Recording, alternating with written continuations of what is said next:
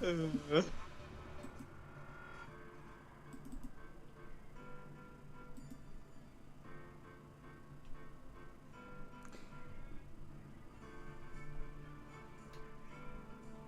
did I put it?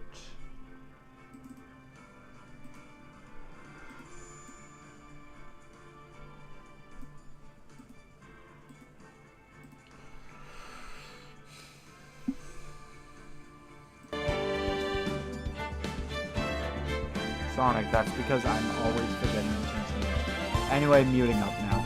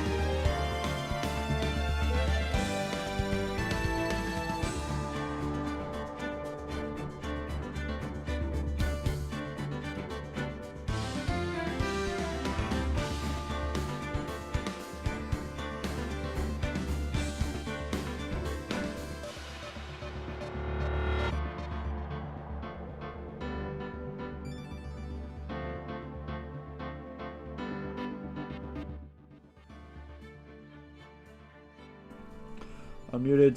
Speak, child. Speak.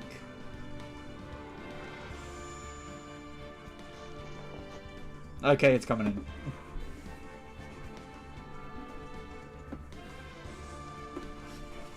Let me take a sip of my water.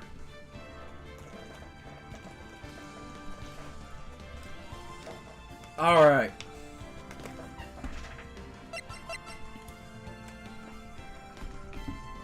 I should probably turn the game down. Speak. Ow! Minor heads up before we get started. I have a little sharp pain in my left foot, so if it takes me a while to do something, that's most likely why. It shouldn't affect this game much, though. Why is he ow? I literally just explained why. Hello, Sylvia. I remember you from last time. Welcome to the channel. You didn't respond the last time. I was making sure. Okay. Yeah, you didn't respond the last time I acknowledged making sure you were still in the call, like unlike last time where it kicked you out. Okay. Wait, Phoenix was in Marvel vs. Capcom? Hey, hi, what's up? Wait. Oh, hey, that one. Oh, yeah, Phoenix is an Ultimate Fighter. Wait, he's an actual fighter? Yeah. I cannot see that. Ultimate Marvel vs. Capcom, yeah. I have to see footage of that. Actual... I have to see footage of that. Yeah, it's crazy. I mean, there's even an assist with Maya. And there's even a move with the judge. Anyway. Welcome, Sylvia. You didn't respond when I acknowledged your presence last stream, so welcome to the channel. And Nightmare, hello. I see you're not busy today. This is Ace Attorney. For those that don't know what this is, you play as a lawyer. I'll let Sonic explain the rest. You pretty much play as Phoenix Wright, a defense attorney. Your goal is to find your client innocent of any wrongdoing. Short and sweet to the punch. Yeah. Last time, apparently Edgeworth killed someone. Now we gotta prove it wasn't him.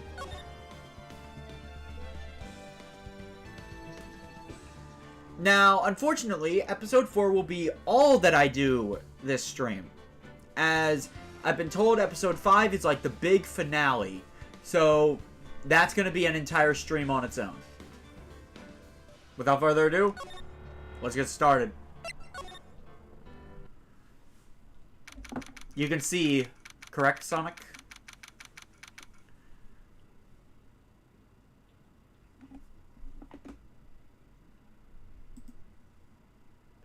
It happened again! It happened again! It happened again!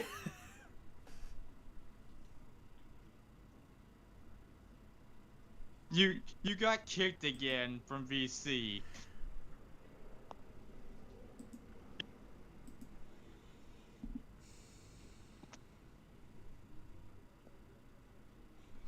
Can you see it? Yes, I can see it. Hold up. I was hoping I wouldn't have to resort to this, but it seems I have no choice in the matter. Yep. There we go.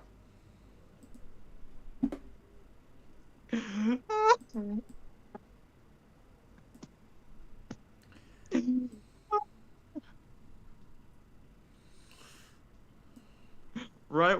It's a good thing. It's a good thing it's not in the middle of dialogue. Imagine if it was. like you see one of my characters' voice and you'd be like Sonic, and then you probably look at that and be like, Sonic! whoa, No. some people might have headphones. Are you gonna make them go deaf? There we go. Now I can see the moment I DC again. Okay, good. So that way I won't have to keep on saying anything. Alright, now, without further ado, let's get started. December 27th, 10 o'clock a.m. District Court. Courtroom number 3. We go right into the courtroom. Court is now in session for the trial of Mr. Miles Edgeworth. The defense is ready, Your Honor.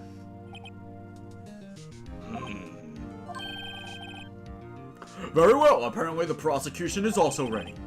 Who's the judge here anyway?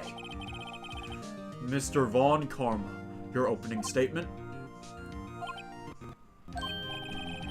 Very well. No opening statements. So... Not so fast, Judge. I was taking a meaningful pause before speaking.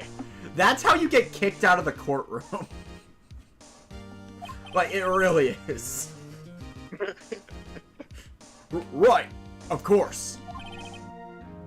A prediction. Today's trial will end in 3 minutes from now.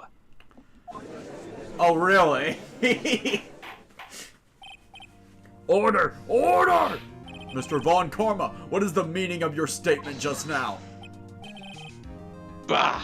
Must you question everything? That's his job. His job is literally to question everything. It will be over in 3 minutes. We have no time to waste. I call my witness now. Right. I call my witness, my decisive witness to the stand. It's that mysterious boat shop owner. Hold up, I need to... You review evidence before we continue on. Alright, yeah. Misty Faye. Oh, right. This has to do with the DL6 incident.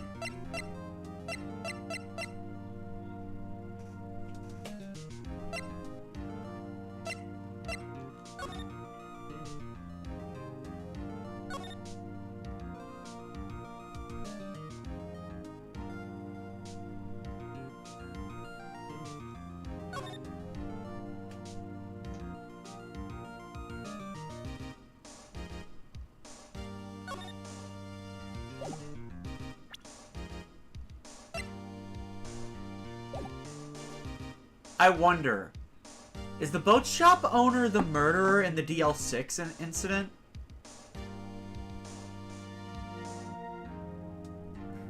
Why are you silent? I'm not gonna say anything. Sonic, did I seriously just figure it out off of wild guessing? You don't know that. Okay. The boat shop owner is the murderer in the DL6 incident. I'm just gonna roll with that. Of course, you could be lying again for the sole purpose of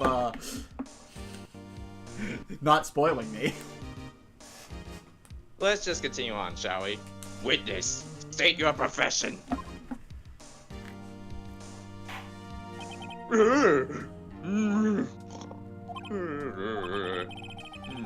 I am the proprietor of the restaurant The Wet Noodle at Gourd Lake.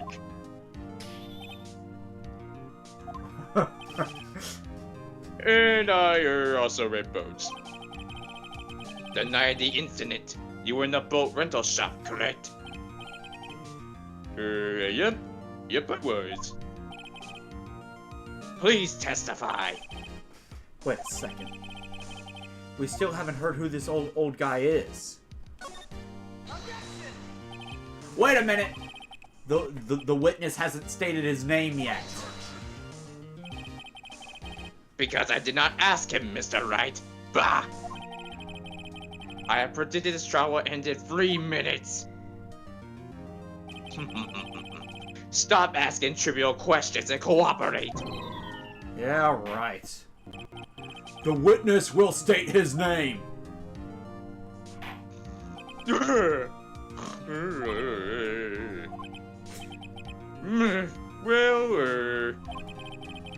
I'm not really sure. Yep. Doing that, wouldn't the defendant be found innocent if the witness just refuses to cooperate?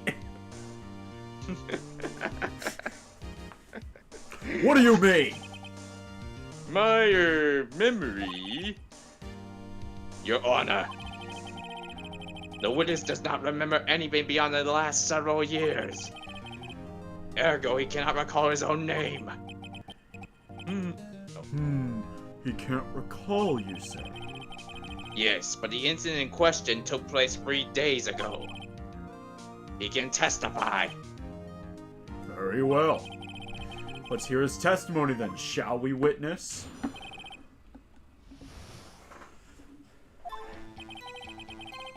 It was the night at 24th, just after midnight. Yep. I was in the restaurant where I, rent boats, as usual. That doesn't sound too confident. Then I heard a bang. Yep. When I looked out the window, I saw a boat just floating in the lake. Then I heard another bang. Just about then, the boat comes by the shore and a man walked by my window. Very well. I'd like to begin the cross-examination. Oh my god, this guy. There is nothing to question in my witness's testimony. Ergo, no need for cross-examination. But I already found something I want to press him on. Besides, there are only 10 seconds left before our 3 minutes are up. Judge, your verdict, now! Yes. Mr. Wright? Game over. No. Just don't cross-examine the witness. What are you saying? Of course I'll cross-examine the witness. Very well, you may begin. Excuse me, Mr. Von Karma? 3 minutes just passed. I see. Well then, let's just take our time. You may cross-examine the witness. He wasn't expecting that. It was the night of the 24th, just... wait, after midnight? Just after midnight, you say? Yep, just around then. Are you sure? Pretty sure, yep. When I talked to you yesterday, you were rather vague about the time. I'm surprised you seem so sure about it today.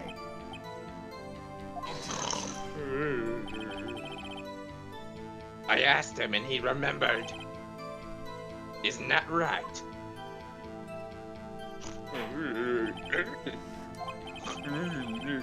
Don't glare at me like that. I remembered it clearly, I did. Yep. You see? Continue. This is way too suspicious. Is there anyone who can verify that? Well, I guess Polly could. That's not good enough for a court of law. Mr. Wright, exactly what's not good enough? Your Honor, this Polly is a parrot. Parrot. Don't be so hard on the girl, Keefy boy. I didn't get to read that. He was questioning calling him Keith. What? Keith? The prosecution concedes that we cannot prove the witness was in the shop. Witness, please continue.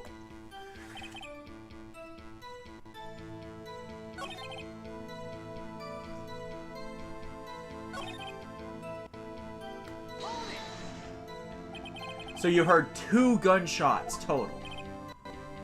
Yep. That's what Lotta said in her testimony yesterday.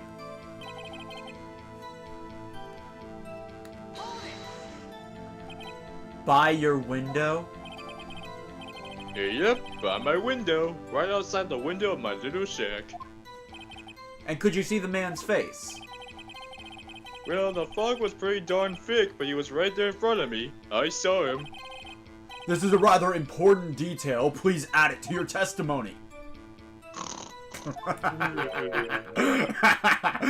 I know exactly why Karma brought this guy.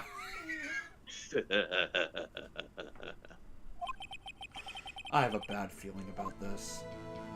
This guy's too mentally unstable. That man was offended. He was saying, I cannot believe he's dead. Are you sure? Hello, DigiVixen. Welcome to the channel. Oh, I am doing good. And no, I do not think Edgeworth is guilty.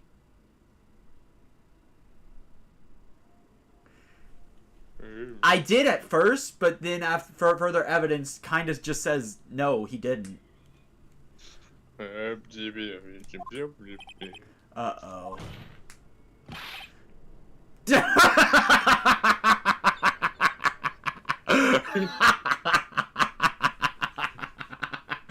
You forgot about that, aren't you? I forgot about that. I forgot about that. Dad!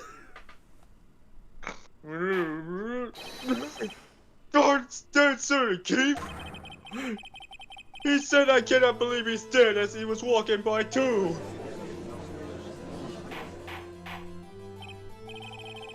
Witness, are you sure that the person you saw was Miles Edgeworth?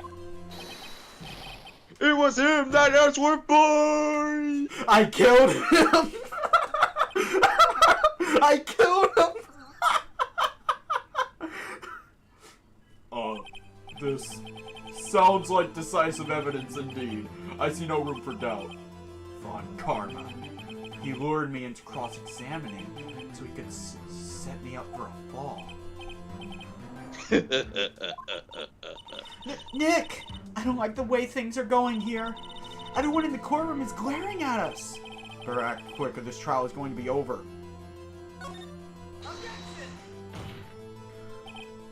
Your Honor, we proved it. We proved in yesterday's trial it could not have been Edgeworth who fired that gun. Oh my God. Mr. Wright, are you referring to the fingerprints from Edgeworth's right hand found on the gun? And the photograph showing the man firing with his left hand? Exactly.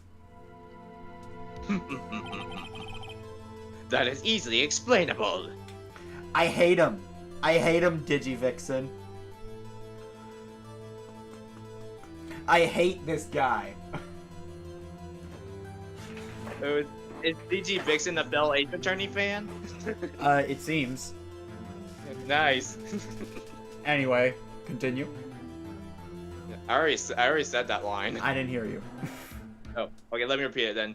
That is easily explainable. He could have wiped his prints after he fired. You are ignoring the truth of the matter here. Everything in this witness's testimony is true. The judge is lost in thought. What should I do? Your Honor, this witness claims that Edgeworth said, "I can't believe he's dead." But his word is all we have. If he were telling a lie... Mr. Wright. Hello, Juam Pixie. I hope I pronounced that right. Welcome to the channel. I don't recognize your username. I actually do plan to play the entire trilogy. It was so this all started because I lost a bet with Sonic, and now this is a game that I actually enjoy playing. And the bet stated specifically that I had to play the entire trilogy.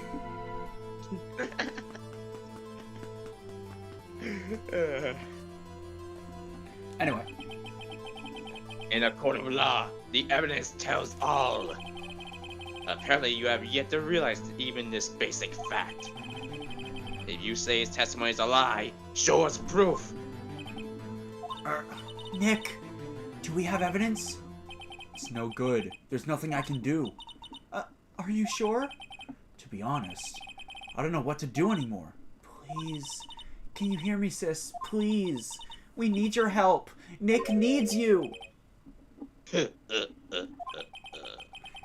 3 minutes was perhaps too high an expectation.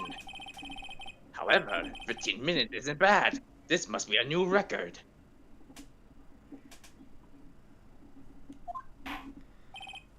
Enough! The witness may leave the stand. This court sees no reason to further prolong the trial, nor is there any need for more time to decide the case against the defendant. This case is extremely clear. I see no room for misinterpretation of the facts. What? No! This court finds the defendant, Mr. Miles Edgeworth. What? Okay, let me say this. This is mandatory. This is supposed to happen. Okay. I was about to load a save. No. I'm gonna say this flat out. This is supposed to happen. Okay. I was about to load a save and increase the guilty counter.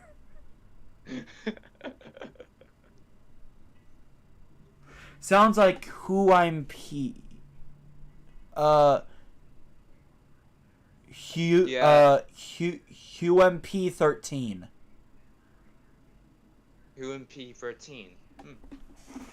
That is usually hard to pronounce. The accused will surrender to the court immediately, to be held pending trial at a higher court within a month from today's date. That is all. This court is adjourned.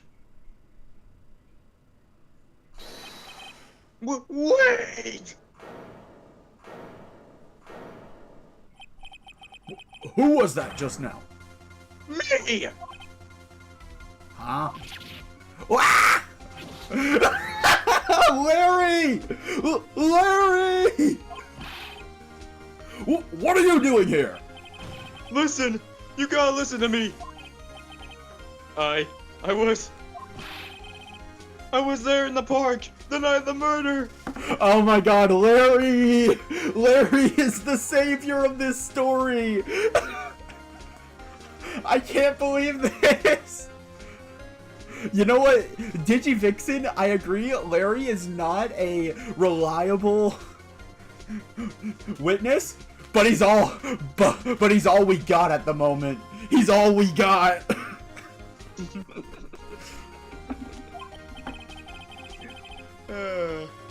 Larry time, boys. I wasn't sure about it until just yesterday. But today I remembered it. Remembered what? The gunshot. I heard it too. Meaning there's another witness. and the best part is, I don't think karma got to him. He couldn't have. Order! What is the meaning of this? The verdict has been decided. I call for adjournment. One moment, Mr. Von Kerma. So, you say you heard a gunshot? Yeah, I did. A gunshot. That night. I was sitting here in the audience listening to the testimony. Then I realized something he said was different from what I remember. Anyhow, I can't just sit here and let you call Edgy a murderer. It's just not right. I'll testify. Let me testify. I can't believe Larry is the hero of this story. Order! Order! Well, this is the first time something has happened like this in my court. I'm not quite sure how to proceed. Judge, you already given your decision. The trial is over. Nick! This is it. Larry's giving us one final chance at this. She's right. If only it wasn't Larry, he could make things even worse. Mr. Edgeworth was just declared guilty, Nick. It doesn't get any worse. You're right. Okay. Your Honor, if there is another witness, it is our duty to hear him speak. Right here, right now. A waste of time. You're only saying that because you can't manipulate him. The verdict cannot be overturned.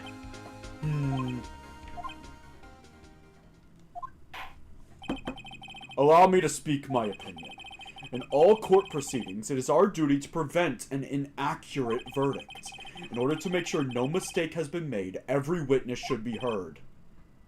What is this?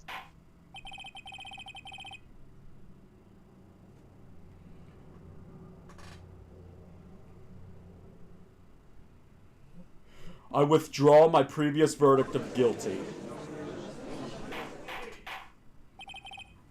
I will be right back. Alright. Yeah.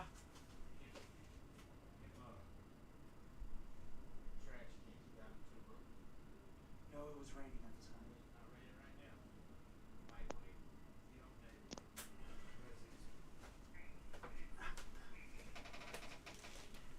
time. Okay, I need to go do something. It'll take like 3 minutes, give or take. Okay.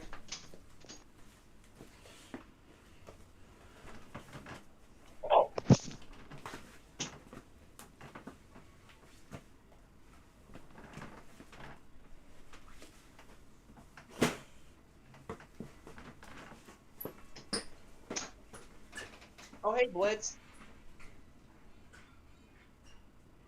Skinner will be right back.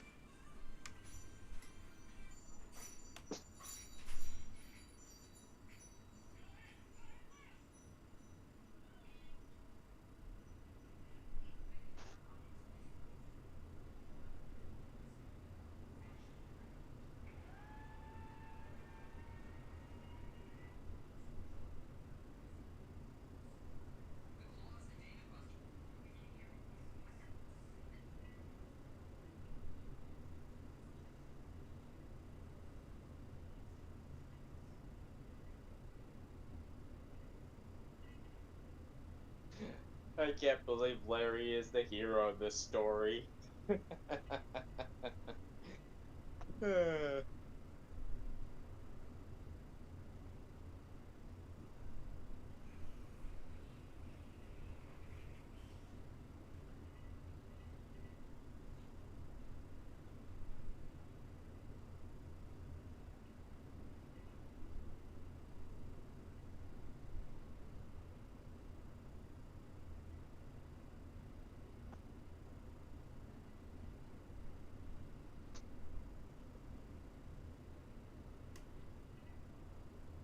The legend of the butts.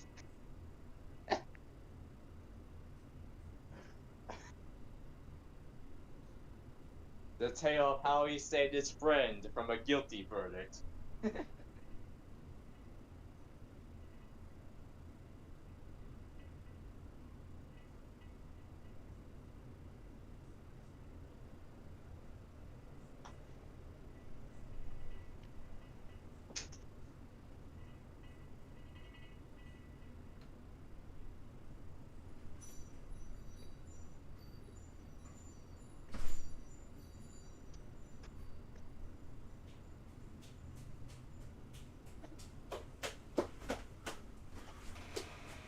Okay, I'm back. Welcome back. Okay. Blitz is in. I did that as quickly as I could. Just give me a second. Yeah, catch your breath.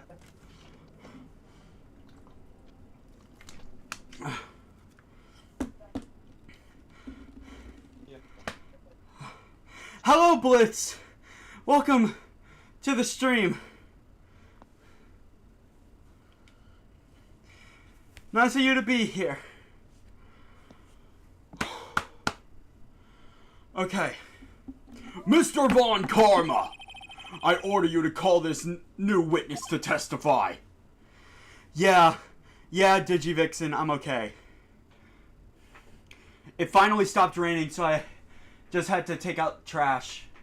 But I ran to get it done as fast as I could. Don't worry, Blitz, I am plenty hydrated. I got 5 bottles of water on my desk. 5? Yes. I'm dehydrated and I need to drink water. Okay, well, don't drink too much of it. That's better than being dehydrated. I mean, there is a thing as water intoxication. I know. Yeah. Yes. Yes. Yes, I have 5. No! What? The court will adjourn for a 5-minute recess. After that, we will hear this new witness. Court is adjourned.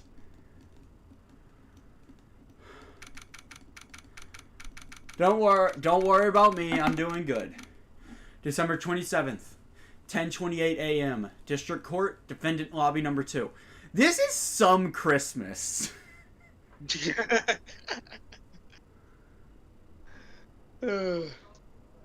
Oh, Digivixen, if you want the rain, take it. This rain has been preventing me from streaming all week. Pretty much every week. It's kind of a blessing. It's kind of a blessing for me when it comes to work. Anyway. Woo! That was too close! Sorry to keep you on the edge of your seat like that, Edgeworth. I've seen worse. Yeah, right, Edgeworth. You're sweating bullets. I just wonder what Larry plans to say in there. Larry was at the lake that night? Yes. He said he went looking for the steel samurai balloon that flew into the lake. Oh, right! And he found the balloon and the air tank that night. Yeah. Hey, Edgeworth. Huh? You said something, right? Yeah, a lot of things. You seem out of it. What's wrong? It's nothing. I live in the South.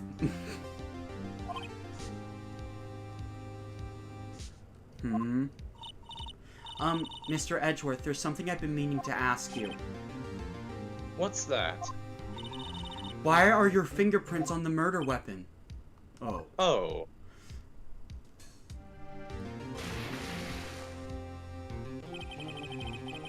When he fell into the lake, I went into a daze. I couldn't understand what had happened. I couldn't think straight.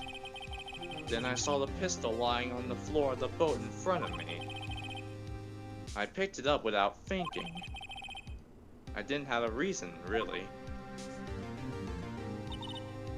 I see. Right. Yeah? This might be our chance. Our chance? Von Karma has only ever run perfect trials. Perfect trials. Perfectly prepared witnesses, perfectly complete evidence. That's the secret to his success. This is the first time he ever had to deal with something unexpected. Oh, so Larry is the wild card.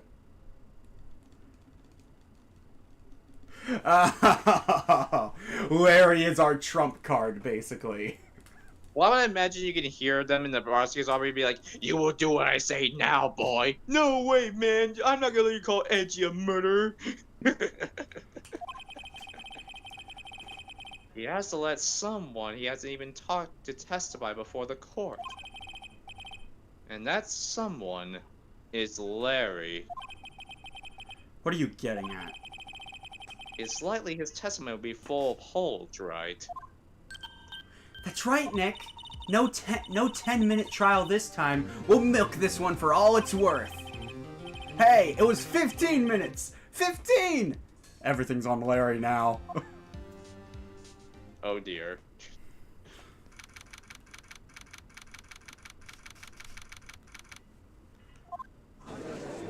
All right. All right, Larry, be a hero. Court is now back in session. Witness, please testify to the court about everything you saw. On the night of December 24th, Christmas Eve. Right. Leave it to me. Please, Larry, don't mess this one up. I hate to admit it, but you're our last chance. Von Karma didn't even have time to prep his witness. I just hope Edgeworth is right about this being our big break. Yes, Blitz, I love this series so much too. Alright. That night, I was out in the boat on the lake. I was looking for something and I, found it. So I quietly slipped the boat back in at the rental shop dock. Then just as I was thinking about going home, I heard this bang! I looked out over the lake, but I didn't see a boat. So after I heard that single gunshot, I went home! Oh my god! There's like 3 holes in that! That was an unusually vague testimony, even for this court. In any case, Mr. Wright, you may begin your cross-examination. Yes, Your Honor. What's wrong, Nick? It's Larry. I have no idea what he's going to say if I press him. I'm a little scared. Well, we've come this far. There's no way to go but forward, Nick.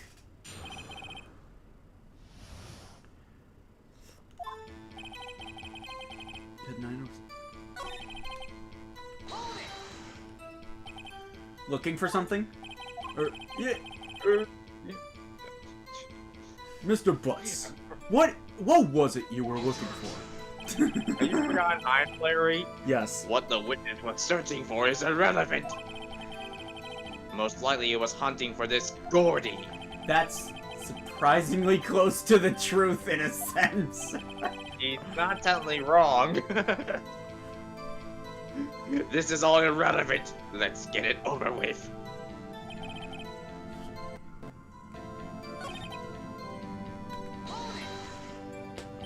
Where did the sound come from? Yeah, well, I wasn't too sure about that. I looked around, you know? Did you look at the lake? Yeah, I looked.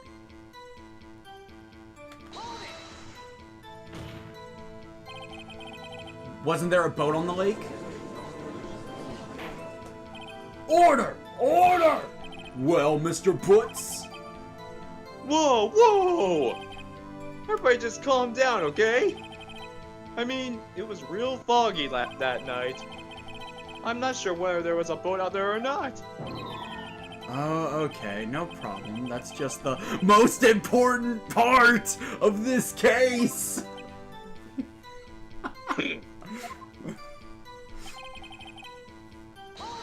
There were 2 gunshots.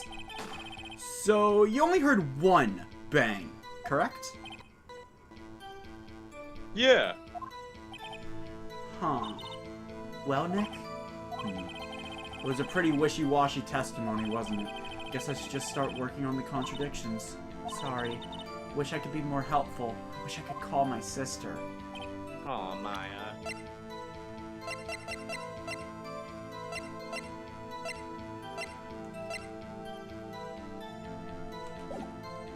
Oh, there it is.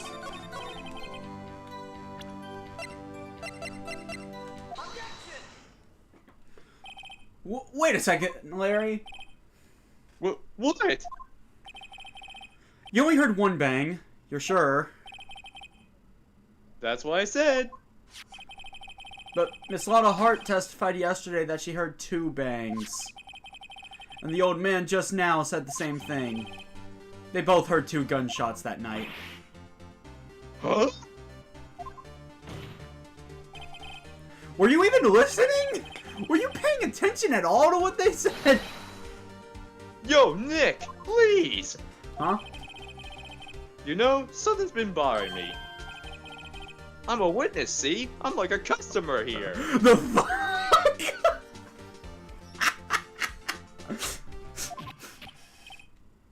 So, you gotta treat me nice and stuff, okay?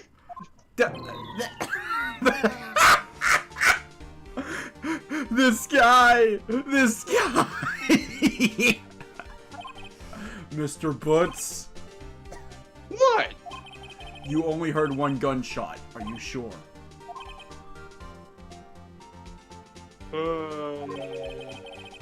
Well, to tell you the truth, I'm not sure. Not sure? How could you not be sure? Yeah, well... I might have missed the other gunshot. I was, listening to something else. Something else. My radio, dude! With my headphones! What? Larry! Order! Order! And stop that booing. Mr. Butts, you were listening to the radio with your headphones. Yeah, so what? That's a crime? I listen to my radio. Everybody listens to the radio. What's the deal? Mr. Von Karma, your opinion? Waste of time. I do not accept this witness, nor his shoddy testimony. Well, Mr. Wright, should he continue the testimony?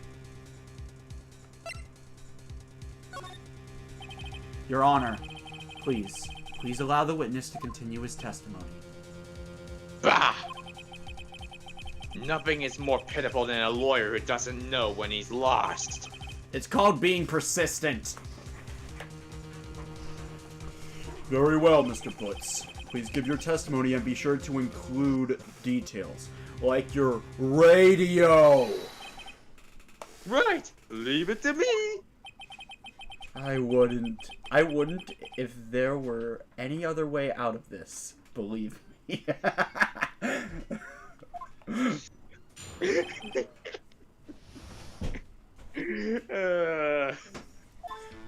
I love this game so much. It's lonely being alone on Christmas Eve. That's why I was listening to an all-request show on the radio, see? I was listening to a real booming loud like. But I'm sure I heard that gunshot. There was only one gunshot.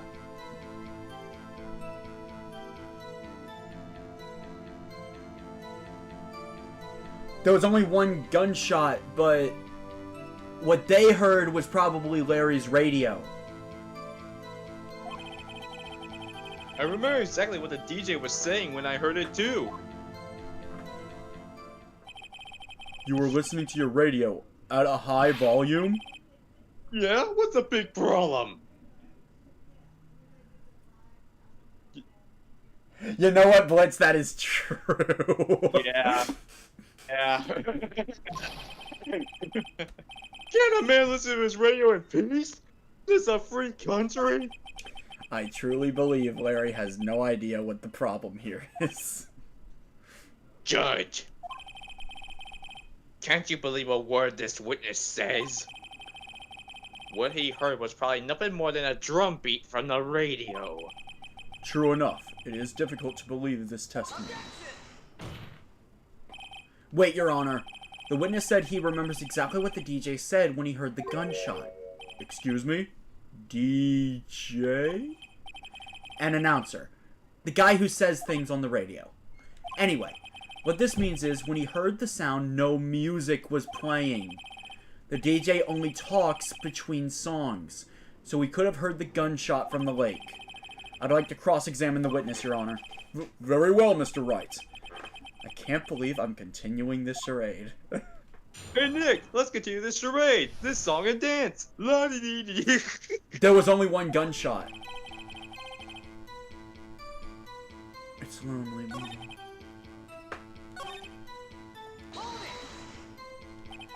Real booming loud. Yeah, you know? And you had headphones on. Yup. I wouldn't think you could hear anything going on outside at all.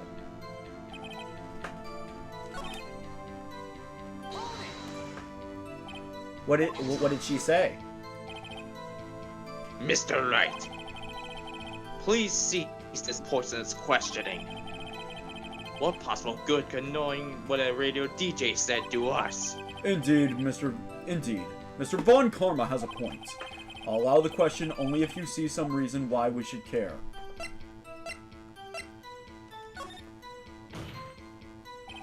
We should care, Your Honor. Of course we should. Why? Well, how do you know if we don't ask? Hmm?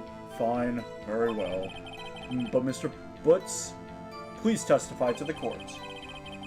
What was the radio announcer saying when you heard the gunshot? Just when she said, "Hey, it's almost Christmas," I heard the gunshot.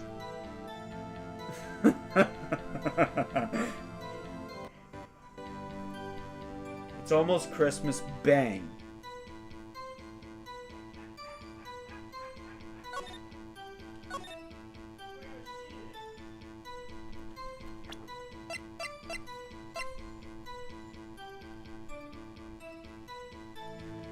It was definitely a suicide, though.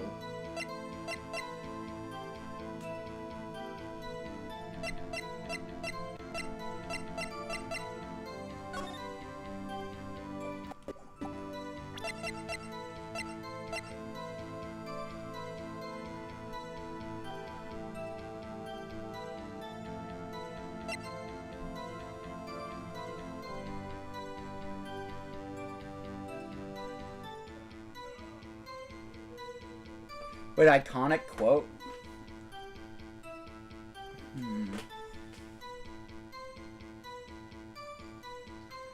So, something that has been bugging me since the start of this trial.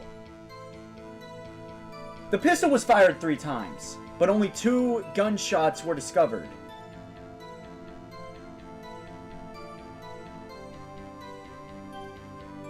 And now I have reason to believe only 1 gunshot was heard, like, was actually fired.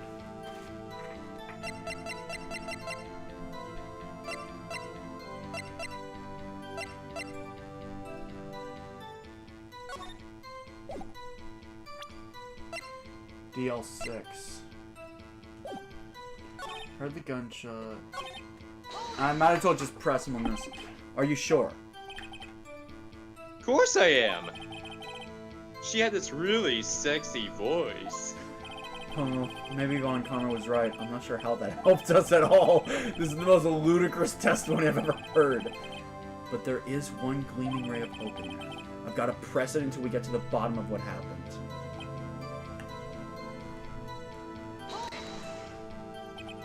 So you turned on the radio? Right. I just wanted to hear someone's voice, you know? You don't know what it's like out there, alone on Christmas Eve, alone. What? Beep. Beep, beep, what? I shouldn't have said anything.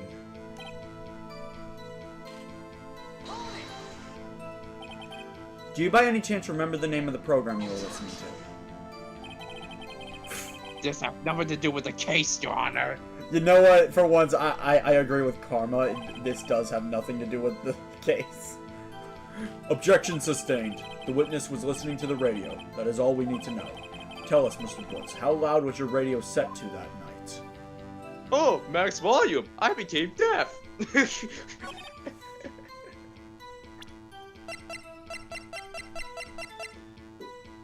Okay.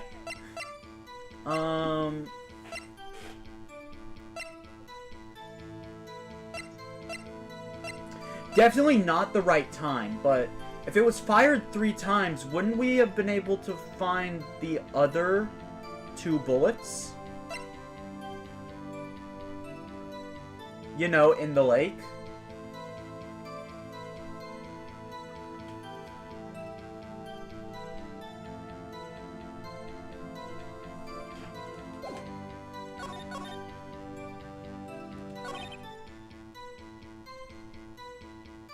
Can you repeat the question, Your Honor? What?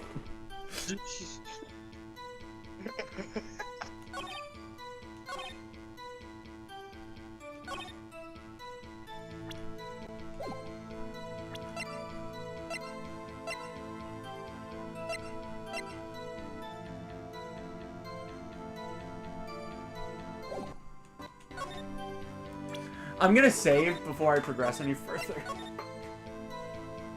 Yeah, good call. I think you already pressed on everything.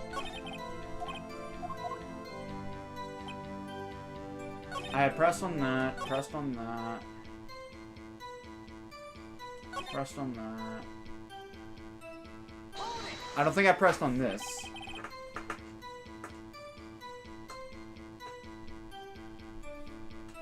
Can you prove that? No. No, of course you can't. Nah, I can't prove it. But I remember that moment real clear.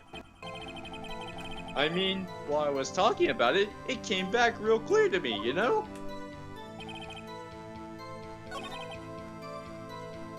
Yeah, that's everything that I pressed.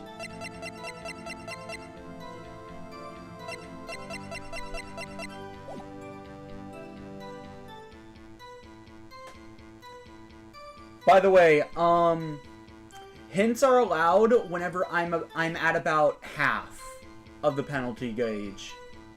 Oh, instead of a game over, you're now, now just going for half? Yeah. Okay. I can't think of anything. This has nothing to do with DL6.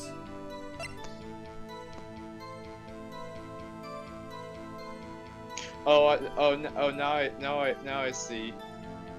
Oh, hey, Ace the Hedgehog. I don't recognize your username. Welcome to the channel.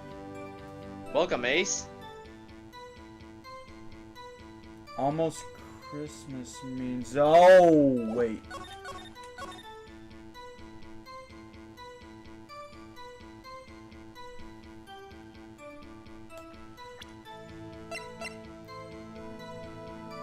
Tell me to have some time on the... Yeah, no, that's not it. No, that wasn't it.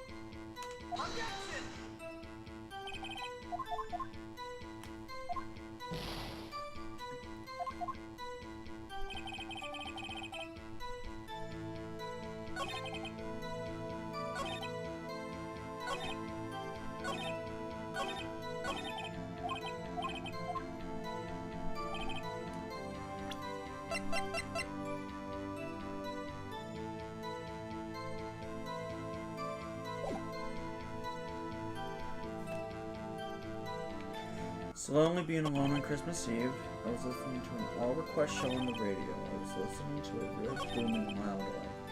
I'm sure I heard the gunshot.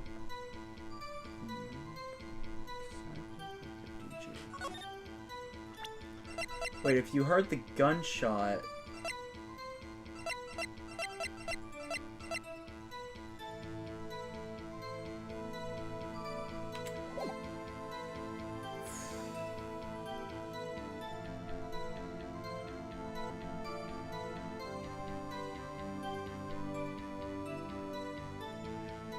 I love how the heart is not allowing me to read DJ Vixen, Digi Vixen's full message.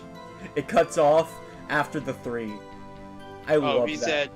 He said 1 gunshot versus 3. DJ talking means no music.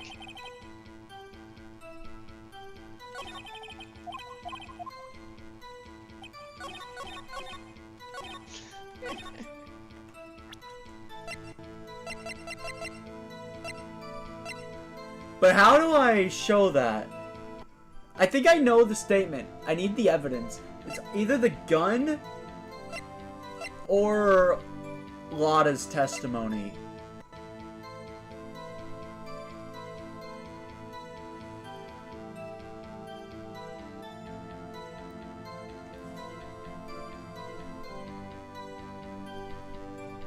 I have enough penalty. But if I get one wrong, I only have 2 shots left.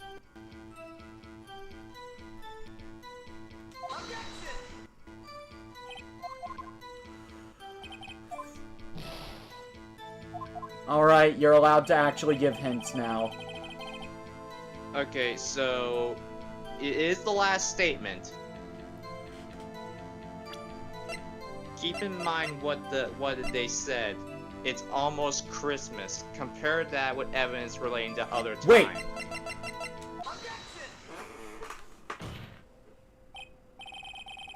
Larry, are you absolutely sure what you're saying is correct? Huh? What's with the face? You look scary, dude.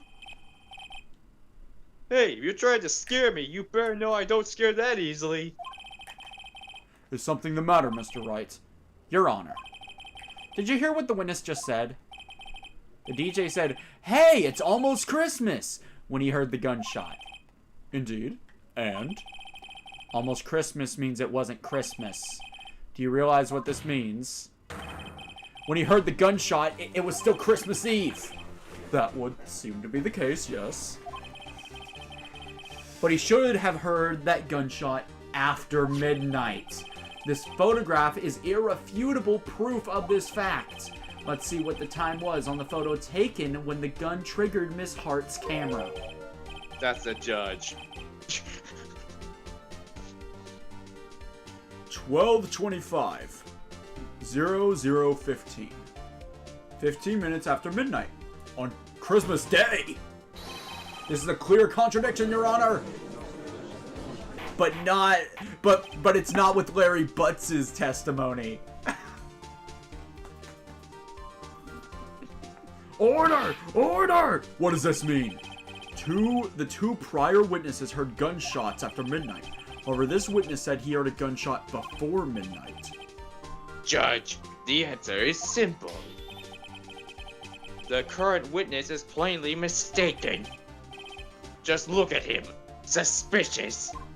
What an ass! What an ass! What?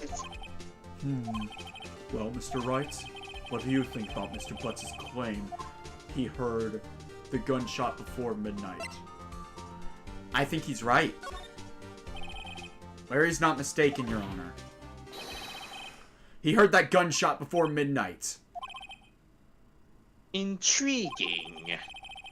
I'm assuming you have evidence for this wild claim. Show me evidence there was a gunshot before midnight.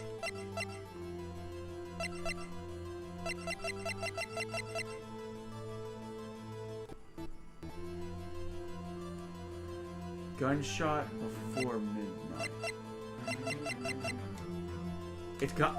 It's gotta be this one. Look at this photograph. This was taken by our witness yesterday, Miss Lotta Hart, with her automatic camera. The timestamp on the photo reads December 24th, 11:50 p.m. Oh? But there's nothing on the lake in this picture. Your Honor, the real issue here is not why nothing is shown in the photograph. It is why this photograph exists at all. What do you mean? Your Honor, this photograph was taken by an automatic camera.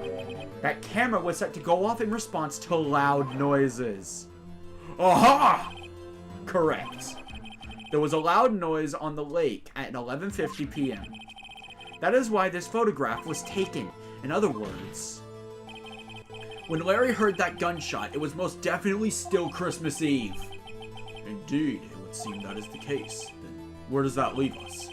Miss Hart testified that she heard the gunshots after midnight. Are you claiming she was mistaken? Not at all, Your Honor. It is a fact that the camera also triggered at 15 minutes after midnight. Your Honor, that night there were 2 sets of gunshots within a 25-minute pause between them. One gunshot at 11:50 and the 2 others afterwards. A total of 3. So I was right. Why would this be? Don't be fooled, Judge. That camera was set to respond to loud noises. Yes. Loud noises. There is no proof that the loud noise at 11:50 was a gunshot. Why? The witness could have sneezed, triggering the camera. Hey, my nose was clear that night, man. Clear. Well, Mr. Wright, there's no turning back now.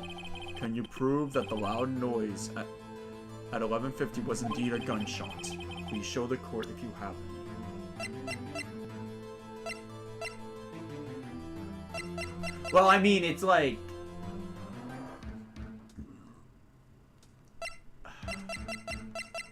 Look at this photo! Like, okay. Larry wasn't even near the boat rental shop, correct? Huh? Larry was near the stand, right? Yes, that's what he said. Yeah. There's no way a sneeze would have triggered the camera at that distance. Yeah. The only thing that could have triggered the camera at that distance is a gunshot or extremely loud music.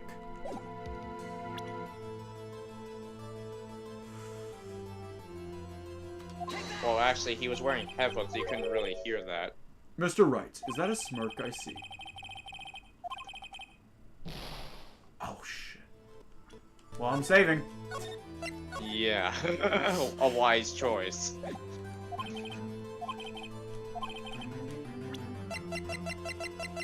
Could just be the gun.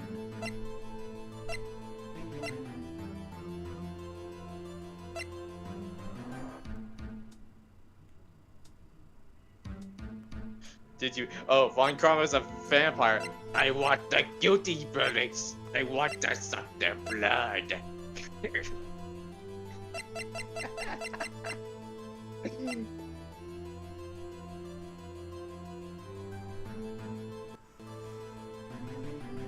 If I'm wrong about this, it's a guilty.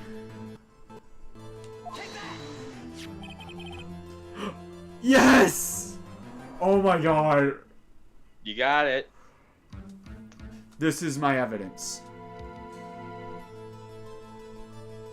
Alright, Blitz. See you later. Alright, take care, Blitz. Have a good one. The murder weapon. Something about this pistol was bothering me, Your Honor.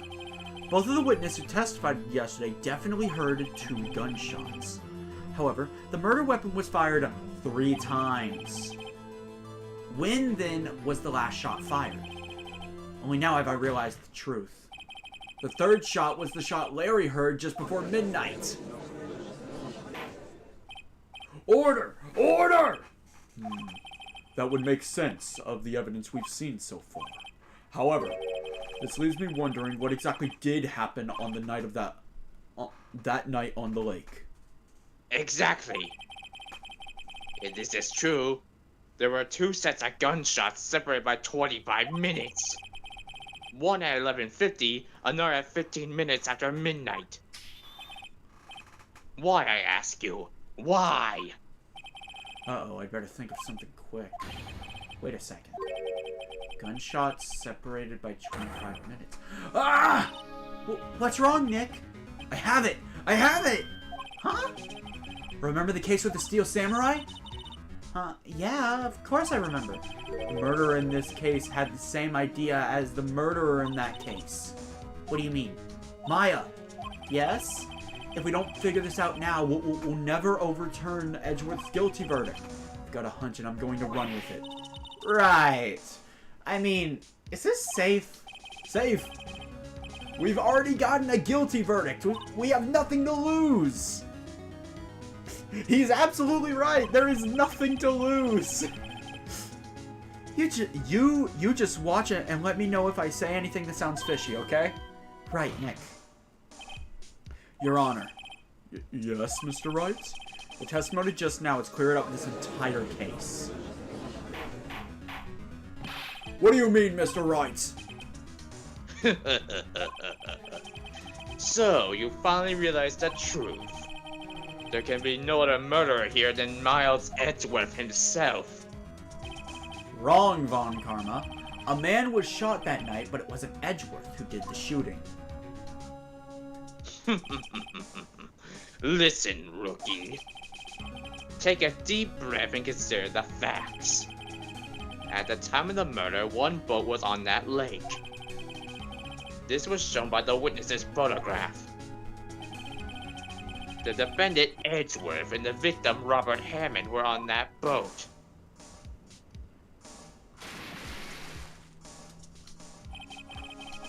There was a gunshot fired on that boat, and Robert Hammond fell into the lake. The distance of the shooting was 1 meter. It couldn't have been suicide. Maybe someone was in the water, though. Well, the guilty party has to be the other man on that boat.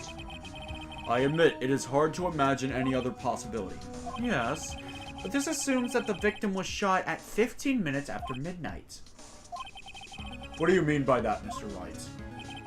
We have photographic evidence of the time of the shooting. The timestamp on the photo says 00:15, but Larry heard a gunshot 25 minutes before that. Robert Hammond was killed then, 25 minutes before the shot on the lake. That's the only way that Edgeworth could be innocent.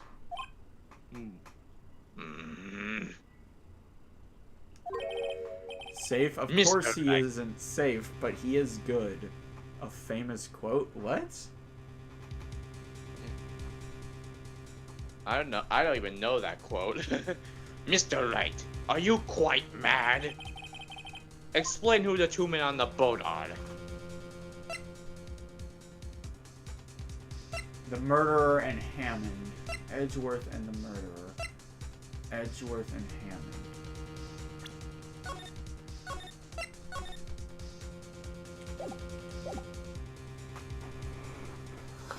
I want to say Edgeworth and the murderer.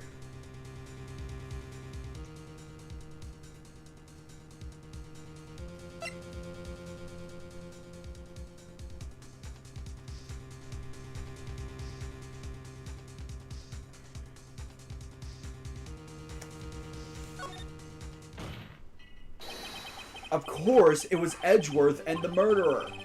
After the murderer killed Robert Hammond at 11:50, he assumed the guise of Mr. Hammond and met Edgeworth. What? Are you serious? Yes, Edgeworth won't tell us why he went to the lake that night. However, I have a hunch. That night, Robert Hammond called Edgeworth to the lake. Now, Edgeworth didn't know Robert Hammond's face that well. That's why he didn't suspect anything when the murderer took Robert Hammond's place. I'm not sure what to make of all this.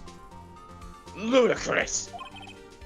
Mr. Wright, tell us the name of the murderer then. The murderer's name. Right. It's... Miles Edgeworth. No.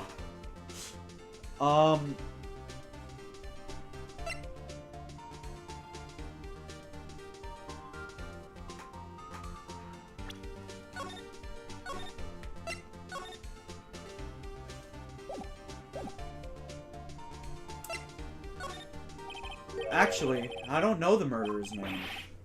You don't know? Bah! Again, you waste my time! I don't know because he never told us. The murderer is the caretaker of the boat shop. That old man.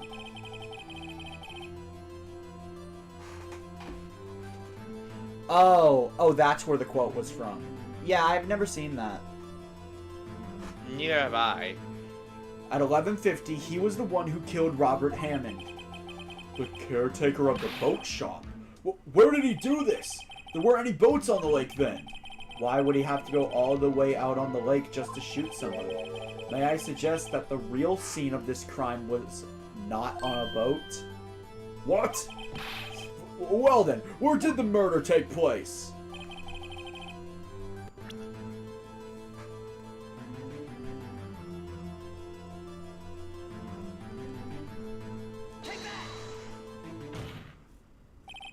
Here, of course, the boat shop where he lives. That way he could meet with the victim without anyone seeing. Do you have proof that the boat shop was the scene of the crime? Recall Larry's testimony, if you will. The boat. That night, he was out on the lake in a boat searching for something. He finds it and returns the boat.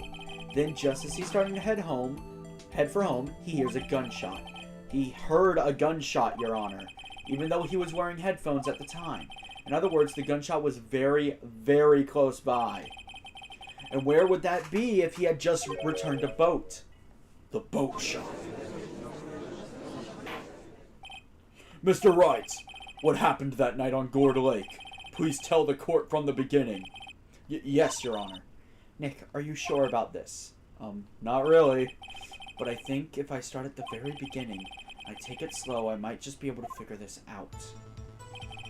That night, the caretaker of the boat shop called Robert Hammond to his shop.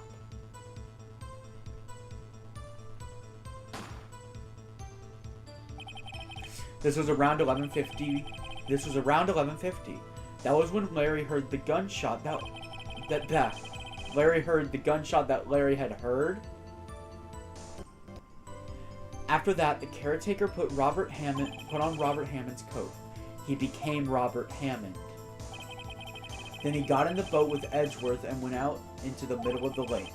Then, who fired the pistol on the boat, Mr. Wright?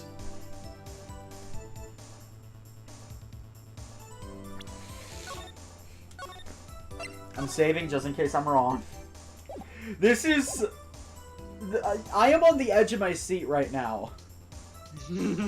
I am one wrong step away from a game over. The boat shop caretaker. Of course, it was the murderer who shot the pistol. He shot twice. Both missed Edgeworth on purpose. Wait a minute. Yes? Why would he shoot twice if he didn't mean to hit anyone? Details. Know this, Mr. Wright. The moment you run out of explanations is the moment you lose. Tell us why the murderer had to fire twice. I think it's to create a witness. I believe he shot twice to create a witness, Your Honor. Create a witness? The murderer lifts his pistol and fires one shot. That ensures that anyone who heard the shot would look at the lake. Indeed, Miss Hart did exactly that after hearing the first gunshot. Next, the murderer waits a bit and he fires again.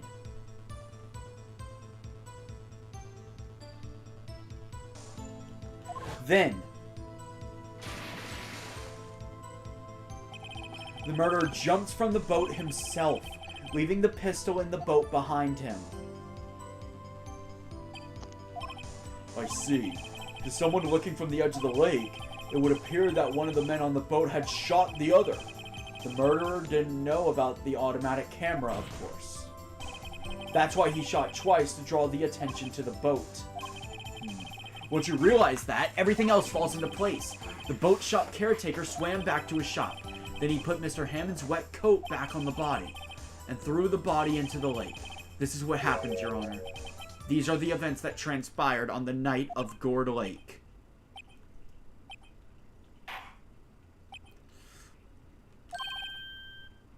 What? Bailiff! Bring out the witness from before. The boat shop caretaker. Quickly! I can't believe Larry saved the day.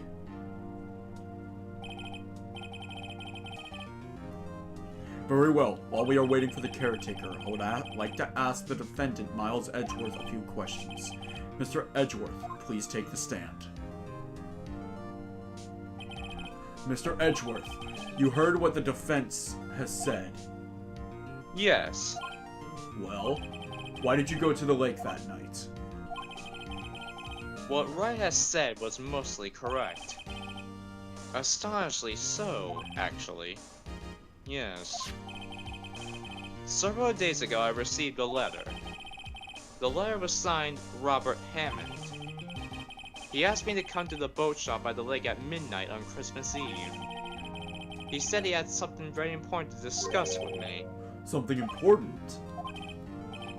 I'm sorry, I can't say what it was. Your Honor, sir!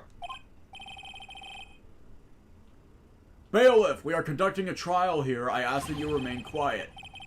The witness has disappeared! He isn't at the boat shop either!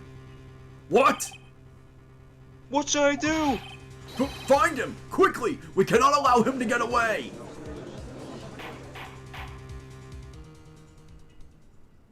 So that's how this day ends.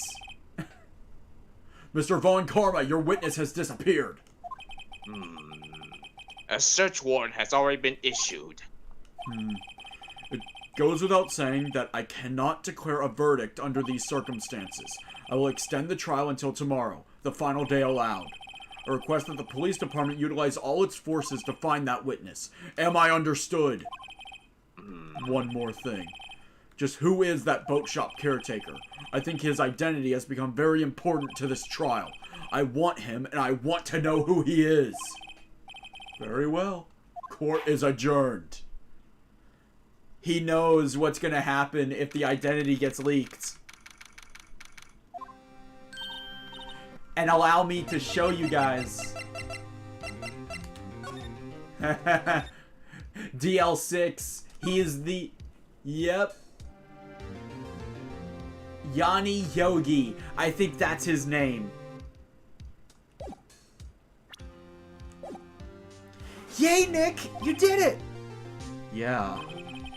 Well, at least we got out from under that guilty verdict. And what about Larry? That was something else! Even Von Karma didn't know what to do with his testimony. Larry really helped us out. Sure. Once I sifted through his unique testimony. Still, he did save us. I just wish our cases weren't so down to the wire all the time. I know what you mean. Sometimes I feel like it's us on trial instead of our clients. Hey, Edgeworth. Mr. Edgeworth. Did you say something? Don't look so pained. I mean, it looks like you're probably going to get off the hook. You could try to smile just a little. Relax. I'm sorry. But I fear it's not over for me yet. What do you mean? Right. There's something that's been troubling me for a long time now. And I don't know whether or not to tell you. Edgeworth? No. There's so little time left. I want to tell you to get it off my chest, but... I can't make up my mind. What is this about, Edgeworth?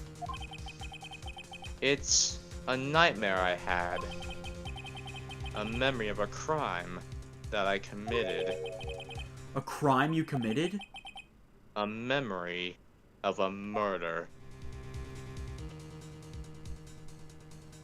Wait, don't you to be continued me?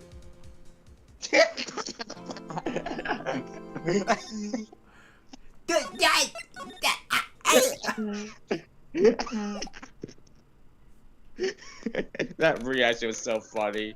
A dramatic moment, just like, to be continued. And you're like, no! You can't just end it there.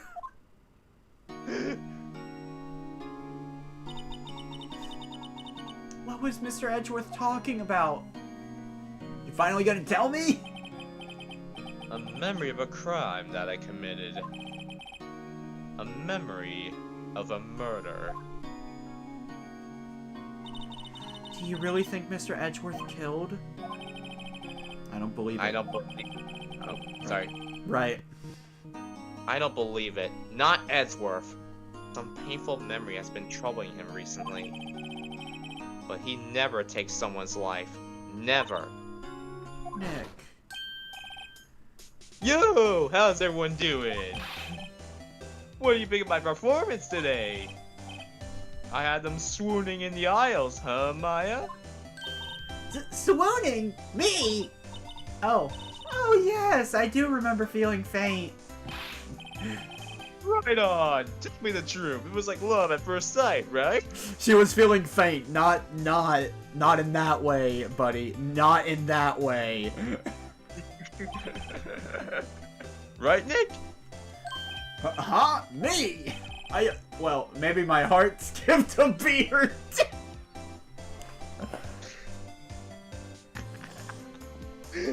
Oh, whatever. Nick, are you alright? Oh, I made him swoon too much. I think you do better than that. Come on, I said Edgeworth in there, dude. Edgy. You guys should be bowing before me, yeah. Bow before your hero. This guy. Nick, why do you trust Mr. Edgeworth so much? I mean, he's changed recently, true, but when we first met him, he was kind of a jerk, don't you think? You didn't know him back then. Back when he wanted to become a defense attorney. Wait, was that when you two were classmates? Yes, in grade school. I'm finally getting the background. They saved me. Miles. And Larry. They saved me and I'll never forget it. That's why I became a defense attorney, you know. What? Hey, Larry, what's he talking about? Huh? Sorry, I kinda forgot. This guy! Okay, Nick, out with it. I'm going to hear this story today, and that's final. Okay. I'm hearing it today, too. It's kind of a long story, so hang in there. It was the very end of 3rd grade. I was on trial. A class trial. A class trial? You remember, Larry? At spring, end of 3rd grade? A kid in our class got his lunch money stolen. Lunch money? Our school was really small. Every month, kids would bring in an envelope with money for lunch from home. Huh, I see. Anyway, this kid's envelope disappeared, with $38 still inside. Oh yeah, now that you mention it, I do remember that. I can see why you forget, though. You were out of school that day. Anyway, the envelope had been stolen during PE class. I was coming down with a cold, so I skipped PE that day. I was the only one not in class. So, they thought you did it? Yeah. The kids in class said I should be put on trial. Trial? Well, $38 is quite a lot for a kid. So the next day, we held a classroom trial with me as the defendant.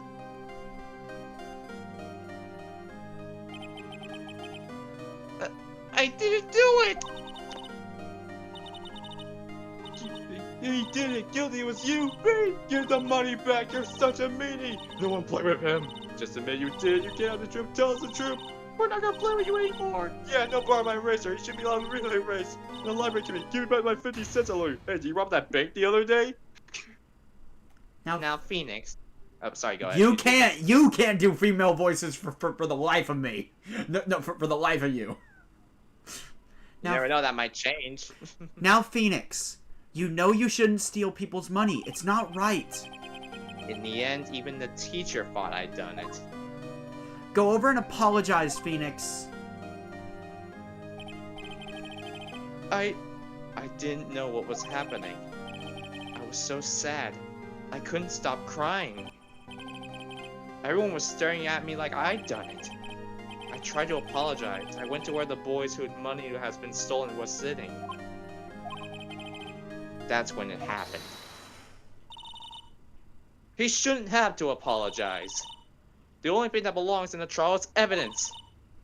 Anything else has no place. You should all be ashamed. Amateurs!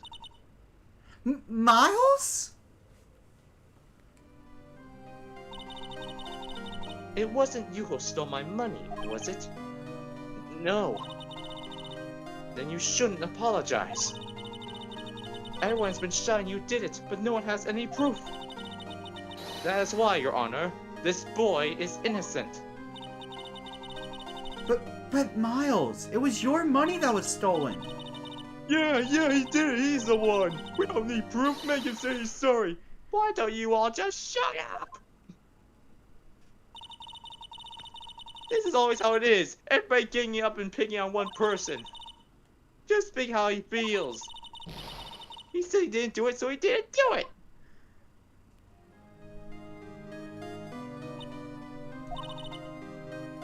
Very well. I will replace the money myself. This class trial is over. That's how it happened. After that, the three of us were the best of friends. Wow, I had no idea. Yeah, I had no idea either. I mean, I forgot. That's when I learned what it meant to be alone. Totally alone, without a friend in the world. You did a good thing, Larry. Yeah, well... Well, that's probably why Larry is still Phoenix's friend. They go way back. It's just lucky that I took the day off from school. If I'd been there, they probably would have thought I'd done it. So I took it kind of personally, see? When something smells... I'm sorry, go ahead. No, you go ahead. Oh, okay. Alright. When something smells, it's usually the butts. Anyway, Edgeworth and I talked after that class trial. That's when I heard his father was a defense attorney. I remember his eyes would shine when he talked about his father.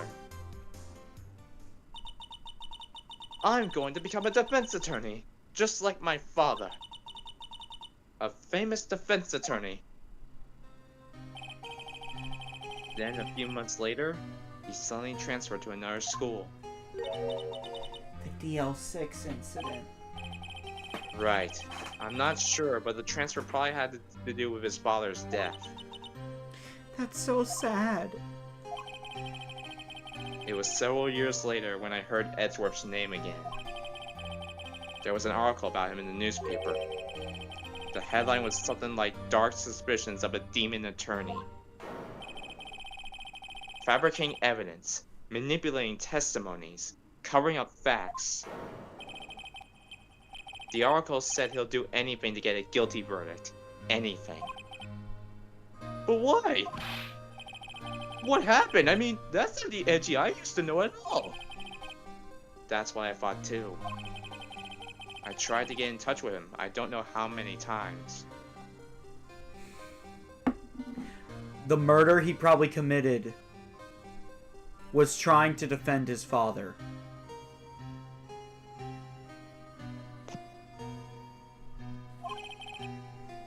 He never replied. Children will do stupidly risky things to protect the people they love. There's no rhyme or reason to it, ever. Family is important. I guess he didn't want to see his old friends. I couldn't just drop it though. I wanted to meet him, to learn why he became who he became. That's when I decided. Wait, you don't mean that's why? That's why you became a defense attorney? To meet Edgeworth? If I was a defense attorney, I knew he'll have to meet me whether he wanted to or not. In court. Edgeworth believed in me, and I believe in him. He's in pain, and no one is on his side. I'm the only one who knows the real Edgeworth. I'm the only one who can help him. Whoa. Nick. So, is that why you helped me out for free? Yes. I helped you because I believed in you. Except I don't remember saying I do it for free. Oh, Nick. Nick, we have to save Mr. Edgeworth if it's the last thing we do, okay? Right. It very well may be. First, there's that rental boat shop caretaker. We need to find out who or what he is. I'll settle for who. I guess I can clean out some of this evidence I no longer need. Okay, let's go. What did he... What did I lose? The camera... I lost other things, but I don't remember.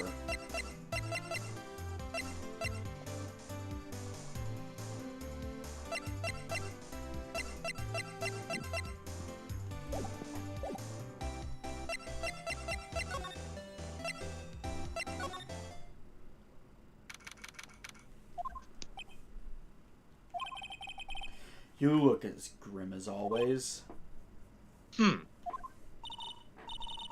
Mr. Edgeworth, I heard the story about the class trial. Class trial? What do you mean? You don't remember? No, I don't.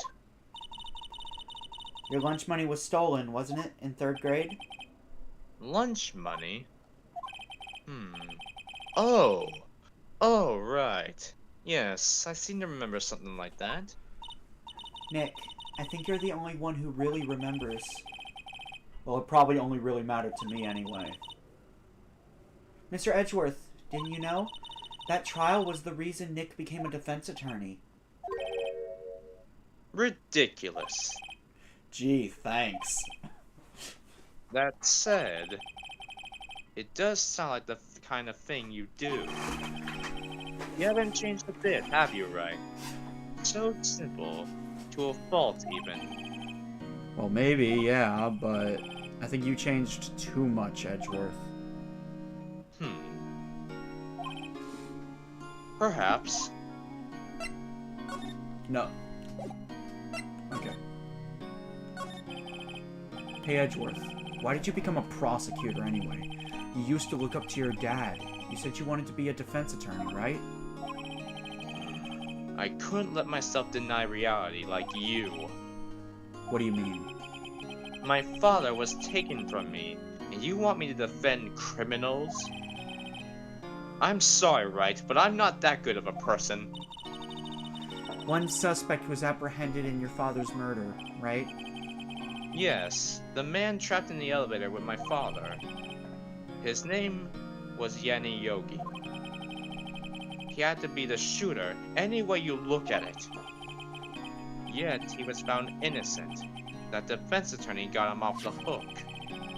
That would be Robert Hammond. On that day, 15 years ago. Oh, it lied a bit. On that day 15 years ago, the 3 of us were trapped in that elevator for 5 hours. When we were rescued, we all suffered oxygen deprivation.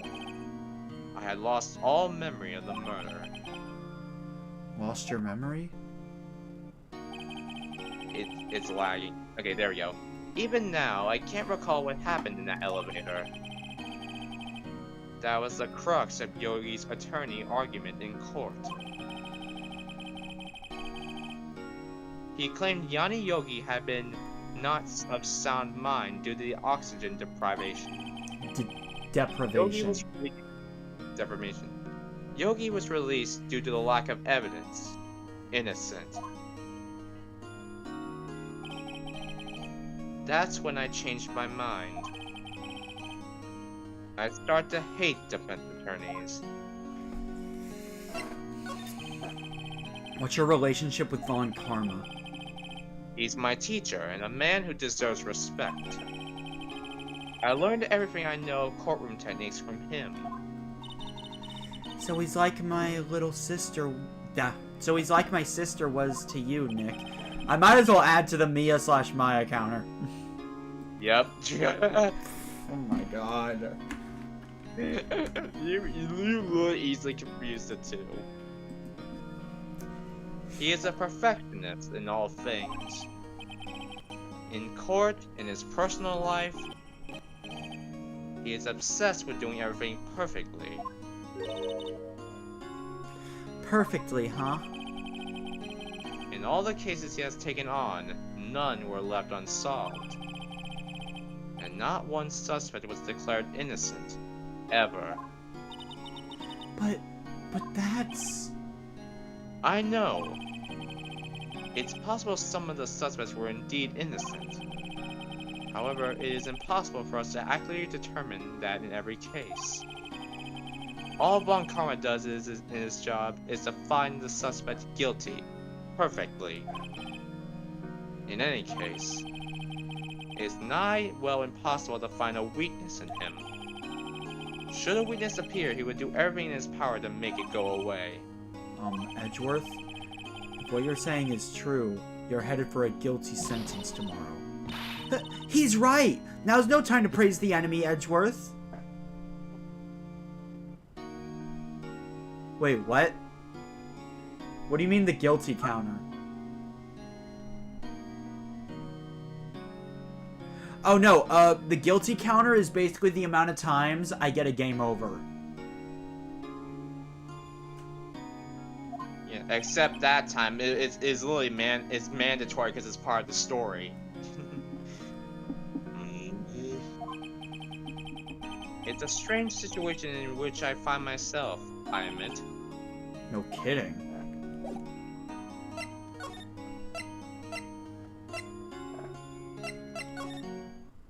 Grossberg should be here now. He's out again. When does he work anyway? No, no, don't be harsh. Guess we'll have to come back later.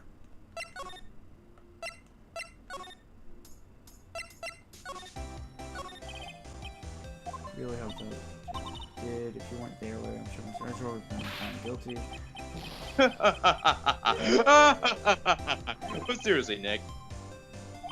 That boat shop character guy is suspicious, and Edgy's not off the hook yet.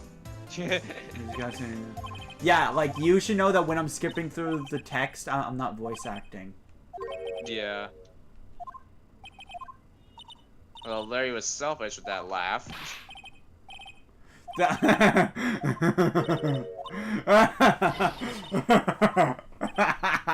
Jealousy. I think this tie was supposed to be the first thing you should have collected.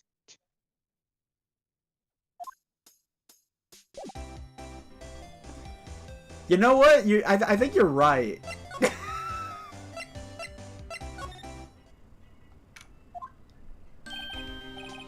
Hey, pal! Long time no see! Oh, Detective Gumshoe. Close one today, eh? I got so worked up, I snapped my tie in half. Sorry about that. No problem, pal. Thanks to you, we now know who really did it. You mean the boat shop caretaker? Look, I'll make you a promise. I'll have that scoundrel in my custody by trial time tomorrow. Come what may. It's my duty to you as a police officer. Now, I'm off to catch me a criminal.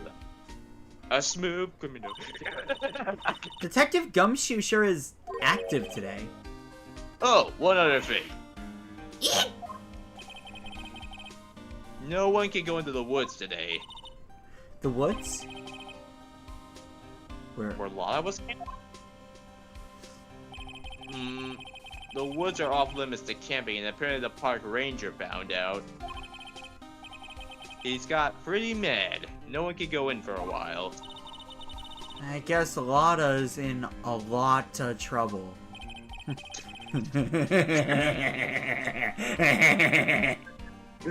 Anyway, I'll be seeing you tomorrow.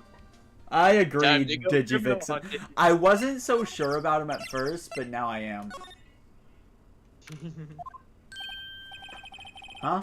Huh? The steel eyesore. That's gonna trigger Maya. Eyesore! Looks like the hot dog stand is closed too. Steel eyesore.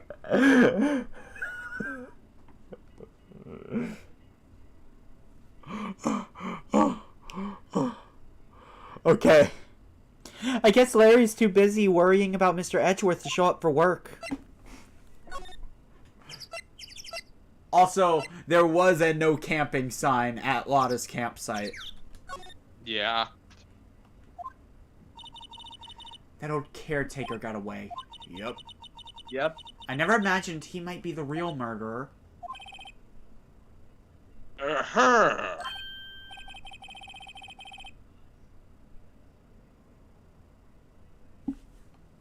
I'm waiting. Oh, I'm still Phoenix. I thought since I'm doing Grossberg, you're still doing Phoenix. I know that clearing the throat anywhere. I didn't know it was Grossberg. Aha! Hello! What might you be doing here? Out for a walk, hmm? Ah, the days of my youth. Like the scent of fresh lemon, you see. Mr. Grossberg, there's no time for idle reminiscing. Mr. Edgeworth's trial ends tomorrow. That is true, yes. But from what I saw today's trial, Edgeworth should be fine, right? Well, I'm not so sure about that. What do you mean by that? Well, I'm not sure. If you find anything out, come by my office at once. I may be able to offer you some assistance. Thanks. Bye. What do you think Mr. Grossberg was doing here anyway? Who knows?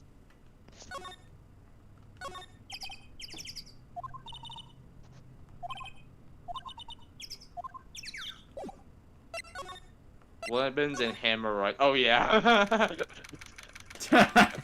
Hemorrhoids. Nobody's home. Ow! Ow! Squawk! Hey, it's Polly! Wonder where your owner's gone, Polly. Ow! Ow! Squawk! Can't believe he'd run off and leave his poor parrot to fend for herself. I'm not doing that again.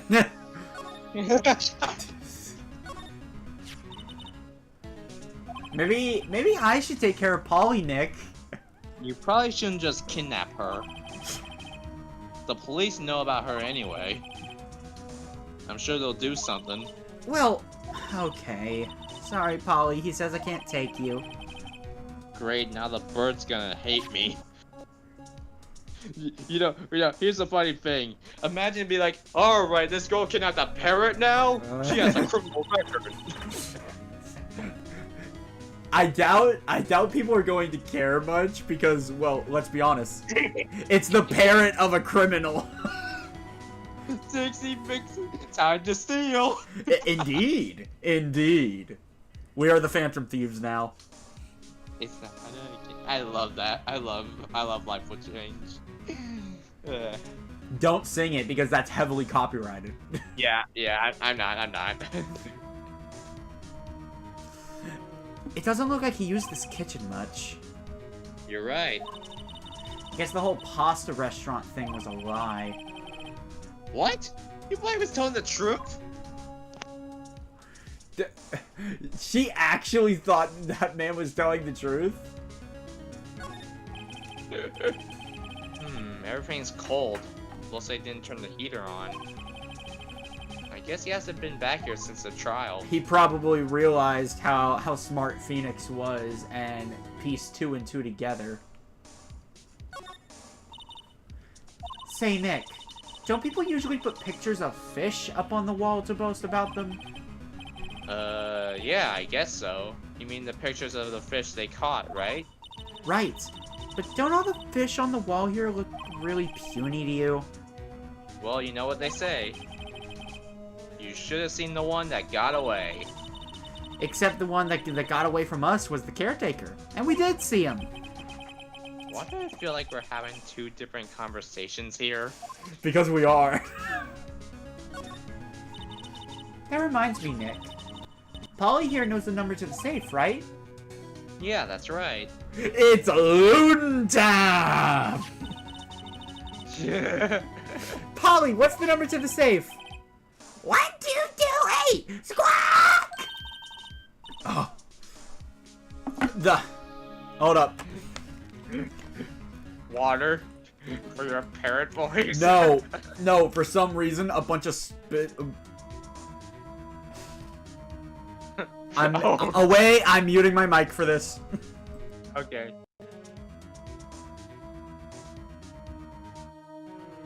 Oh no. Okay. I almost let it loose what happened, alright. Okay. Okay. 1228! Squawk! Let's open it, Nick. Come on. I'm sure there isn't any money in there. It's loan time, like I said. Aww. But hey, he keeps it locked, right? So there must be something of value in there. I'm not so sure. Why does Maya want to steal this old man's junk?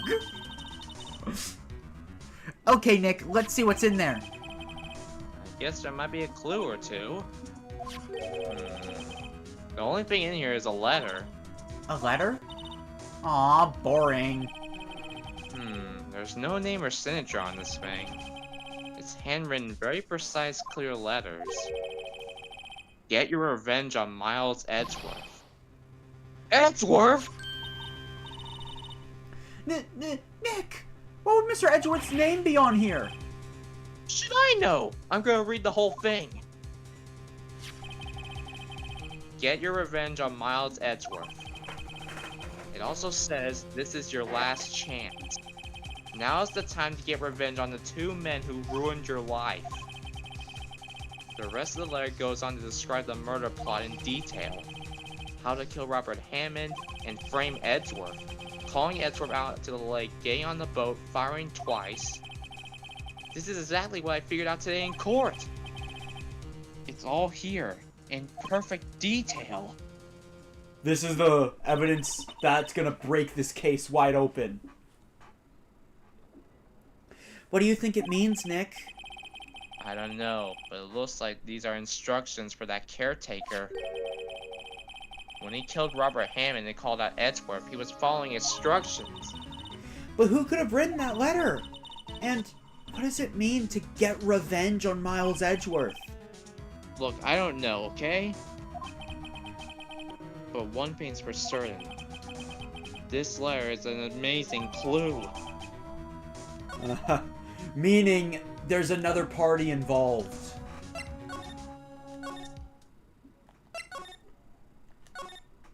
Might as well go to Grossberg now.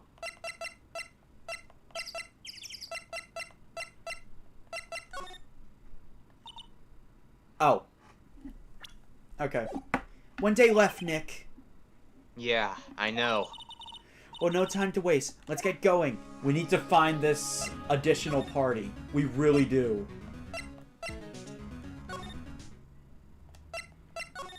Where? Didn't he say he would be in his office now? I think you had to do something else first before then. Oh, you gonna show him that? Edgeworth, see this letter? This came out of the safe in the shack where that boat rental caretaker lives. I see. Revenge? On me? Who is that old guy anyway? I don't know. Could he be an innocent defendant you got declared guilty or something? Nice, right? But I don't remember that old man. Not at all. So he was following this letter then? Which means there was someone else behind it. Now it's time to get revenge on the two men who ruined your life. Two men. Me and myself and Robert Hammond. It also says, this is your last chance.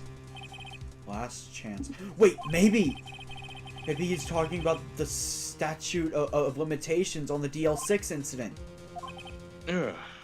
Wait. Wait, that old man. What is it? Do you know who he is? Yogi. Could he be Yogi? Yogi? The suspect in the DL6 incident. The one who was found innocent. So I was right.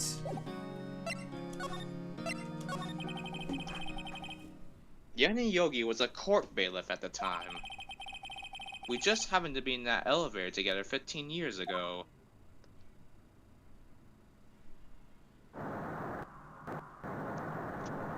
The earthquake. The quake was incredibly strong. Before I knew it, everything was dark. We were there for so long it felt like forever. The air thinned and the darkness closed in on us in that little box. We became unsettled. Help! I can't breathe! Quiet! I said quiet! You're not making this any easier. I want to get out! Help! Get us out! Don't shout. You just used up more oxygen.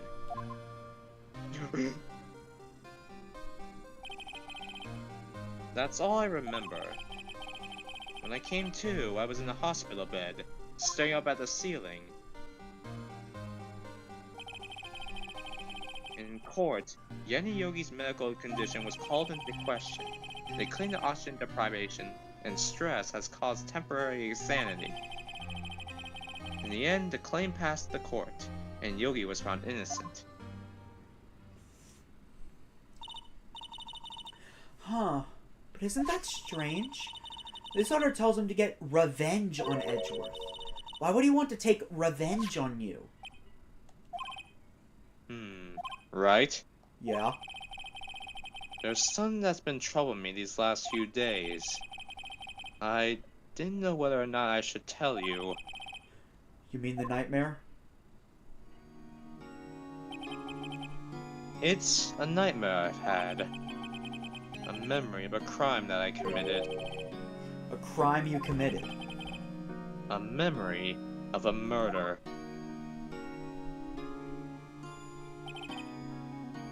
I think the time has come to tell all. For the last 15 years, I had the same dream almost every night.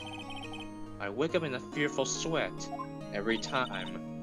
What kind of dream? It's a dream about my father's killing in the dark. Help! I can't breathe! Quiet! I said quiet! You're not making this any easier. I want to get out! Help! Get us out! Don't shout! You just use up more oxygen! I can't breathe! You're using up my air! What? Oh. Stop breathing my air! I'll stop you! Ah! What? What are you? Stop breathing my air! No! Father! He's attacking Father! Then I see the pistol lying by my feet. I don't know if it was evidence from that day in court or the bailiffs. In the days, I picked up the pistol. Get away! Get away from my father!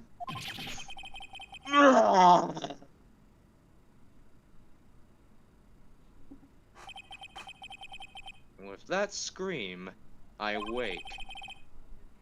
It's a bone-chilling scream. A scream that has run in my ears for the past 15 years. But that's just a dream, right? Right? That thought is the only thing that has kept me sane for the last 15 years. But what if I'm wrong? What if it's real? They say that sometimes people shut out memories in self-defense. Maybe it was I who killed my father. What? If you think about it that way, this letter makes sense. Get your revenge on Miles Edgeworth. Think about it. Yogi was really innocent. That's why he wanted revenge against me. Wait, Edgeworth, you mean... It was me. I was the true criminal of DL6. I shot my father. This is bad.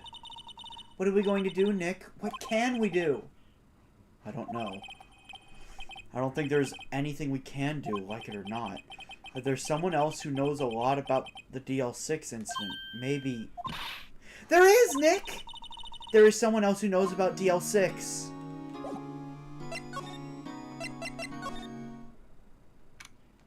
Okay.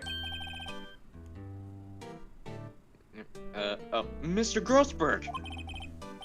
Ah, hello there. What's wrong? You look troubled. No kidding. I can't believe you're not. My. Just calm down and tell me what happened. It's Mr. Edgeworth. He...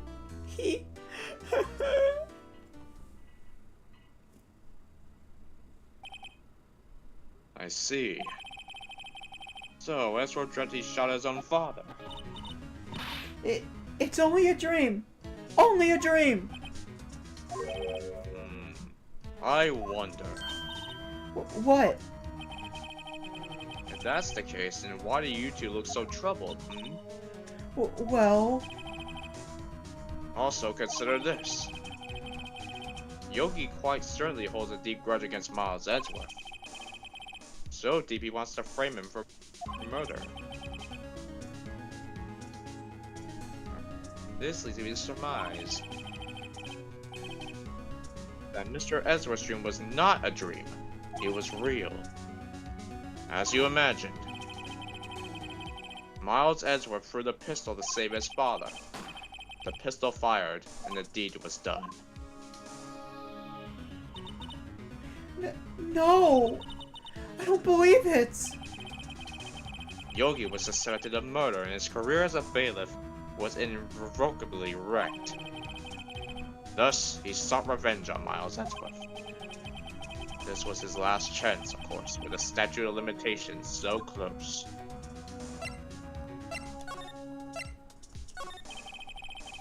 When Gregory Edgeworth was killed, the police called on a spirit meeting. That was your mother, Misty Fay. I am Gregory Edgeworth. I have been killed. The one who shot me was the bailiff, Yanni Yogi. Yet Yogi was found innocent. That's when my mother left us. Everyone called her a fraud. That's right. Everyone thought she was, you see. Yet, now that I think about it, it seems the one who lied was Gregory Edgeworth's ghost. Gregory Edgeworth must have known who shot him. I don't believe it. So you're saying he falsified his testimony? That Edgeworth's dad lied to protect his son? It's only a possibility, mind you. But a possibility nonetheless. What do you know about Edgeworth's father? He was a defense attorney without peer. It sounds trite, but it's true. Well, he may have had one peer now that I think about it. Your mentor, Mia Fay. My sister? Gregory Edgeworth had very disapproving of Mr. Von Karma's techniques. That's no surprise. Von Karma is an extreme man. Forged testimonies and evidence are nothing to him. The result? He has a perfect win record in court. To beat him, Gregory Edgeworth tried to call attention to his methods. And? He lost. And died in despair, as it were. I see. Well, maybe I'll be the one to finally ruin his perfect record.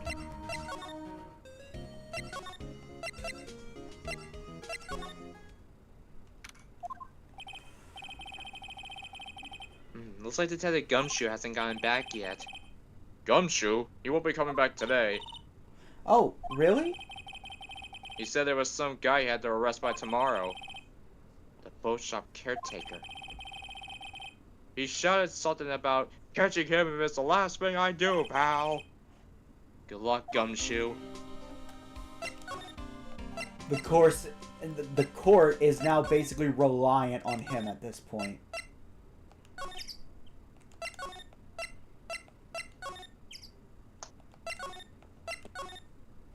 Is there anything else I can do here?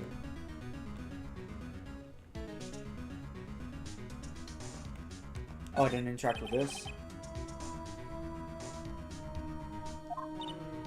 Nope. Shit, fishing pole. Don't leave him with a metal detector. We better not.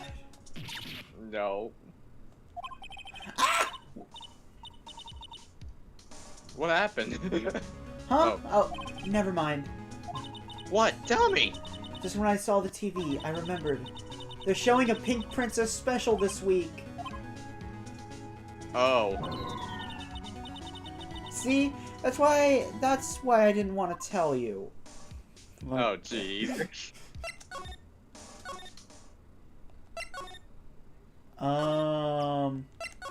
When I'm stuck on this, it's perfectly okay to give hints, because it's better if we get to the trial quicker, because that's where the real entertainment is.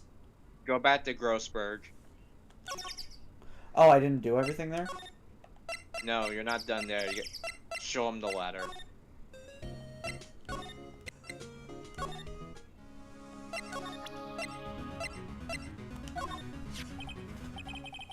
Oh, so this is the ladder.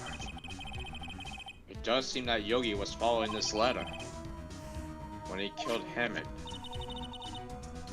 But why kill Robert Hammond? Hammond was a skilled defense attorney. But he defended clients not for their sake, but for his own. Huh? His own sake? He never trusted his clients, that one. The only thing he trusted was his own ability. But he got his client found innocent, so why should it matter? Actually, my dear, it's quite different. He won that innocent verdict for no one but himself. Yogi was a free man, but socially he was ruined. Huh. You'll understand soon enough. Wait! What is it? This letter. I've seen this handwriting somewhere before, a long time ago. Whose handwriting was this? Do you have any idea who wrote this?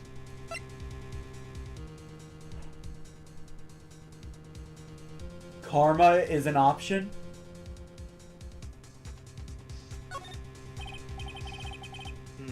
Could it be Manfred von Karma?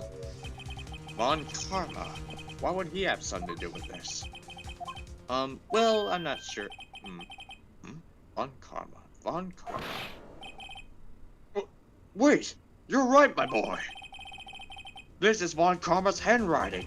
I'm sure of it. I used to see it all the time on court reports.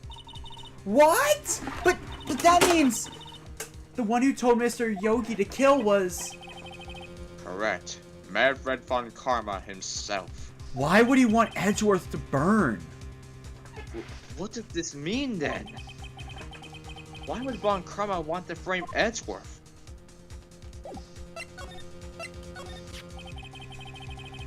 If it truly was von Karma who wrote this letter, then he would know the truth. He would know that Miles Edgeworth has accidentally killed his own father. He said as much as tomorrow in court, I should think. To press the point until the court finds Miles Edgeworth guilty. Oh no!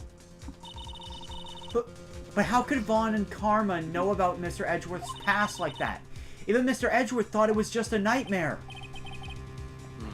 That I do not know. Yet I do know that Von Karma is both persistent and a perfectionist. He may be seeking to satisfy a grudge against Gregory Edgeworth by hurting his son. What do you mean? It was 15 years ago. Von Karma met Gregory Edgeworth in court, and Von Karma did win. But he didn't make it through the trial unscarred. Wait. What happened in the trial between Edgeworth's dad and Von Karma? Von Karma got the guilty verdict he wanted. He won the trial, but Gregory Edgeworth accused Von Karma of faulty evidence. And though he lost the trial, Mr. Edgeworth's accusations stood. Faulty evidence? It was the only penalty Von Karma has ever received in his career as a prosecutor. Gregory Edgeworth dealt a blow to his perfect trial record. He'll probably want to do the same to Phoenix now. Wow. It must have been quite a shock for Von Karma. He took a vacation for several months after that, you see. A vacation? Yes, an unusual event for the man. That was the first and the last vacation he's taken in his many years of prosecuting. Really?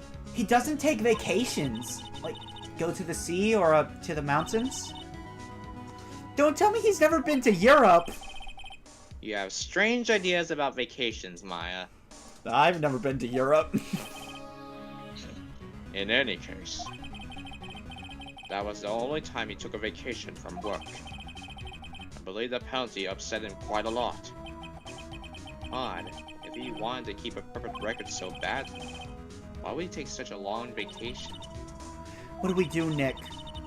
Von Karma is going to bring up DL6. You can bet on it. What if Mr. Edgeworth pleads guilty to DL6? I won't let him! Yes, Mr. Wright? I hate to say this, but even accidental murder is murder, you know.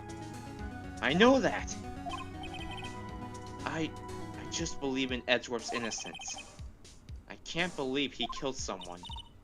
But Nick! Mr. Edgeworth admits it himself! His father must have lied to protect him from beyond the grave. I don't care! I know he's not guilty! Mr. Wright? You say so. I suppose I could go check again. The police files might hold something of interest. Mr. Grossberg, thank you. I can't promise anything, in fact. I think the chances of finding something are slim. I understand. The police materials. Maybe I should go check.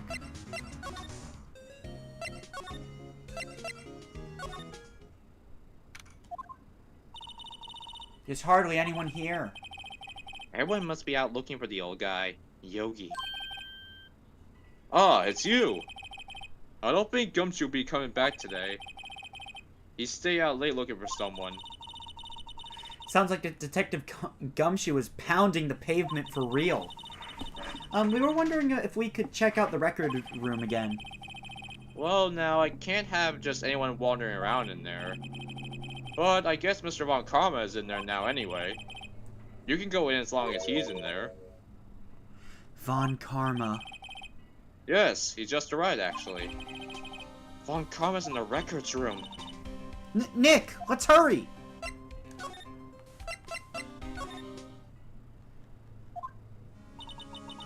Testy as always. We were only here just yesterday. I'm sure they just haven't had time to clean. What's wrong, Nick? Nothing. I was just noticing that he isn't here. Von Karma. Huh? One of the drawers here is open. Someone must have been looking at it recently. The label says, Unsolved Cases, Evidence. Unsolved cases. Nick! The file for DL6! It's completely missing! What? What? What are you doing here? Von Karma! You! How do you know my name?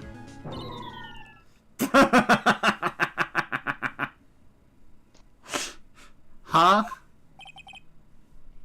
Have we met? This little rat! Well, what are you saying? We see each other every day, don't we? We're Miles Edgeworth's defense team. Defense team? I beg your pardon. You see, I rarely remember defense attorneys. They are like bugs to me. Needless things to be crushed. I can see how this guy was Edgeworth's mentor. Mr. Edgeworth is your student, right? A romanticist who still can't shed that veneer of amateurism. Just like his father. Always second rate. Mr. Von Karma. You had an axe to grind with Mr. Gregory Edgeworth, didn't you? Me? A graduate gets a mere defense attorney? Why? Because he dealt a blow to your otherwise perfect trial record. So you did. But what I don't get is, why did you take his son under your wing afterwards? The son of your most bitter rival. That, my dear attorney, is none of your business. Tomorrow will be the last day of this trial. It It's been a while since I had a defense attorney last this long. Still, you will lose in the end. Miles Edgeworth will admit his own guilt. His guilt of 15 years ago, you mean? You're quite a researcher. If you've done your homework so well, then certainly you must understand. You know what Miles Edgeworth will tell the court tomorrow. We were right. So Von Karma is going to bring up DL6 in court tomorrow. Honestly, the best thing to do...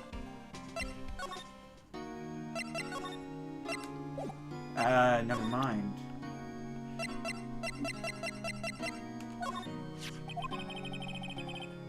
It was that case that changed my life. We need to tell him that there's things that he shouldn't say things. Yeah. And tomorrow, on December 28th, the statute of limitations runs out. Tomorrow. Could that be a coincidence? But even if the case is finally closed on paper, it will never be erased from my memory. Never. Poor Mr. Edgeworth.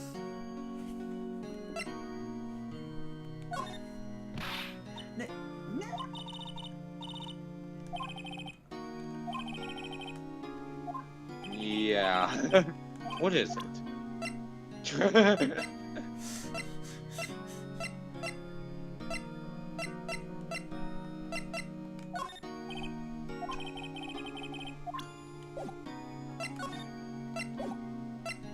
Let me know if you're lost. I am. You have to show the letter to Von Karma. That doesn't seem like a good idea to me. Yeah, but the game... The game disagrees. Yeah. Mr. Von Karma, have a look at this. This was you, wasn't it? You instructed Yanni Yogi to commit murder. Yanni Yogi. How many years has it been since I heard him called by that name? He's a fool. I told him to burn it after he'd read it. So you admit it! You wrote Mr. Yogi this letter! Yes, my dear defense attorney. Thank you for taking the trouble to bring it to me. You saved me from a lot of needless hassle. What? Nick, what is that thing? A stun gun. For self-defense, usually. Indeed. 600,000 volts will course through your body like a dog touching an electric fence. 600,000! Oh, don't worry. People don't die from it usually. Now give me the letter. No! No! Whoa! What are you? Nick! Run! Ah! Maya! Out of my way! Ah!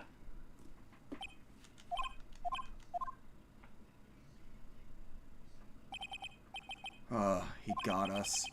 The letter's gone, of course. And he took the DL6 evidence, all of it, back to having no clues. Wait. Maya jumped first. Maya, is she okay? Maya! Maya, open your eyes! Maya! The letter, did he take it? Huh? Oh, yeah. Are you okay? I couldn't stop him. I jumped as fast as I could. But one shot from that thing knocked me out cold. I'm useless. I'm no good as a lawyer or a medium. I can't even call my sister. Not even now, when we need her the most. I wish I hadn't woken up at all. Maya! There has to be some way I can help her. Better do something about her self-confidence first. Maya. She's holding something. Oh! What is that? A bullet? DL6 incident. Evidence number 7. Taken from the heart of Gregory Edgeworth. I remember. Von Karma was holding this when Maya jumped him. I'll prove it to you, Maya. You're most definitely not useless. I'll prove it to you in court tomorrow. Why not now? Why not now?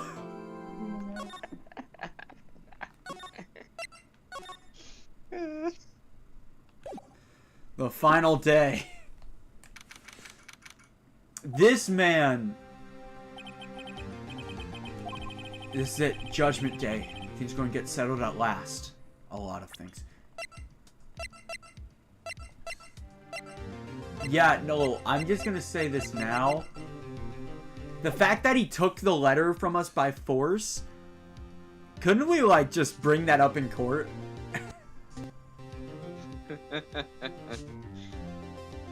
Today, things are going to get settled at last. A lot of things. Ah! What's the big idea? Sorry, Nick. I only touched your shoulder. I guess the shock hasn't worn off from my run-in with the stun gun yesterday. Anyhow, today's the last day of the trial. Good luck, Nick. Yeah, thanks, Maya. Edgeworth is looking glum as always. Hope Von Karma doesn't push him too hard. Whoa! What are you doing? Sorry, I'm sorry. I just thought I'd cheer you up with a pat on the back. Maya, maybe you should go outside and discharge. Right, good idea. They're still electrified. Try not to electrocute anyone on your way out. Whoa, yeah, pal. Wait, what? What's gotten into that girl? Detective Gumshoe.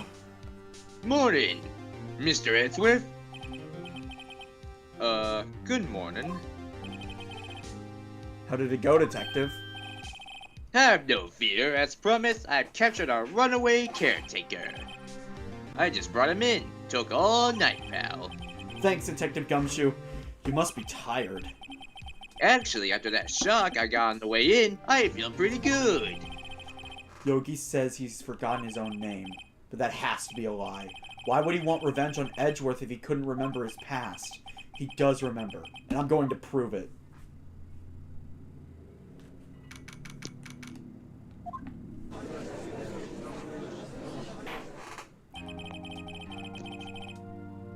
Court is now in session for the trial of Miles Edgeworth. The defense is ready, Your Honor. The prosecution is ready.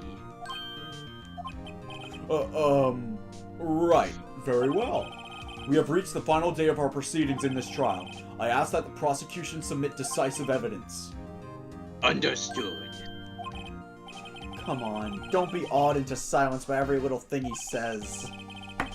Very well, Mr. Von Karma, your opening statement? Right. Thanks to Detective Gumshoe's efforts, the boat rental shop caretaker has been arrested. In yesterday's trial, the defense asserted that the caretaker was the murderer. However, the caretaker has yet to confirm this. I would like to ask the defense to cross-examine him as much as necessary. Very well. Please bring the witness into the courtroom. We don't have the letter, so... Ladies and gentlemen of the court, I believe you all remember our witness. He lives in a boat rental shop on the lake from where he witnessed the incident. In addition, he has currently lost memory of his name and identity. Witness! Why did you run away yesterday? The witness was not running away, as he would now testify. I see. Very well, please begin your testimony.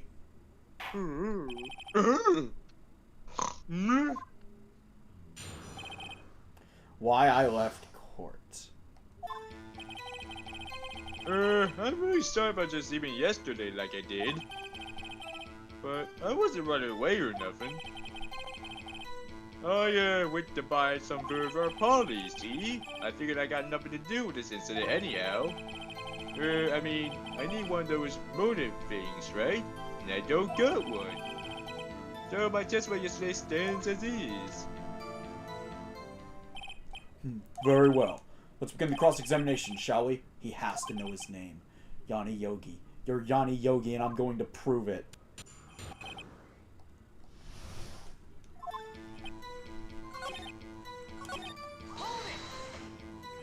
Food. Well, Polly is a bit of a gourmand, you see. She only eats these high-quality bird pellets from France. They already have them in the big pet shop downtown. But you weren't arrested until this morning? Why didn't you go back to the caretaker's shack? Well... I kinda got lost, you see. The witness has trouble remembering things sometimes. When the police apprehended him, he was on his way back to the shack. Yeah, right. Nice try, Von Karma. No one's gonna believe that. I see. So he was lost. Please, Your Honor, come to your senses!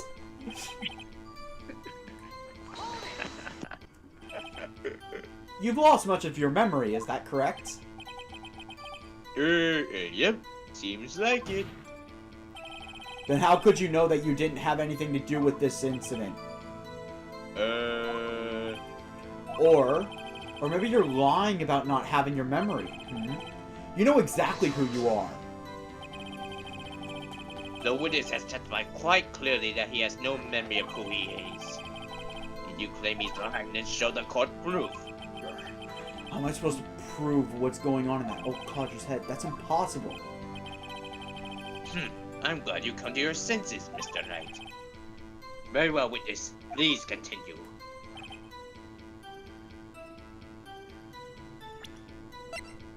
He had a motive. But I don't have the evidence to prove it anymore.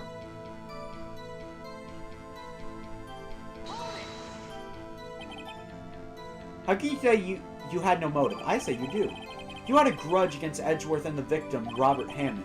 That's why you took revenge on them, right? Please don't make me repeat myself, Mr. Wright. This witness has no memory of anything beyond several years ago. He can't hold a grudge. It's impossible. To prove he's lying about his memory. Otherwise, it's going to be the same thing over and over until the trial ends. Might I say something, Mr. Wright? Yes? Yes, Your Honor? You've been saying the same thing now over and over. You've been calling the witness's memory of the past, or lack thereof, into question. But does this really have anything to do with the current case? Of course, Your Honor. The witness has said he has nothing to do with this case, and no motive. Both of these statements are lies! Order! Order! Mr. Wright, there's a serious problem with your claim. Or are you saying you know who this witness is?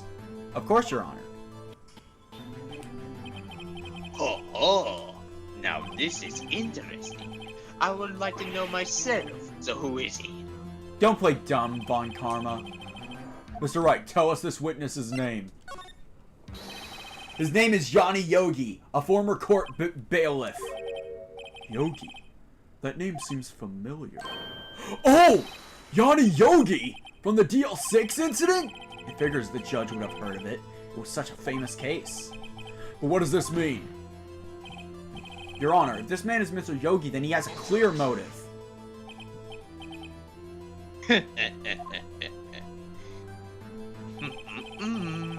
Jumping to conclusions again, Mr. Wright.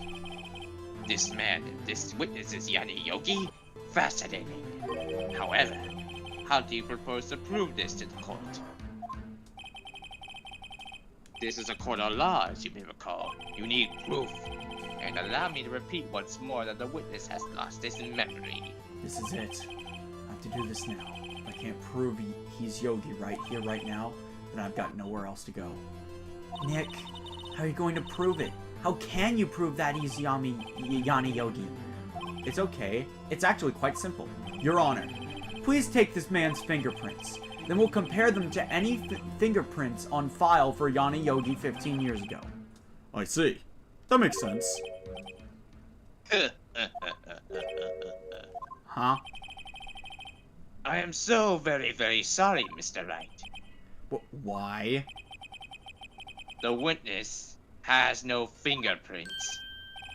What? What? No fingerprints! You see, before I worked as a caretaker, I worked at a chemical plant.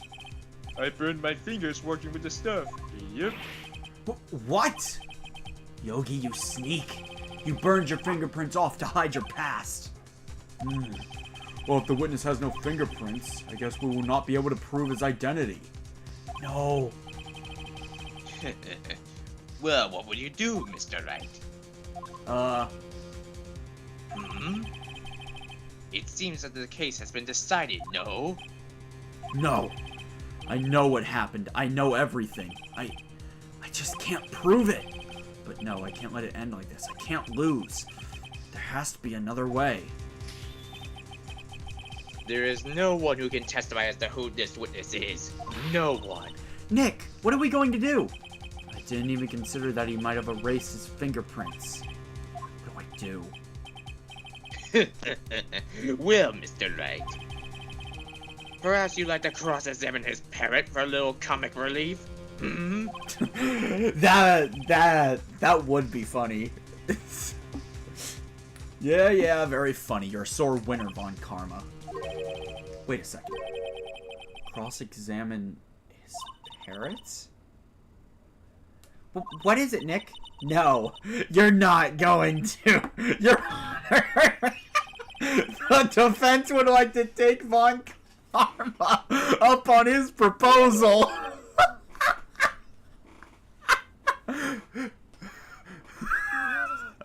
Take Mr. Von Karma up. On my proposal? Exactly, Your Honor.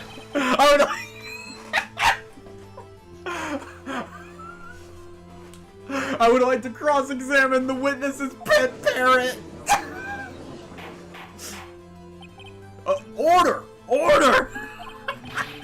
Well, what do you think, Mr. Von Karma? Need you even ask? This is a farce. I object. The parrot. Wait a second. I am so curious to how he's gonna justify cross-examining a parrot. You are the one who suggested I cross-examine the parrot, Von Karma. I have a right to do as you suggested.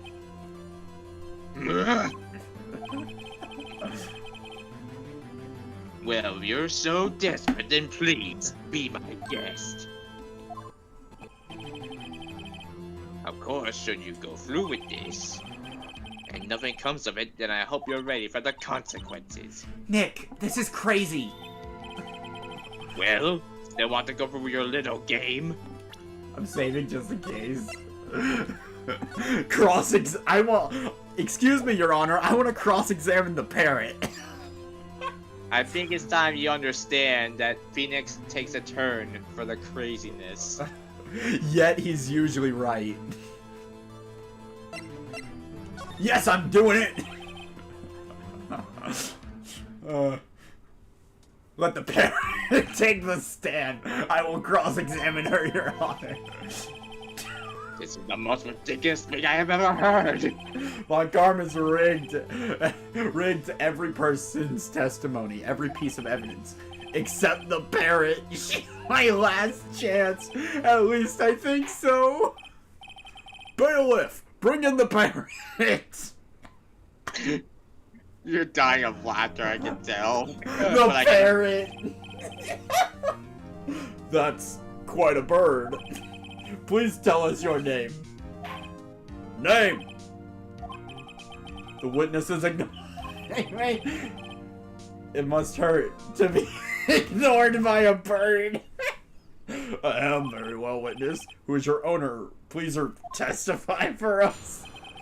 Who is your owner? Hello, Squawk!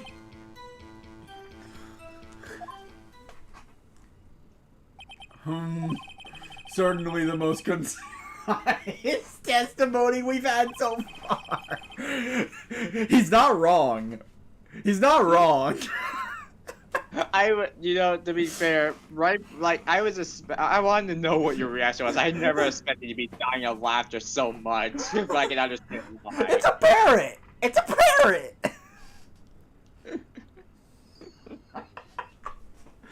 Very well, begin your cross-examination. Right. What are you going to do, Nick? I don't know. What do we do, Maya? A parrot.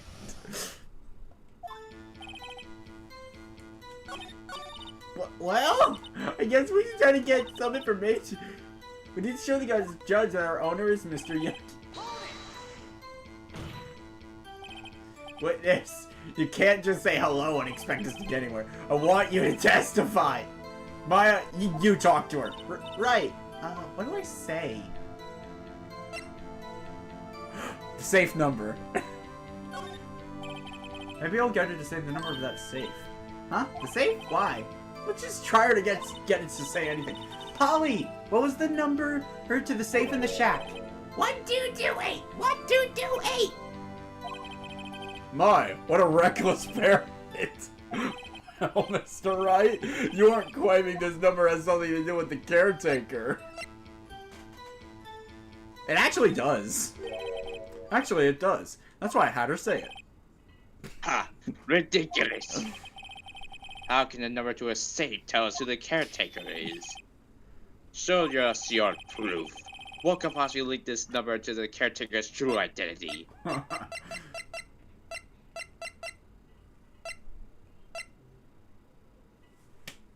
The freaking letter that he stole. Okay, there's gotta be something else here.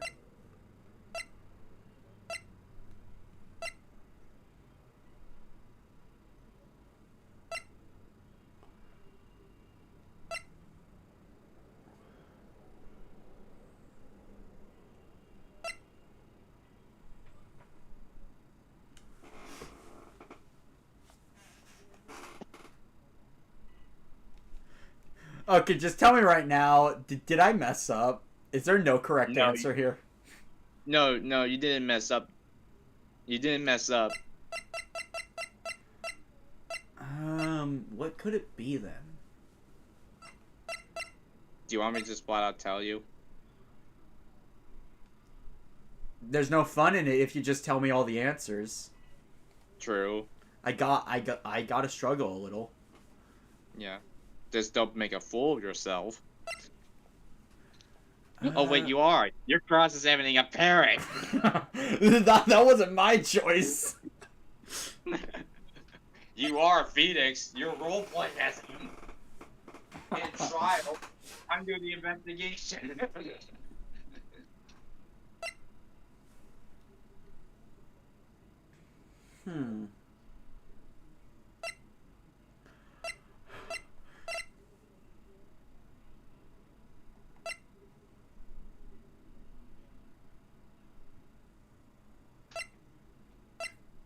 I could possibly link this number to the caretaker.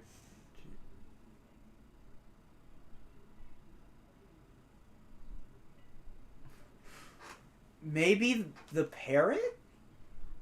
Take that!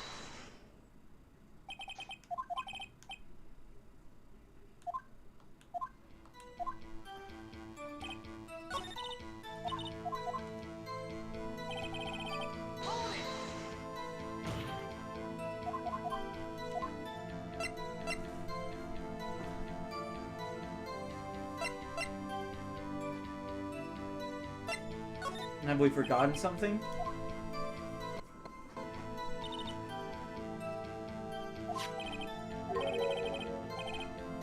Oh!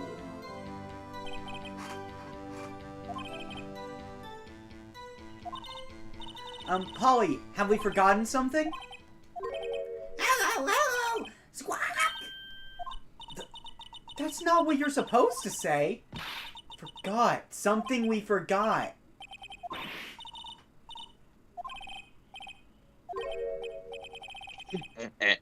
Something the matter, Mr. Wright? Wait, don't tell me Von Karma expected this.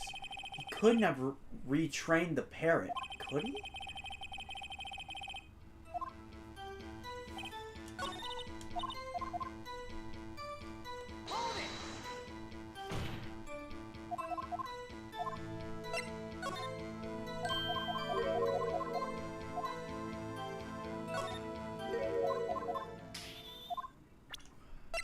Okay. I clearly am not losing penalty by screwing up on this, so I will be accepting a hint now. Okay. Look through the file for the DL6 incident.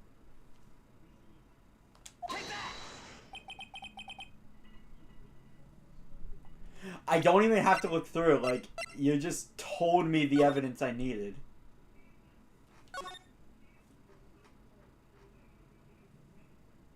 Who goes there? Hello, Nightmare. Welcome to the stream. Oh, hey, Nightmare. Hello.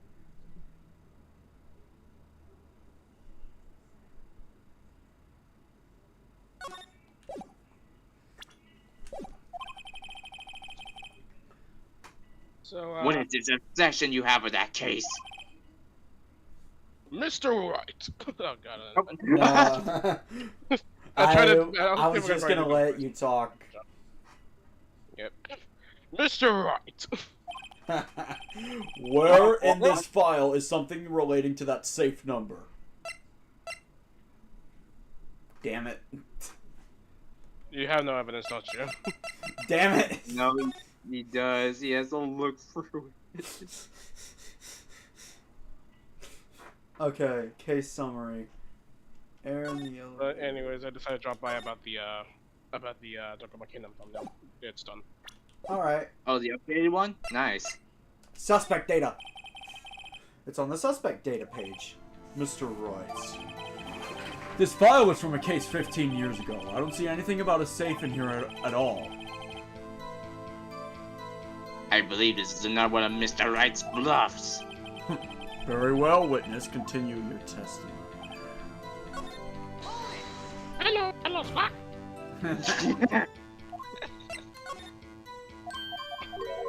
It's the DL6 case. I could absolutely just brute force this.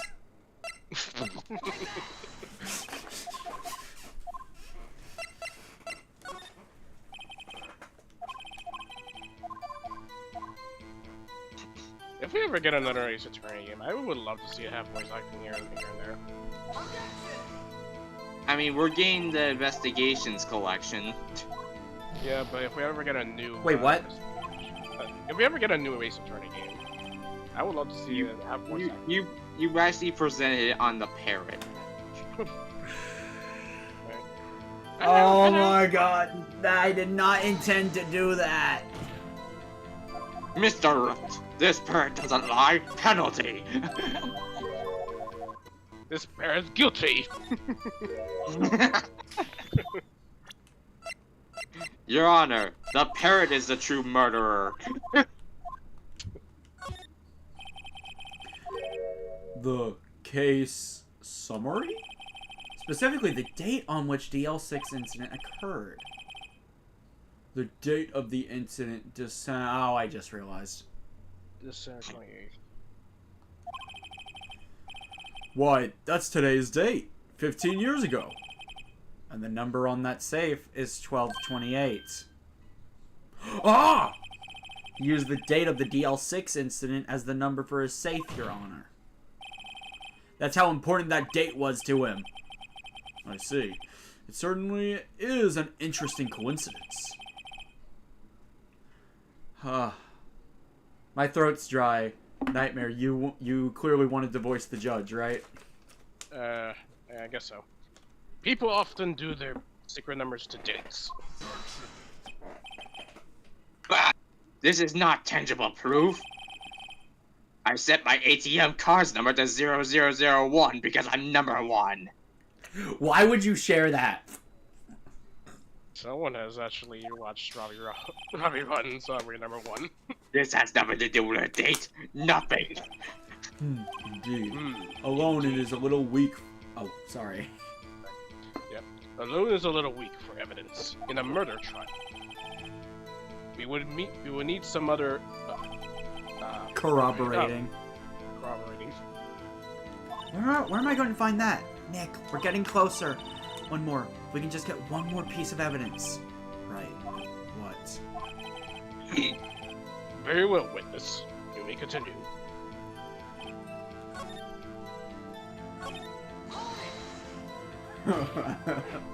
I'm still laughing at the fact that I'm cross-examining a parrot. Witness, you're here to speak. You must speak to me.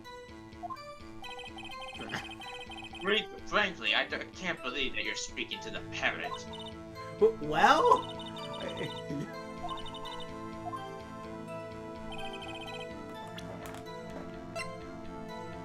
Alright, any more evidence?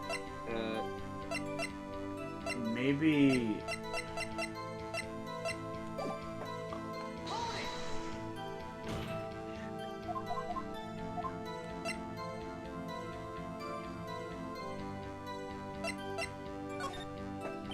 Maybe I should get her to say her name. Polly, Polly, what's your name? Polly, Polly, squawk! Mr. Wright, I think we've established that this parrot is named Polly. Does it have anything to do with her owner's identity? Actually, yes. I just realized something I read in the DL6 incident. Fascinating. You claim that a parrot's name will prove our owner's identity? Then show us this proof. Nick, don't you think you're taking the bluffing a little too far? Listen, we're not here to answer the question of who is the caretaker. We're here to prove that he is Yanni Yogi. All we have to do is tie the name Polly to Yogi. Your Honor, the proof that the parrot's name reveals the caretaker's identity is... Drum roll, please.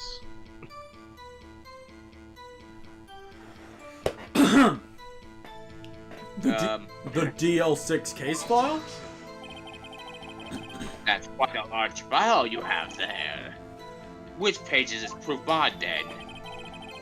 Show us or stop wasting our time. Very well. Mr. Wright, please show us the page. Where in this file is the information connected to this parrot's name? It's on the suspect data page. This page is all the information about Yanni Yogi.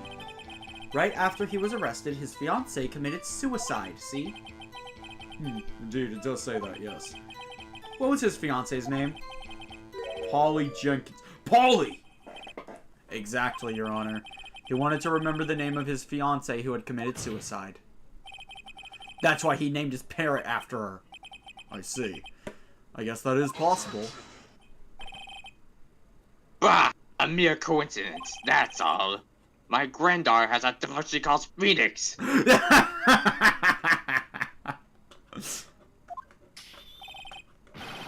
Well, Mr. Phoenix, right? Does that make you my granddaughter's fiancé? She's only 7 years old! She's only 7 years old. Oh, right. I thought that was Phoenix. No, that's karma. That's enough! I think we've reached a conclusion here. This is a mere coincidence, that's all. True, but that is a possibility. However, two coincidences at the same time seem more like a pattern to me. What are you saying? Summon the caretaker of the boat shop immediately! Imagine he ran again. Witness, tell us your name. Wait! This witness, he doesn't remember? No, it's okay. I've accomplished what I wanted to do. I'm done. Nick, he looks totally different. This is the real Yogi, I think. Finally. He's been acting feeble to hide his true identity. Acting for 15 years. Well, let me ask you again. Please state your name for the court. My name is Yanni Yogi. 15 years ago, I served as a bailiff in this very court. Order! Order! Yanni Yogi. So was it you who killed Robert Hammond and tried to frame Miles Edgeworth for his death? Yes, it was me. I did it. They put me on the witness stand 15 years ago. Robert Hammond. He said I was mentally unsound. He told me it would make me innocent. get me off the hook. So, I pretended to have brain damage. I was innocent, really, but he didn't believe me. We won the trial, but I lost everything. I lost my job, my fiance, my social standing. Then this year, 15 years later, a package arrived. It was a letter and a pistol. The plan was written out in careful detail. It was a plan for me to take my revenge on the people who ruined my life. I didn't care who had sent it. I thought this was my chance. After 15 years, this was it. Finally, a chance to have my revenge on Robert Hammond and Miles Edgeworth. I have no regrets. Wait a moment. Revenge? Against Miles Edgeworth? What do you mean? I'm not at liberty to speak on that matter. Why don't you ask Mr. Edgeworth yourself? Anyway, I admit it. I was the one who killed Robert Hammond. Give me 1 second. Von Karma, where is Mr. Yogi? Under arrest, Your Honor.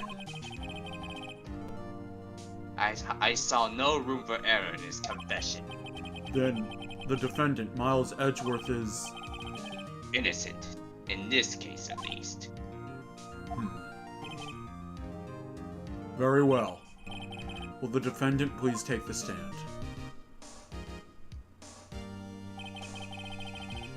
There are a few mysteries left unsolved. Still, you are cleared of suspicion for this particular case.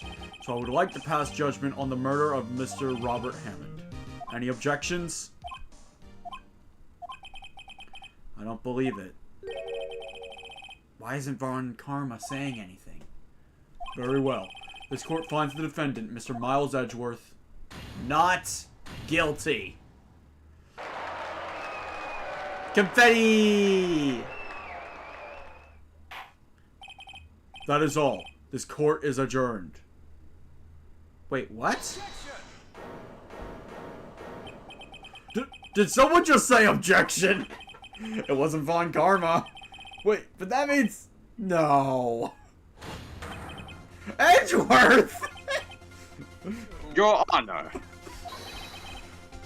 I object to your judgment. Why? What do you mean? I'm not innocent at all. As we have heard, Yanni Yogi killed Robert Hammond in revenge. But revenge for what? Nick, Edgeworth is trying to confess. He's going to say he's guilty. He's going to tell them he was the murderer in the DL6 incident. He's going to tell them he killed his own dad.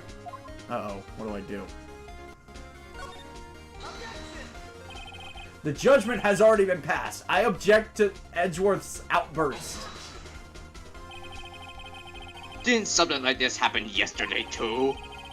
I believe a certain witness raised an objection after a guilty verdict was passed. That would be Larry. We must hear this new statement. We must hear Miles Edgeworth. He's right. We have a duty to hear Mr. Edgeworth out. For 15 years, I have had a recurring dream. A nightmare. It's only a nightmare. That's what I told myself. But now I know it wasn't a dream. Yanni Yogi wasn't the killer. You mean, in the instant where your father died?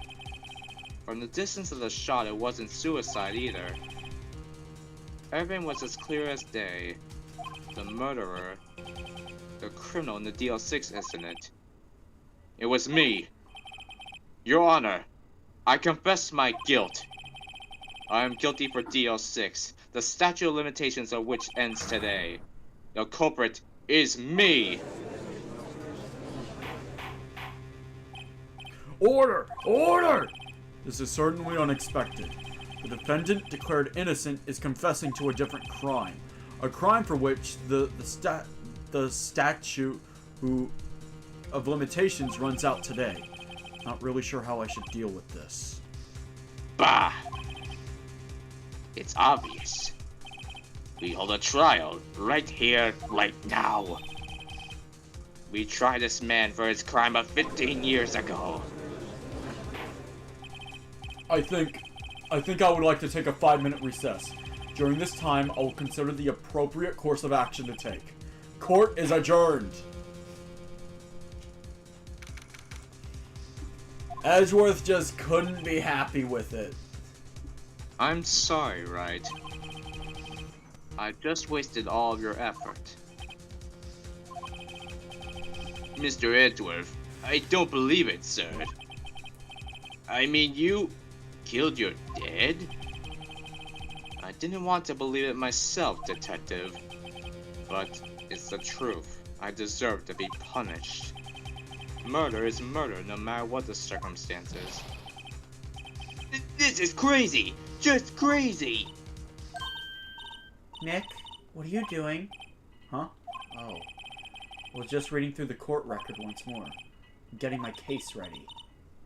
Your case? For what? Huh? Isn't it obvious? I'm gonna prove Miles Edgeworth is innocent. What are you talking about, pal? He just admitted to it. He confessed that he did it. In court.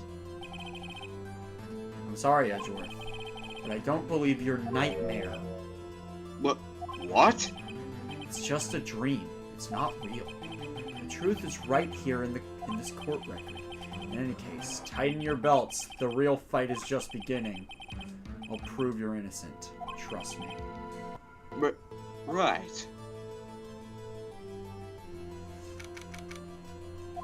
Phoenix Wright is definitely an attorney that everyone should have at this point.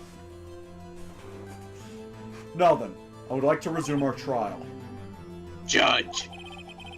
Miles Edgeworth has admitted his own guilt. He has confessed his crime. Let us begin by hearing his testimony. Then, no pointless, let the defense do their cross-examining. The statute of limitations of the DX6 incident runs out today. Though it's unconventional for me, I like to run this one by the book. I see. Does the defense have any objections? No, Your Honor. Von Karma, you knew this was going to happen from the beginning, didn't you? Very well. Will Miles Edgeworth take the stand? Will the witness state his name and profession? Miles Edgeworth. I'm a prosecuting attorney. Mr. Edgeworth. 15 years ago, you mistakenly killed your father, Gregory Edgeworth. Is this correct? It is correct. Then testify about this matter to the court. When Edgeworth was telling me about his dream yesterday, I noticed something. One detail didn't quite fit.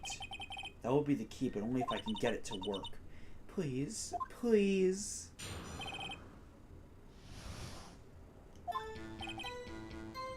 That day, I had gone to the courtroom to observe one of my father's trials.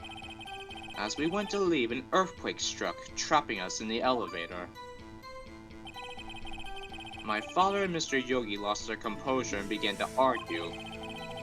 Just then, something heavy fell at my feet. I picked it up and threw it at Mr. Yogi. I wanted them to stop fighting. A moment later, there was a single gunshot, then a scream. It was a terrible scream. I remember it to this day. That's all. And until now, you thought this memory was a dream? We were stuck in that elevator for 5 hours. The oxygen in the elevator ran out and I lost my memory of the events. The same claim Mr. Yogi has made. Very well. Mr. Wright, your cross-examination, please. Yes, Your Honor.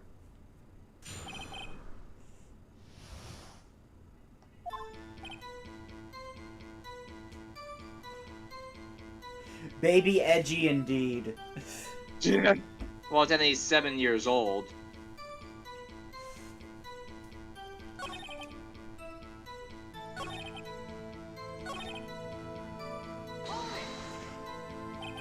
What was it?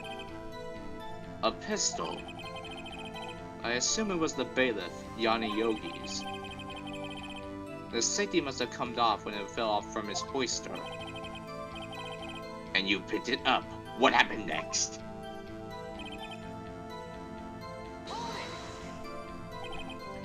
Did you know it was a pistol when you threw it? I think I knew. I knew it was dangerous.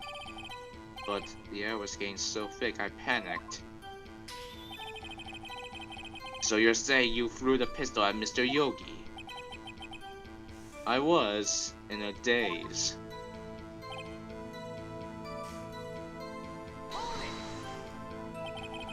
The gun fired once. Yes. I think after I threw it, I lost consciousness. Why do I still have the evidence for this trial?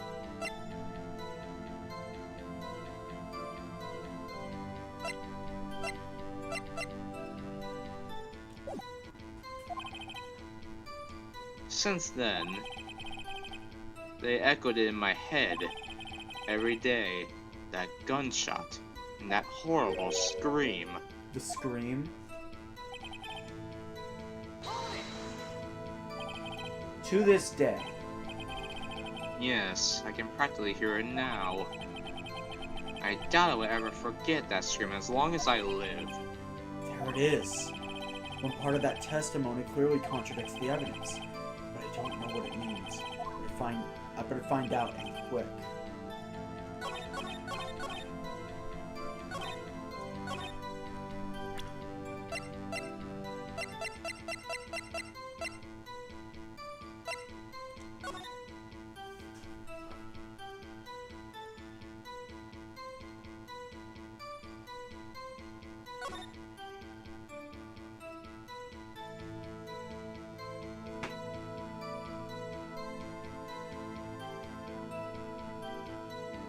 Wait, but the murder weapon was fired twice.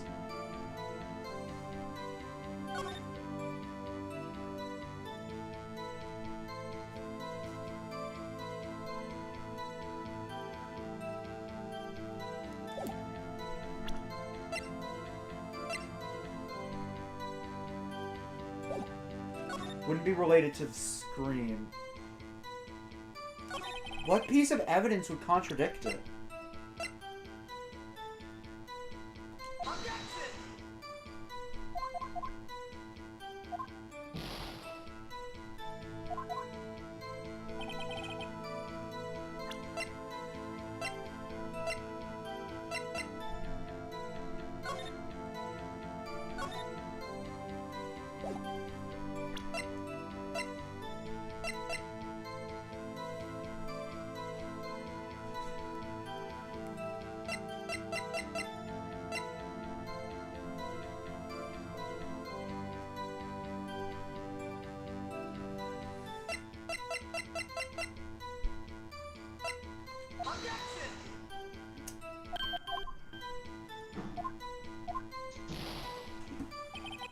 Oh, damn it. I'm now accepting hints. Okay. Go back to the one where he mentions the gun. Present the case file. I said a hint, not tell me what it was.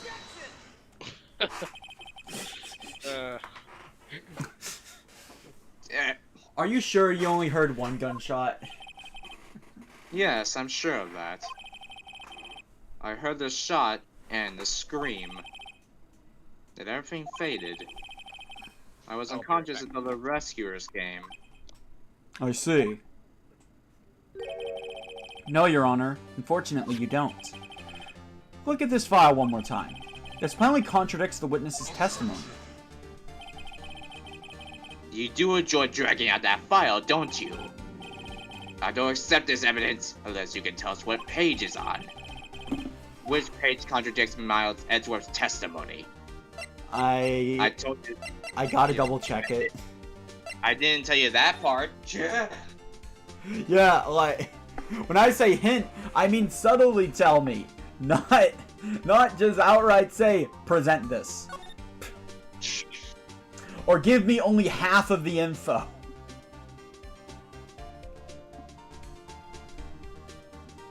There we go. Victim data. Look at the victim data in this file. It says it quite plainly the murder weapon was fired twice. Miles Edgeworth only heard the one gunshot, yet the murder weapon was fired twice. The first shot was the accidental firing when the pistol was thrown. So who fired the remaining shot? Was there perhaps another shooter who fired that second shot?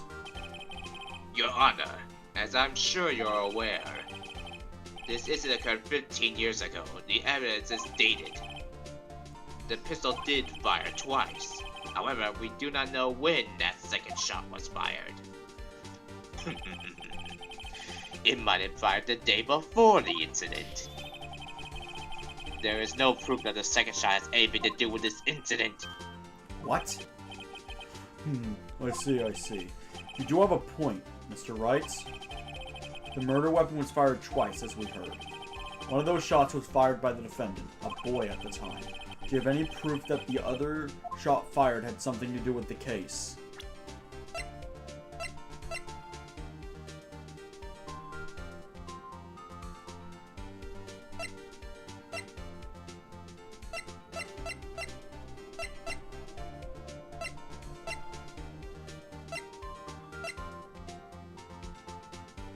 I want to say the bullet. Your Honor, I think I will be able to show you proof. What? Impossible! No, Mr. Von Karma. Save your surprise for after you've seen the evidence. Very well, Mr. Wright. Show us your proof. I'm saving in case I'm wrong. Yeah.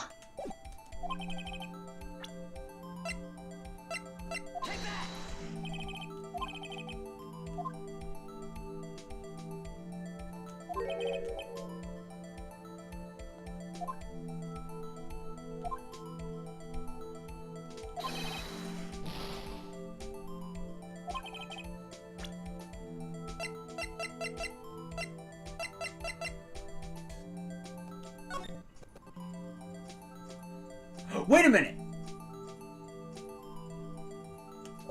Why is there a bullet hole in the glass?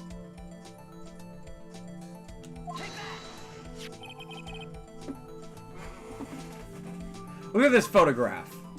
This is down to the wire yet again. This is a photograph of the scene of the crime 15 years ago. I can see that the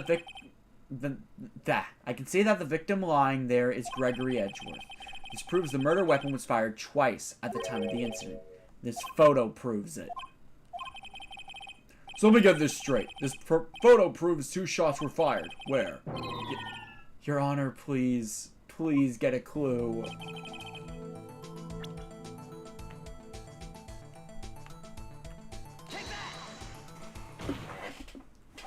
As should be obvious, the contradiction is here. I see. A bullet hole in the door. Your Honor, Gregory Edgeworth was killed by a shot from the pistol, yet there is also a bullet hole in the elevator. We also know that the murder weapon was fired twice. Thus, someone other than Edgeworth fired that second shot.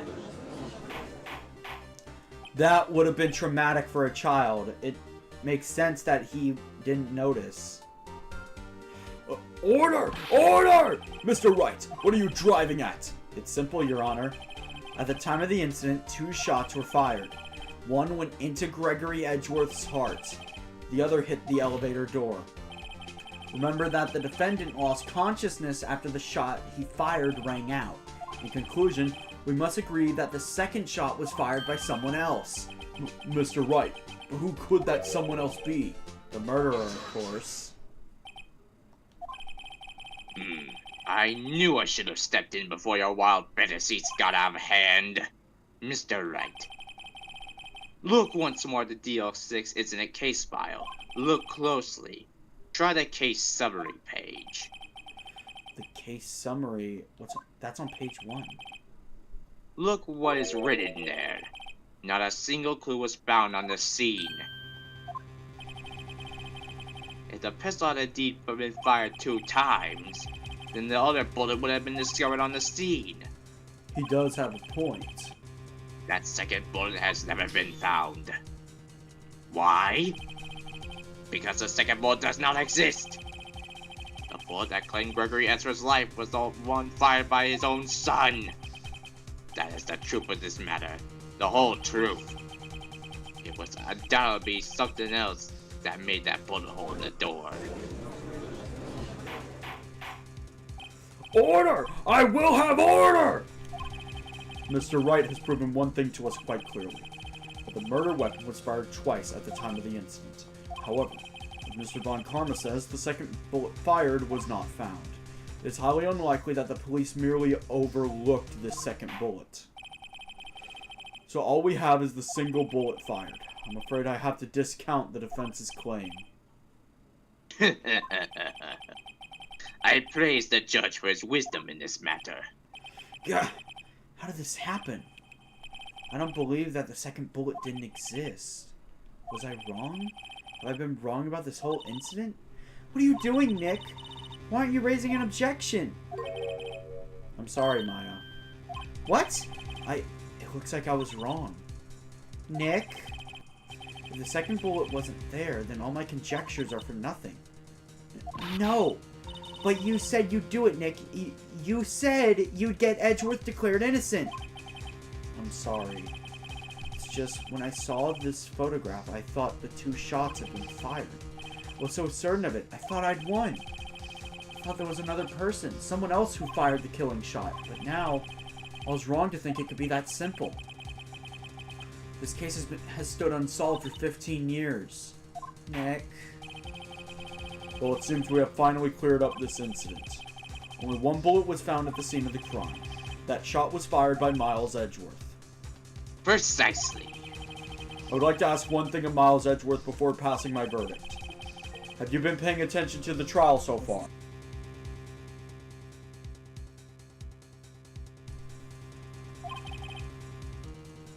Yes, Your Honor. Do you have any objections? No. No, I do not. So you killed your father, though that was not your intention? Yes, I did. Oh no. He's accepted the guilt. Very well. The statute of limitations on the murder of Gregory Edgeworth runs out today. Therefore, I must pronounce a verdict on the defendant today, right here. Right now! Indeed. Does anyone have any objections? I've been here before. It's just like my first day in court. There's so many things I know I should be saying, but my mind's gone blank. I can't find the words. Mr. Wright?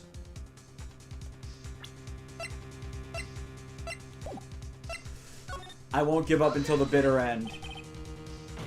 Your Honor! Your Honor! I object!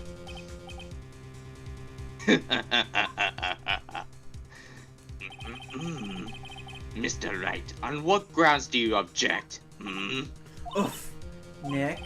I don't know. His case is perfect. Oh no. Ah! It must exist. The second bullet. What? What'd you just say? Nothing. The second bullet must exist. But where? Someone took it! It seems waiting is not going to produce us any answers from Mr. Wright. Wait, Your Honor. The second bullet. It existed. What? But we've just heard proof that it did not exist. I realize that, Your Honor. I'm really grasping here. It's just someone took it from the scene of the crime. That's what happened. But who? The murderer! The murderer? Then tell us, just who is this murderer? I'm still thinking about that one. So the criminal took the second bullet, but why? Huh? First of all, how would they have found it? It's not easy to find a stray bullet, Mr. Wright. Was there some pressing need for the murderer to search for that bullet? Of course there was a need. That's why he took it. Bah! What possible reason could they have had? Mia is trying to speak to me now. Well, the reason the murderer took the bullet away from the scene of crime with them is... Oh god. Oh god. Oh no. Both of these are basically the same answer. The bullet would be proof. Or maybe they thought the bullet would be used as proof. Proof. It was a special bullet, so they took it with them. If that was the case, then they should have taken the bullet from inside Gregory as well. Huh? Why would they only take one of the 2 shots fired? Oh, right. Mr. Wright, have you really thought this through? I'm going out to penalize...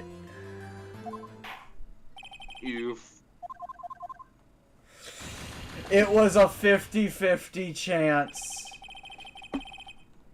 Well, guilty number 4.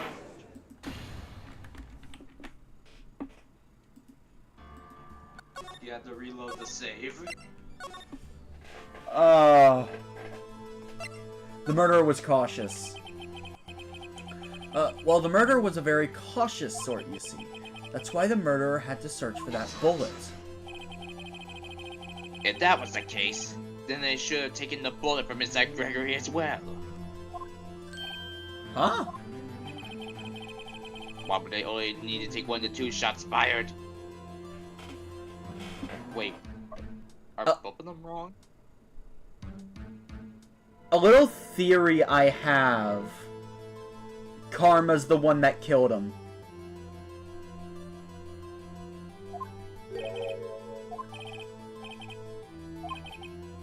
Oh. What? So both options were wrong.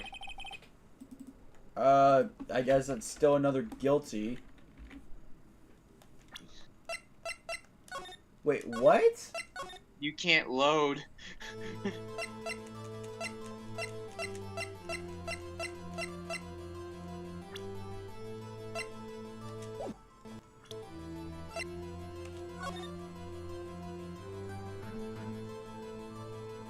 I think you might have to...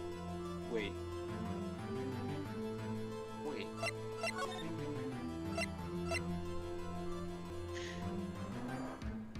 If you...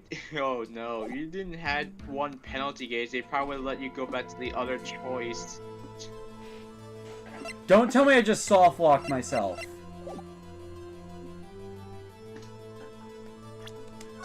Did you actually soft lock yourself? Oh no.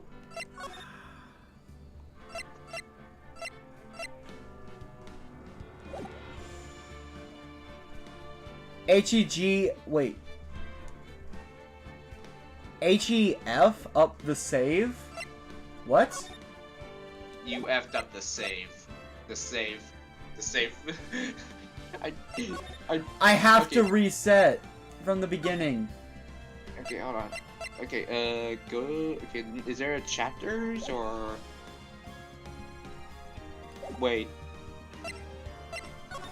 There should be chapter options. No, Oh no. there isn't. Oh no. Oh Okay. no. Okay. Alright, go to new game, go to that. I have to restart episode 4, but at least I know what to do this time. You actually, oh my, you actually have to go for the whole cake just to get back. Oh no. Why wouldn't they have some kind of measure against that? You're so blown yourself. I actually did. I gotta say this. I did not think all of those options were wrong. Clip it. Clip it. You have to skip. You have to skip forward and get back to that point. Okay. While you're skipping through, I'll be right back. Oh man. Well, that's a lesson that I've learned now.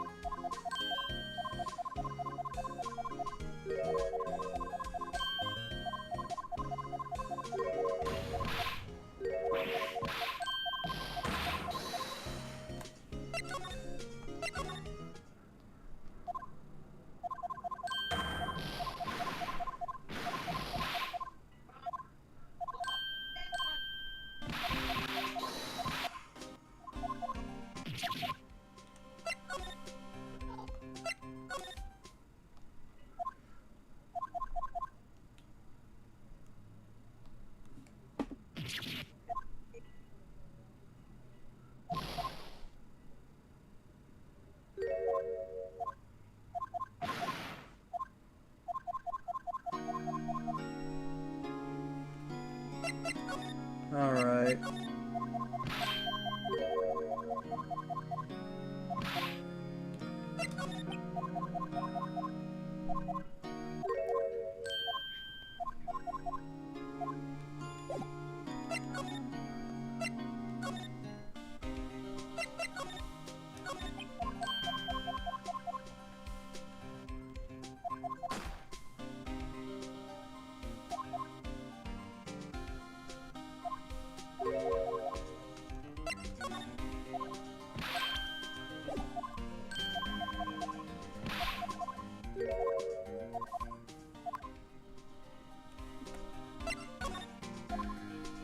This is gonna be a bit of a drag.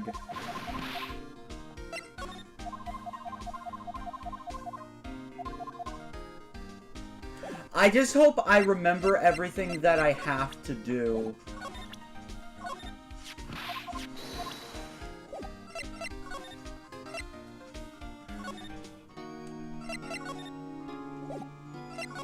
Apparently I don't.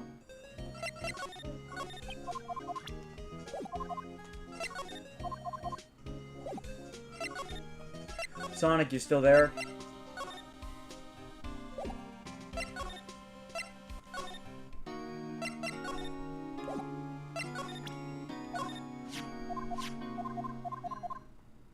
Oh, there he is.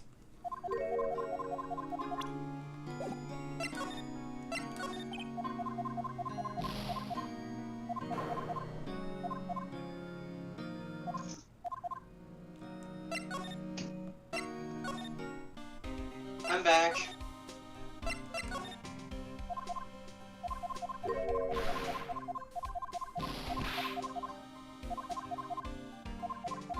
This is gonna take a while. It really is. I didn't think it would be as big of a problem in this game. I really didn't. I never expected you to soft lock. I didn't even know that was a thing. I didn't even know that was possible.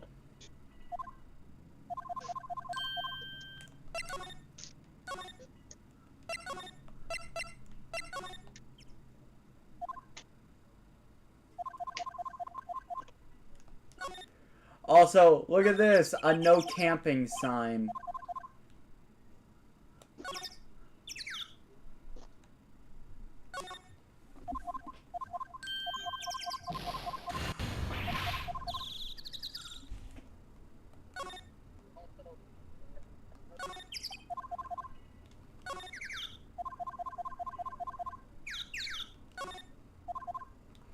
I forgot how to trigger Lotta. Party popper. Oh, I completely forgot the party popper existed.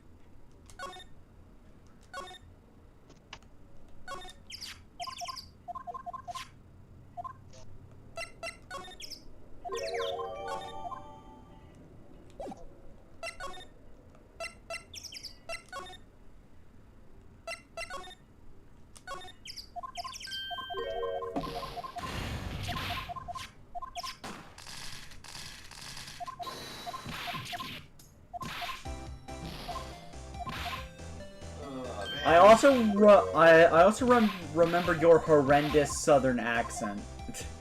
Yeah.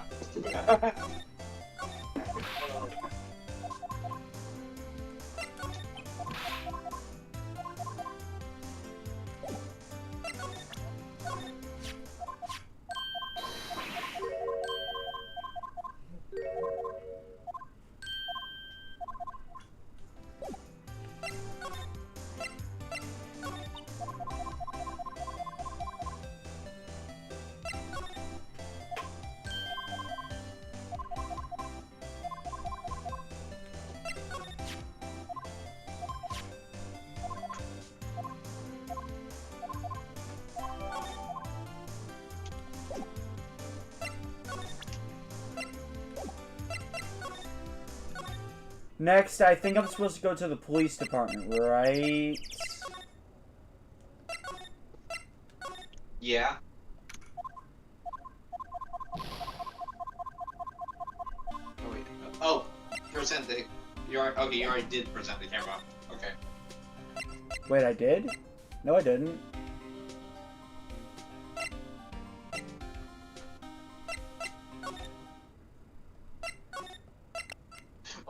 Alright, he mistook mine for a shoplifter. Oh, yeah. I actually forgot about that.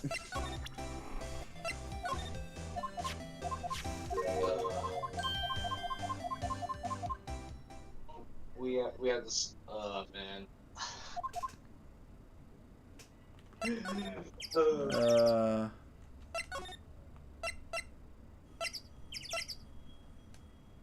When we get back to the point, save the option before that one. Because now No, I'm using all 3 save files now. Oh, okay. Because this probably won't be the only time I do something like that. Wait, is it only 3 save files? I think there's a lot more than that. There are. Okay. That's Yeah. definitely why there's more than 3, though. I just thought I might save some for it if I want to replay these on my own time.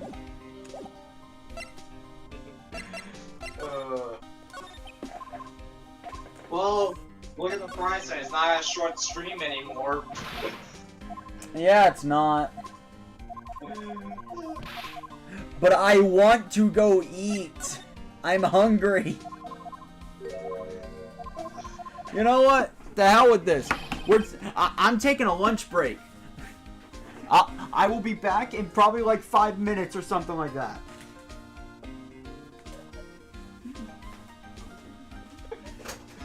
Oh, man.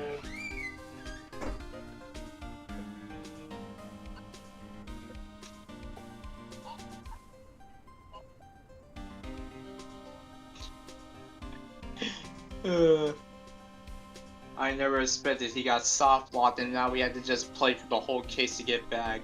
The future collections actually have chapter selection, so that makes things a whole lot easier, but not this trilogy, I'm afraid. Oh man.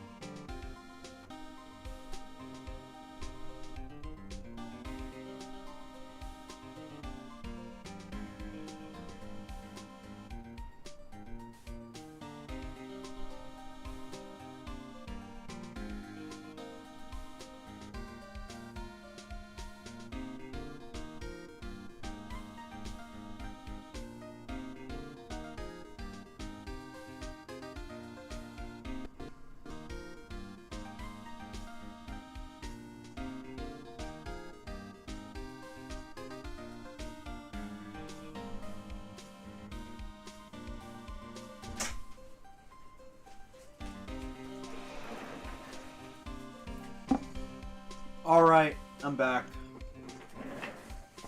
Welcome back. I have a burger.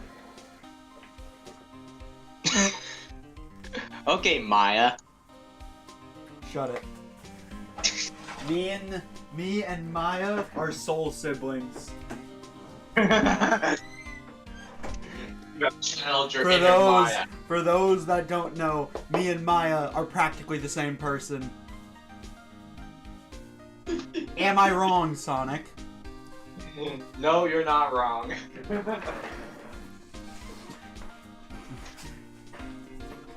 Anyway.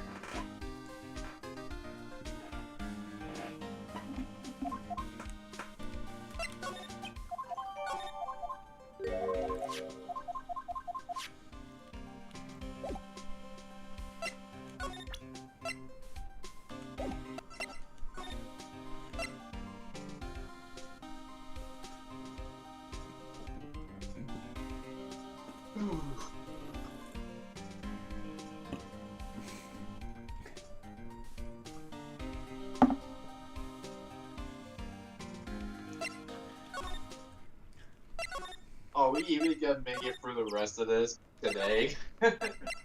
I hope. I'm skipping through the dialogue, so we do. Yeah.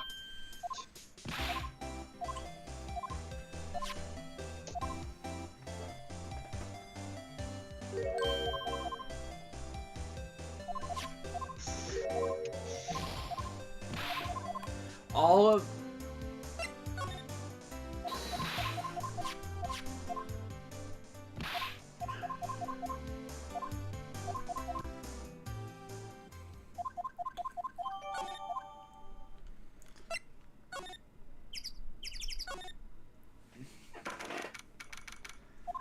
Anyway, I made myself a burger with fries. Homemade, of course.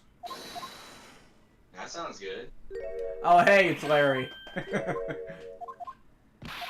Ho ho ho! Merry Christmas, Nick!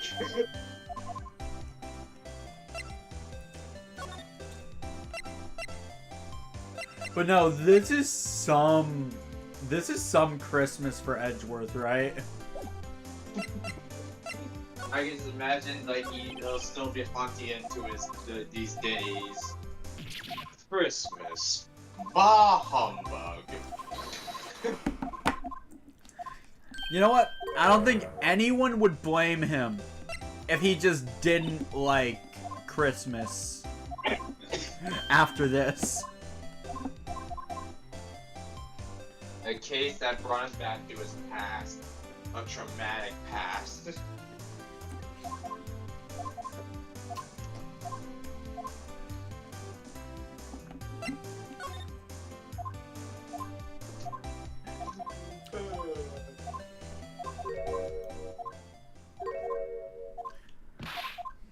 If I see him again, I'm taking it down.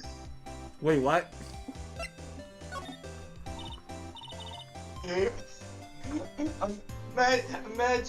Imagine old back in the gallery cheering for Edgeworth, and then she just randomly says, "If I see that Von Karma again, I'm taking it down." I might as well just turn that "I'm taking him down" into a short, since you like to reference it so much. What? I mean, hey, what's the one with Gumshoe? Remember?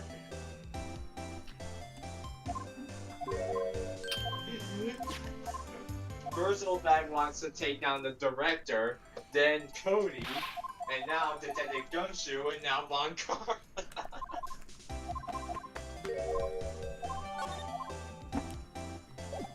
Alright. I forget what I had to do next.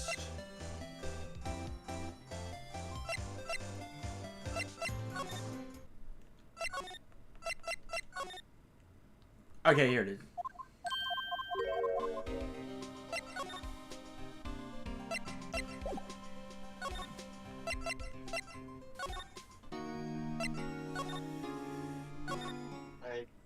Oh yeah. There we go.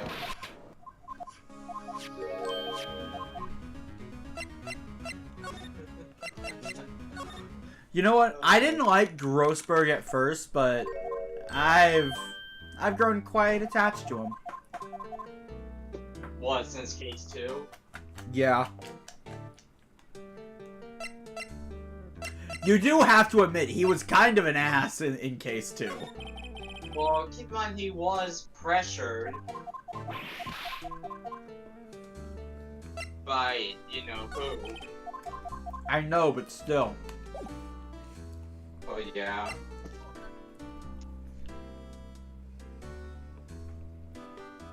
He probably didn't want to take the case because of White.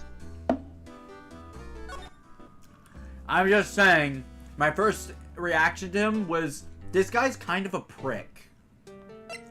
Now I'm like, he's a respectable guy that just got dealt a shitty hand. Yeah. I forget. Am I supposed to present anything to Grossberg? Not. Oh yeah, you already presented the autopsy report to him, right? Oh no. Alright, there you go.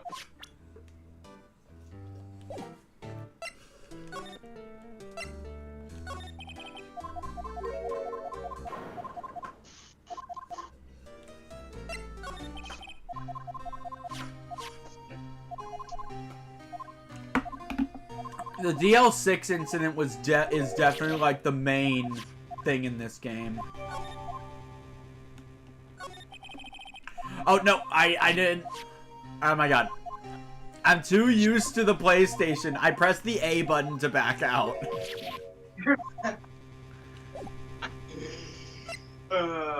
Way to go, Knucklehead. It doesn't help that the game I'm mainly playing in my free time now, even on Switch, it works like that. You have to press the A button to back out and B button to select. Yeah. I've already done that a couple times in this stream, actually. Yeah. I almost did it again. Yo.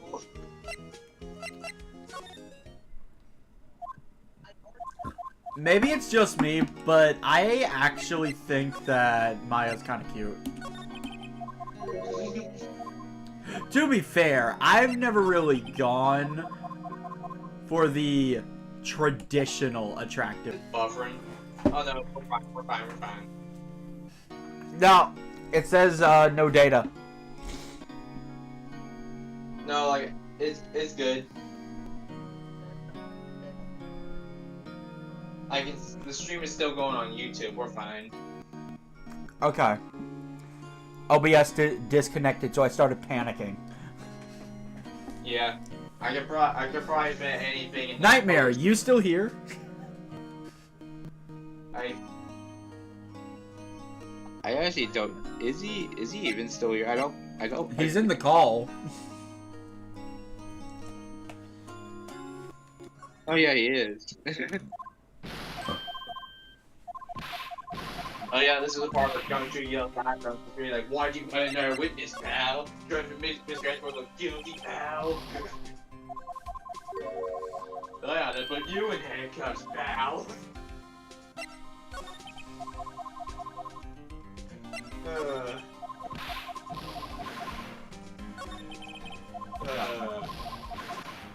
I'm looking forward to you playing the other installments.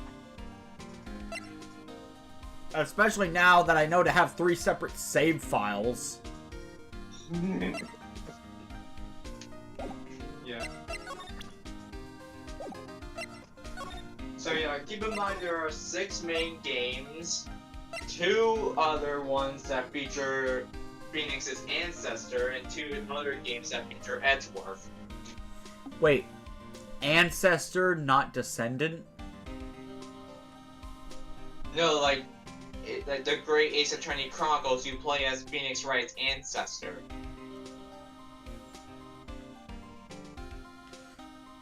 We shall see. At this moment, I do only have the first 3 games.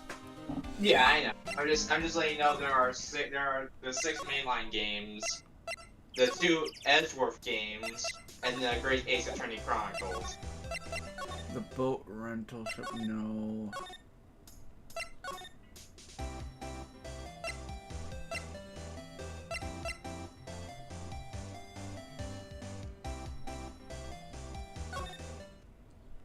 What, remind me, what am I supposed to do next?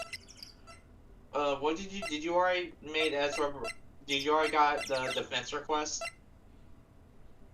I wasn't paying attention.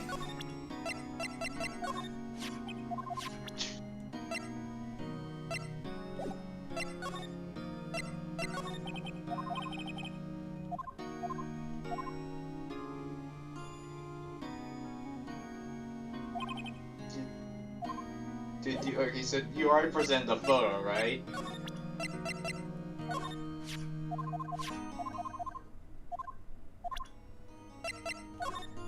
The Misty Bay photo.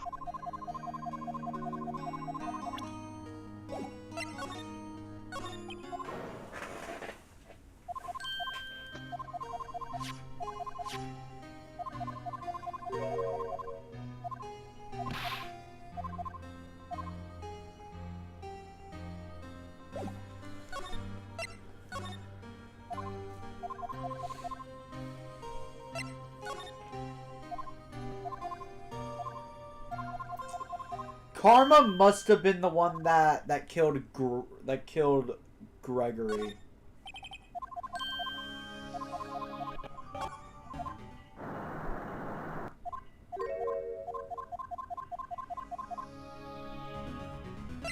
Now you got the defense request. Oh yeah, the earthquake.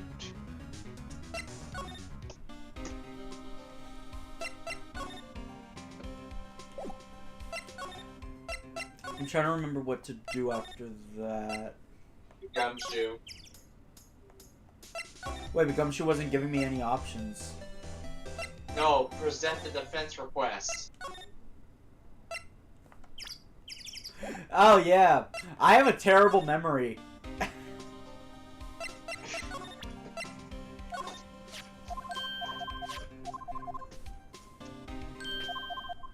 You know, part of me makes me want to play this game for you to get back to where we were. Unfortunately, that's not possible anymore. Yeah.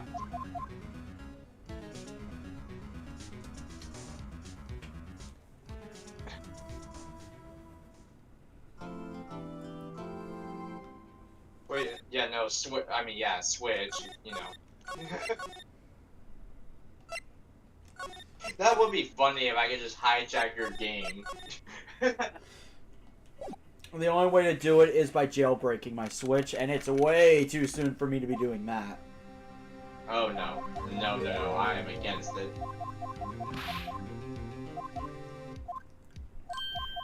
I only really do it when the developer just stops making that console. Period.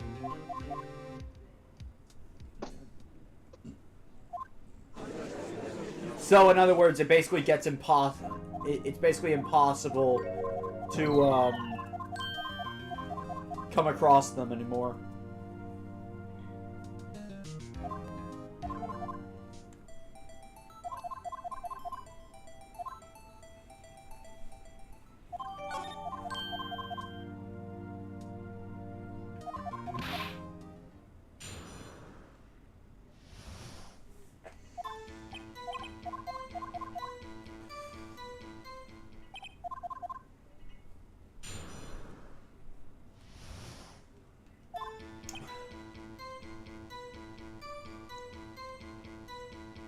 You just have to press everything.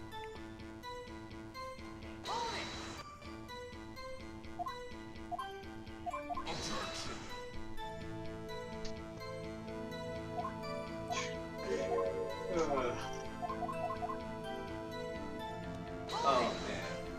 I still can't believe that. I still do not think that was possible. Why did we get fucking an Ace Attorney game? Believe it or not, that's not one of the craziest things to happen to me. It's crazy to me. I didn't think that was possible. You wanna know what's even crazier? What? Rolling 17 ones in a row in Mario Party. Jeez. That's by far the craziest thing that has ever happened to me. Followed by me not being aware that critical hits existed in Mario and Luigi Dream Team until the final area, because they never went off. Well, this has become part of a podcast. Yeah, it's basically a podcast. Let's be honest. Oh yeah, Blitz. Yeah, while you were gone, I see Blitz live on. He's doing Super Mario 64 Star Road. That is. Star Road is a. I know what it is. Yeah. I played it. I played it before. Yeah, but the twist is he's not playing as Mario. So he's using the SM64 online hack. He's playing as Waluigi. That's the second worst character in there. Wah.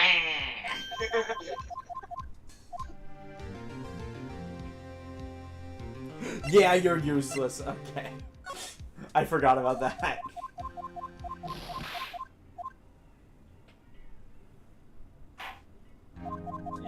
Yeah, like, just like, try not to speed through too much, or otherwise you might accidentally hit when you regret.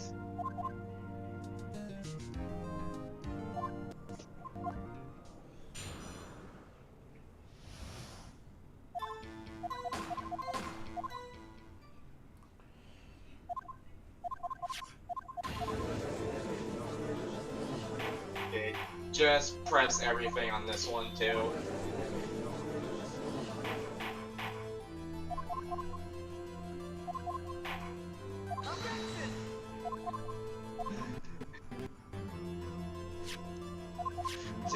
So here's the thing, by the way. So in the other collections, in Great Ace Attorney Chronicles, there's actually a chapter select. So you There don't actually is? Not in the in the other collections, the Apollo Justice trilogy, the Great Ace Attorney Chronicles. That would explain why you told me to use chapter selects. Yeah, I forgot this trilogy doesn't have it, but the other ones do. I mean, I thought they would put a chapter select in here, but they didn't.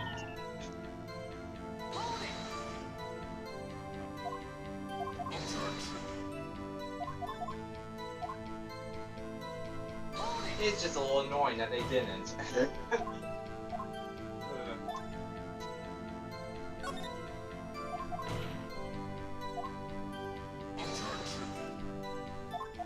All the other collections has it.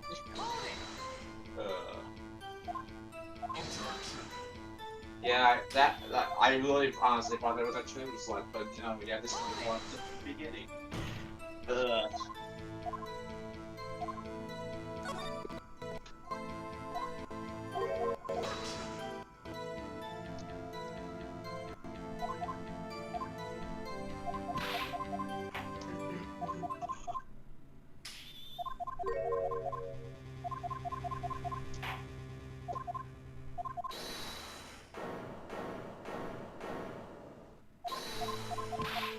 Right, this. Yeah. Remember that one statement, don't press it, otherwise you'll be penalized. Don't what? No, like, remember that new statement Lada made? Don't press it or you'll be penalized. That who made? Lada. About her seeing Edgeworth that wasn't in the initial testimony.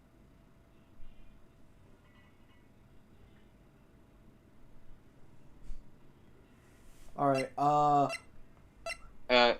You hit right. No, wrong. Oh, shoot.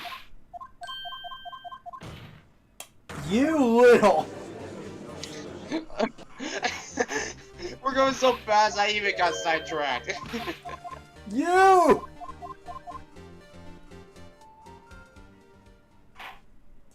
I think the next time I have the option to press, I don't press. Yeah, don't press this one. Present the photo. The 2 men in the boat.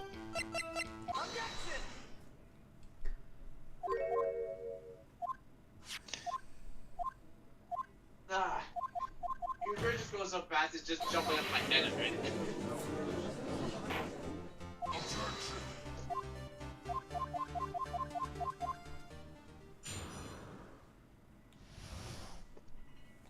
I just press everything here, right?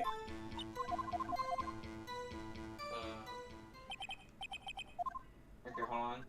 When she added that she used binoculars.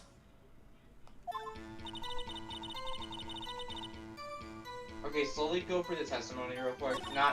Don't press anything. Just let's see. Next one. My car. Next one. Oh, my dog goes with me. Next one. I don't know. Noise on the leg. I left from the phone. Oh. Okay, I think press the last statement.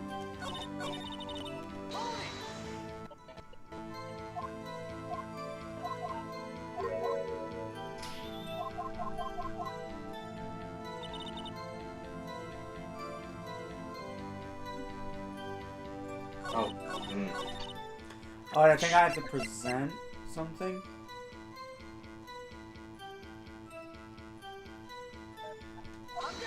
I have 5 chances. Are you just gonna force it? Yes. I mean, I'm not gonna count the guilty because I've already gotten past this part. Yeah.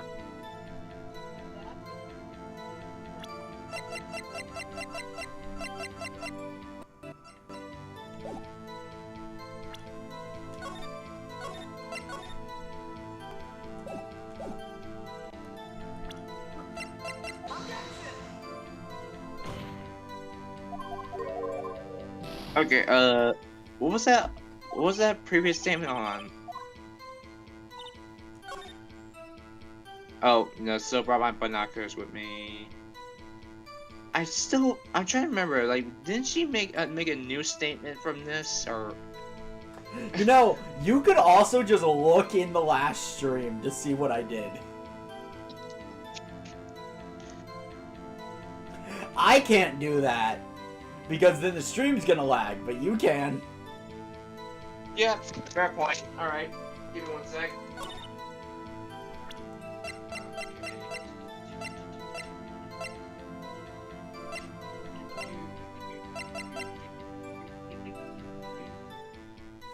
Hello, Sunky. Welcome to the stream.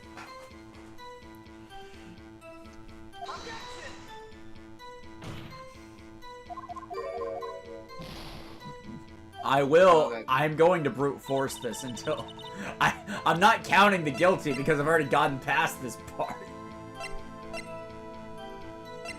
Okay, hold on.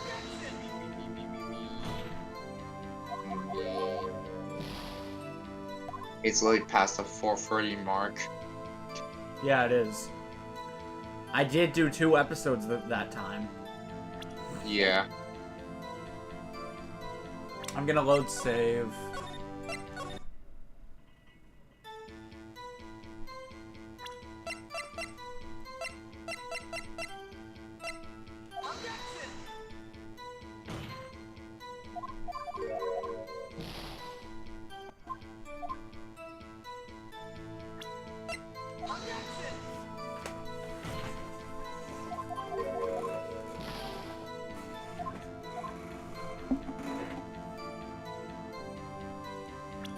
Okay. I'll just play this out a bit. Okay, I made it to the point on stream with that testimony. You might as well just use it as a walkthrough at this point. Yeah, pretty much. We want to get back to where we were as fast as we can.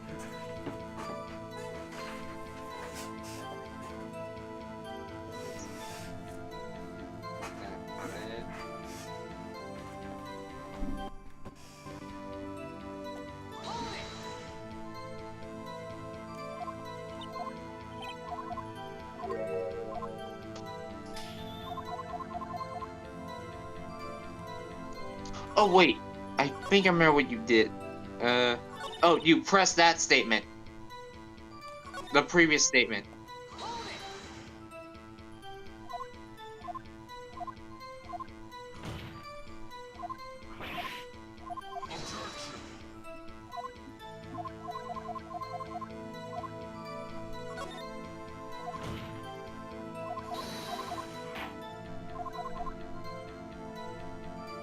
Okay, now present the camera on this statement.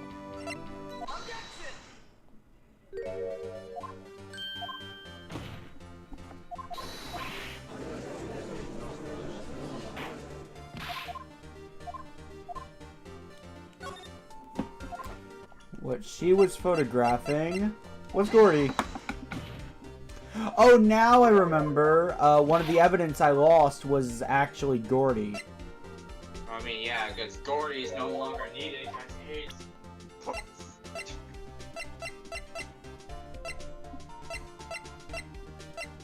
I think the proof would honestly just be the camera. Yep. Yep. Okay, yeah. I remember correctly now. Keep that stream pulled up because we're trying to get through this quickly. Yeah, I need to fast forward a bit.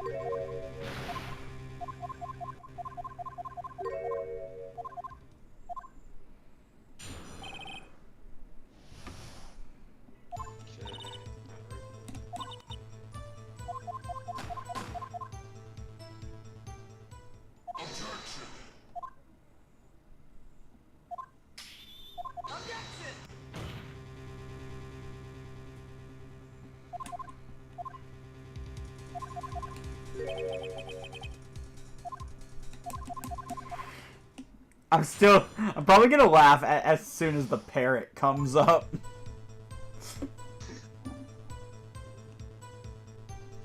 For this one, I think I just press everything.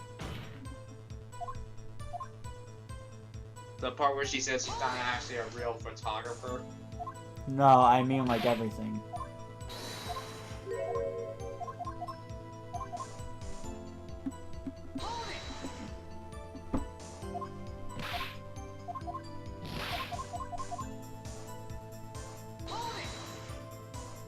Okay.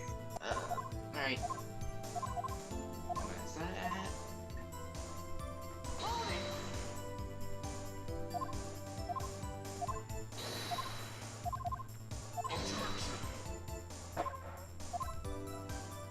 Okay, hold on.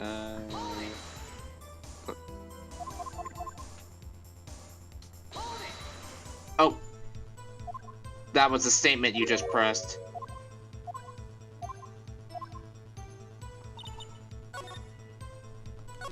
So, when you heard the bang... No. The looking out at the boat, watching them the whole time. Present the Gordy article there.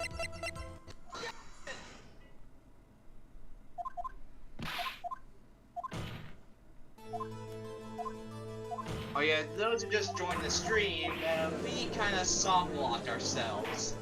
Yeah, the only reason we're doing this is because I got soft-locked. We're trying to catch up to where we were. Hush, you know exactly what you did. Yeah. What did I do? You're the one who soft-locked. I'm talking to my dog. Oh. She decided to poop on the floor. So now she's punished.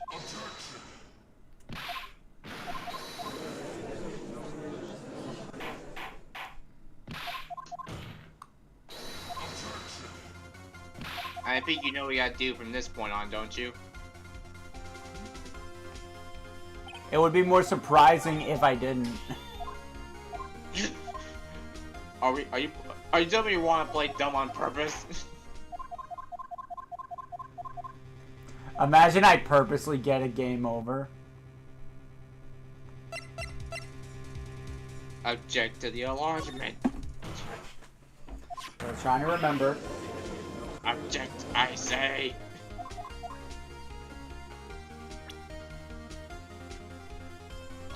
The hand of the shoot. My god, my aim was off. The hand of the shooter. I hate joystick drift. Well, maybe you should fix it. Too bad.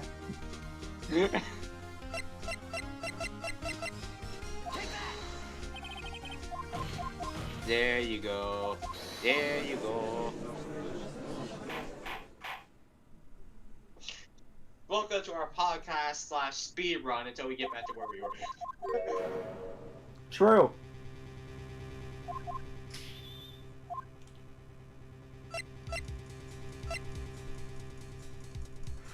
Oh yeah, I forgot Larry was an option here. Larry did it! I knew he was guilty the moment I saw him. Afterwards, he never got acquitted in the first place. He used the thinker. Remember that? How it's technically a serial murderer at this point. Yeah, he made a serial clock. That one statue is literally just a serial murderer. I literally throw the culprit and the clock with them. Throw the statue in jail too. I feel like at this point that statue should be destroyed. Well, I mean, there's only 2 in existence, and both are in police custody. Don't know where they are.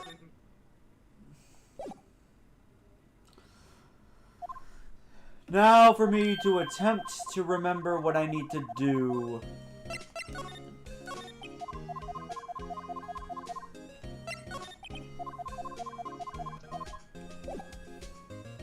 Alright, you need to go talk to Gumshoe.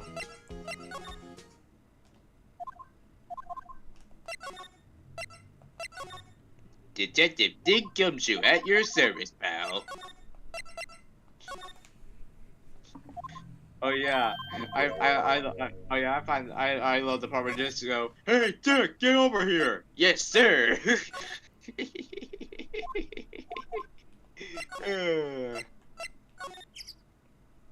Gumshoe should be at the woods.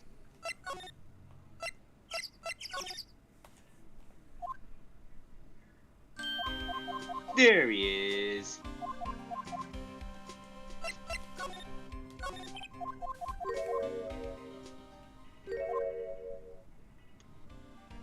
There were 2 witnesses. 2, I told you.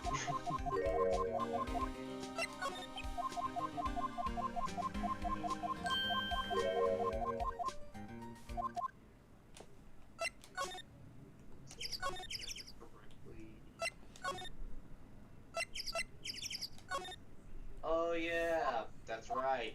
We only covered the first day 1 investigation, the day 1 of trial, and the day 2 investigation. We started this stream on the 2nd day of trial. Yeah. I should have a good enough memory to remember that at least, though. Yeah, so after this investigation, you should be able to just breeze through the rest to get back. Like, oh yeah, what did you do this time, Maya Fey? Just robbed the burger joint. I robbed a burger joint. Oh yeah? What'd you do this time? Rob a whole bunch of burgers? Oh yeah, I took a whole bunch of them and stuffed my face full. Hey, you should save me one, pal. Alright, I'll behave. Oh wait, this is oh yeah, I just remembered. Okay. What? Okay, like no, like I think this might be my redemption to show you that one part that I was telling you about before. Your redemption? No, like that scene I was telling you about. Like after I talked to Lana, follow her to the woods.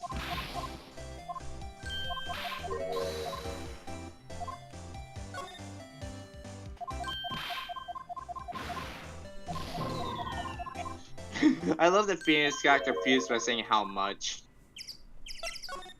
Okay, like, go to the woods. The woods. I heard you. The steel yeah. eyesore. I remember that. Oh look, the steel eyesore. What do you mean, eyesore?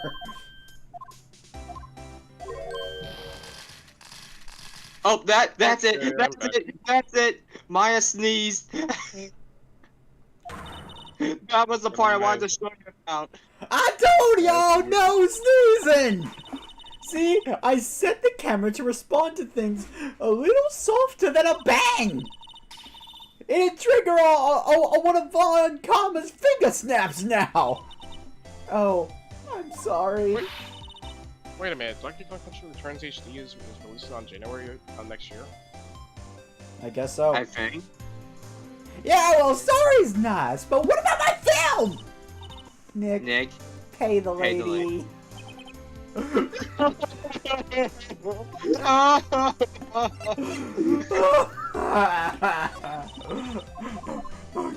the part. That's the part I wanted to show you. That's the part I was telling you. Maya sneezes and the carrot gets triggered. You know what? Understandable. Film is expensive. Now the thing is, like, I think you missed that part because you went ahead to the criminal affairs to get the secret weapons, and now that part you skipped that part, the sneezing camera scene. That's what happened. Yep, apparently Miles allergic to nature. Yeah, alright, so, so Nightmare, so here's what happened. We got far into the case, but the problem is, Skena soft-locked himself. He saved at the 2 wrong answer choices. Like, both choices were wrong and he couldn't go back, so we had to start the episode from the very beginning, and now we're kind of speed-running our way back to where we were. Oh, so basically he was, he pretty much claimed, I think he was claiming guilty or not guilty? Huh? During the attempt.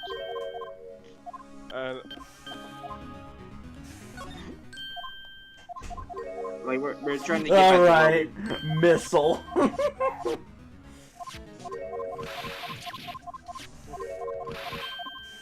Yeah, the fishing pole is also another thing that's gonna take out Law's film. So then Law's film is wasted twice because of that. Wait. I gotta see. I feel like being an ass to Lotta. Oh no! I thought you wanted to get back to where you yeah, were. right.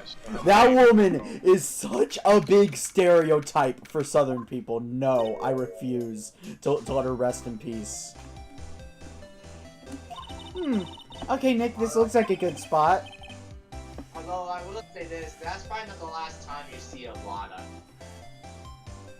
I'm going to screw her over then, too. You're probably gonna waste her film if you see her again. Just grab it and go. A good spot for what? Time to do some fishing. She's serious. We can use her bait. Use Lotta's camera as bait. Oh. Yeah. Oh. Figured something. I feel like something was supposed to happen. We should have brought Missile along with us too. At least then we'll have bait. Oh god! That. Nick! How could you? I'm kidding. Some jokes are better left untold. Alright, dog, time to go for a swim. Watch this, Nick. Here we go. Ah, my leg. What? Hey, what y'all doing? Sorry, Lotta. Don't tell me y'all on some film company's payroll. Nick, pay her. My poor wallet. Okay, enough gags. Just get the metal detector and move on. I refuse to let I refuse to let Lana rest in peace. But yeah, you guys are not gonna say though about Phoenix Wright's ending in Ultimate Bros. Capcom 3.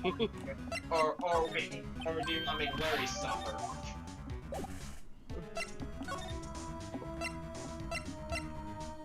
Okay, you're sparing Larry. Good choice. What? Remember Missile eats his samurai dogs, all of them. Oh right. Yeah, no. Larry's a hero. He doesn't deserve to suffer. He saved the day, so he's staying spared. Exactly. But in the previous universe, you did make Missile eat all of his samurai dogs. Yeah, I did. Yeah, because This is now a because, multiversal story. Yeah, because they literally put Galactus in freaking court in Phoenix Wright's ending. No joke. They did what now? And Galactus is during Phoenix Wright's ending in Ultimate Bros. Capcom 3. They pretty much put freaking Galactus in court. And you know how large, yeah, Galactus from Marvel.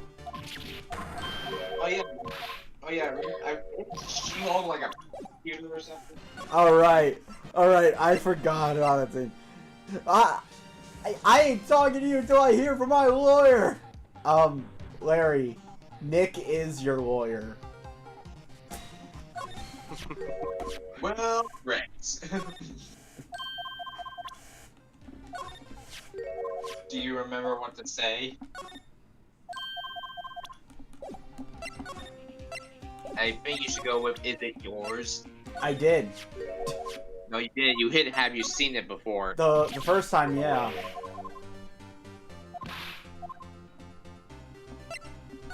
To inflate something. Oh. No! You...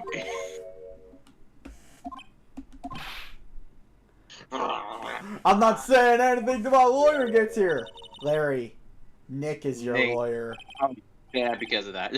Well, Larry, she's right. She's right. Alright, what are you gonna do about it? Yeah. Right. You make it sound like Phoenix is the only lawyer in that world. Even though there's others, Yeah. you know, Edgeworth and Apollo. Edgeworth is a prosecutor. Yep. Ask more about the tank. I didn't know that Edgeworth's a prosecutor. Here. Oh Is, look, Larry! Oh look, Larry made the steel eyesore fly away. Wait a minute. The eyesore. Is Apollo a lawyer? Is who a lawyer? Apollo. Yes. I don't know. He's not. Oh yeah, like. Skinner doesn't know about. Oops.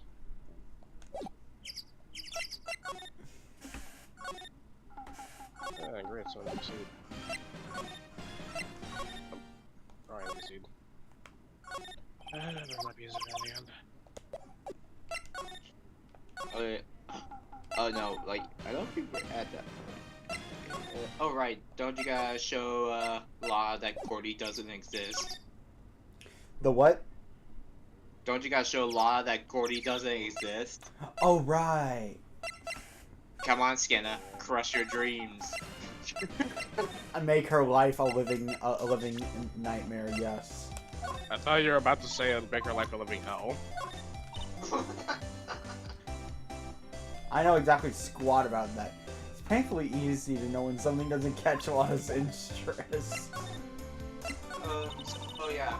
So I think it's probably clear I just probably just like the other thing, you know, because we're pretty much good.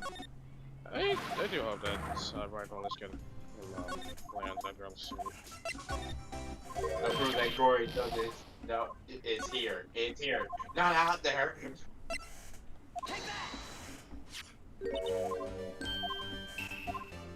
You need to calm. You need to slow down a bit. No. I refuse. Oh look, it's your soundboard. No. No. No. No. No. Oh yeah. Yes, I've crushed this horrid woman's dreams.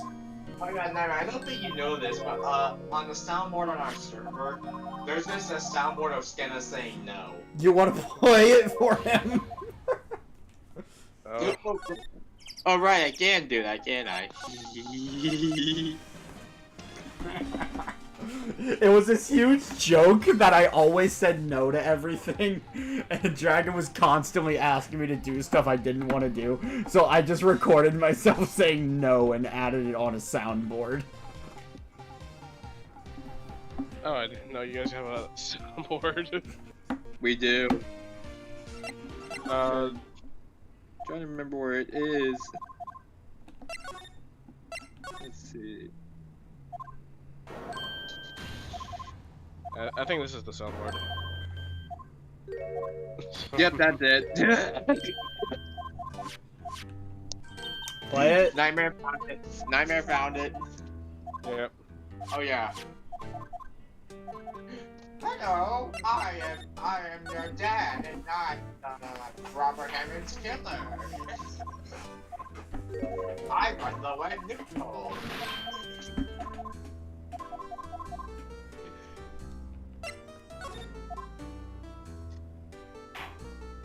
You know, we a really great actor to pretend to be an old man. Yeah, for 15 years. Yeah.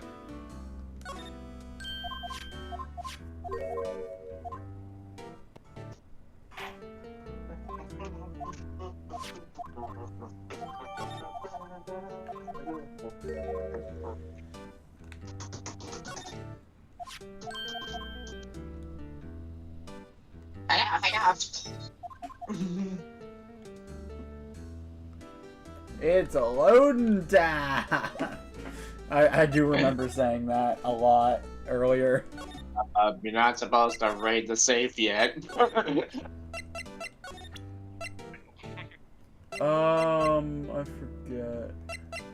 The day free of investigation.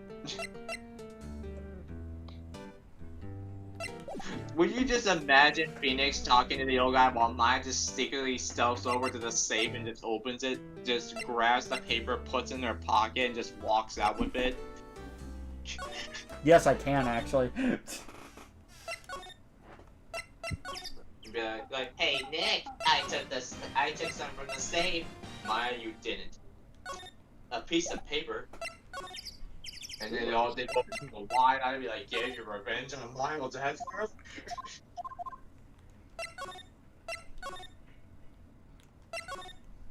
I forget what I'm supposed to do now.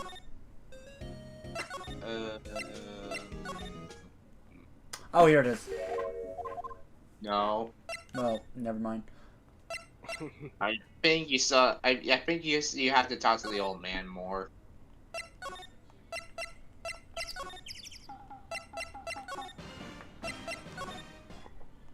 We're almost at the halfway point. Almost at the halfway point of this case. Also, why? I think there's something wrong with your screen right now on OBS. Oh no, that's just on the Discord stream. It's not on the YouTube stream. Yeah, no, it's only like that because I currently have the death counter selected. Yeah, it's not. Normally I hide those before starting the stream. Yeah. Because it could show up on the. I think you had to. I think if I remember correctly, you had to show him the crime photo.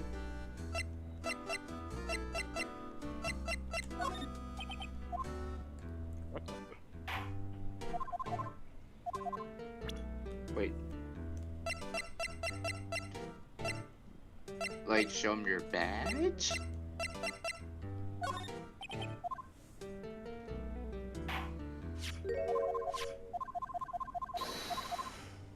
You're not cheap, and you're not big. Who are you people? Yo, run the wet noodle. I remember laughing at that. Phoenix noodles. Phoenix noodles. They set your mouth on fire, like the wings of a phoenix. Yeah, basically, this is one thing how you make a spicy Oh, ramen. no, now you present the photo. There you go. Dad. Keith? I am your father. No, my father's an old man. Wait, I'm not Keith. I'm Phoenix Wright. No, you're Keith. Yes, Dad, I'm Keith. Keith? Don't forget DL6! Okay, now you go talk to Detective Gumtree. Wait, did you just say Gumtree? Yeah, no, it's Gumtoe. No, you both got it wrong. My name is Detective Gumshoe.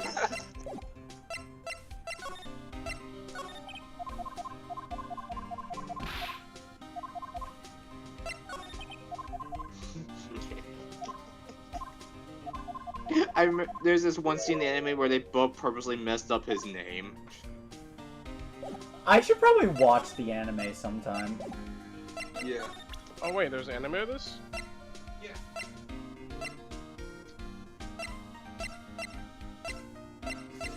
What proves that it was the DL6 again? Yeah. You the parrot?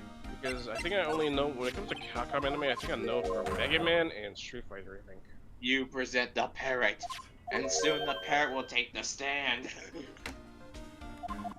Even the JoJo references. I can imagine in the next case, the judge might actually bring up, you know what, you know what, you called a parrot to the stand once, I'm not gonna question it.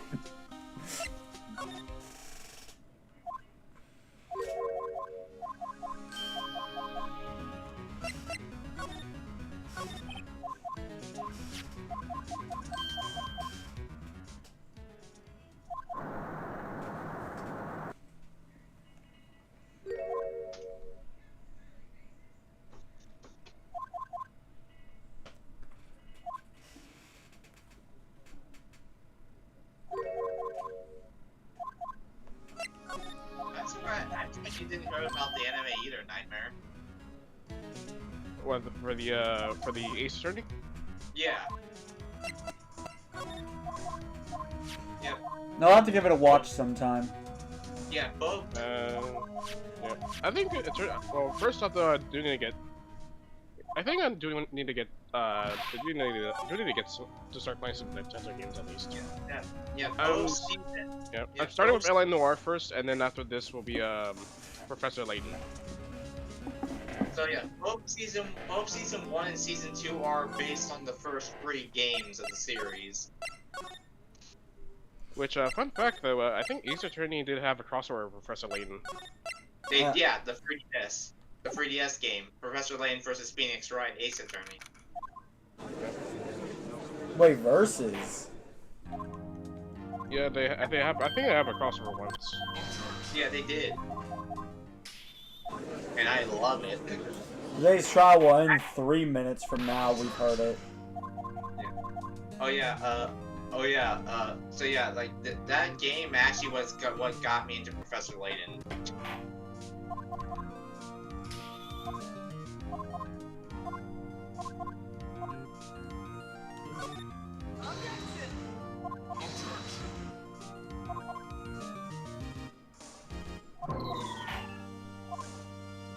Oh, I'm getting screwed over.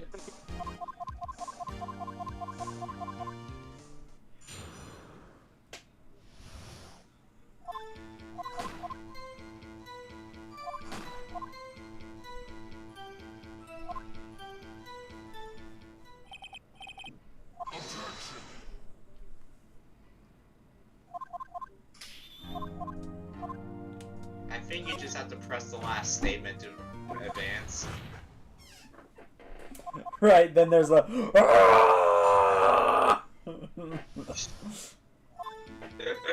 Yeah.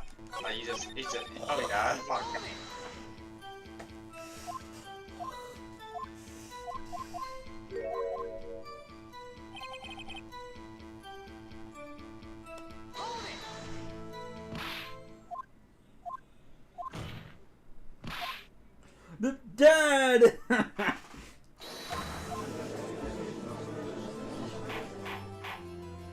Like, if he wasn't brain damaged, why did he let that slip? I don't know.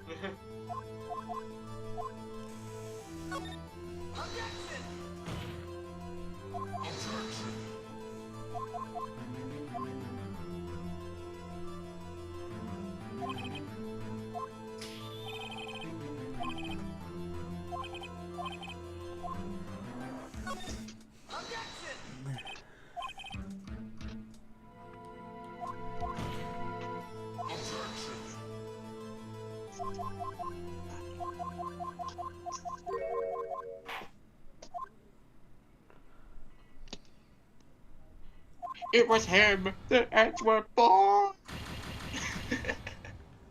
Right? The fake out guilty.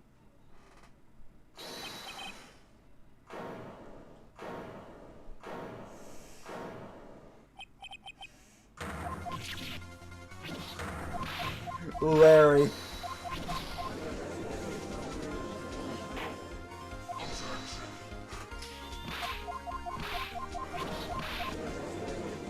Larry, the hero.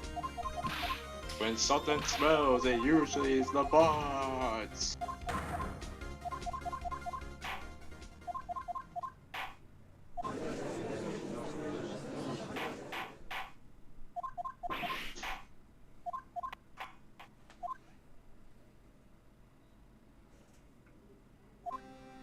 You should know what you should do, right? Because this is still fresh in your head.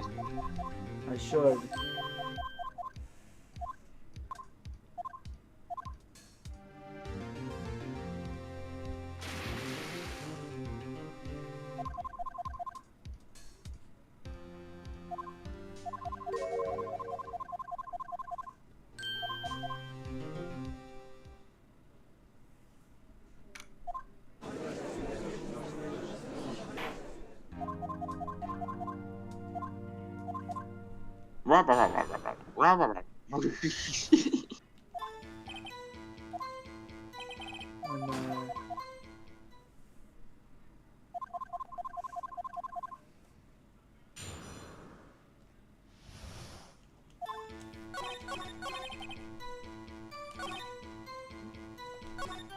Single gunshot.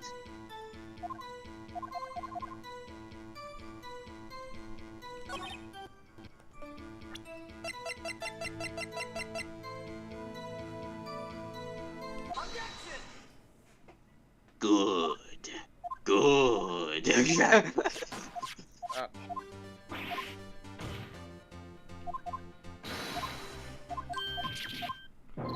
Right, then there's the, you gotta be nice to me. I'm a customer, Nick. You should treat me with respect and bow down before your leader.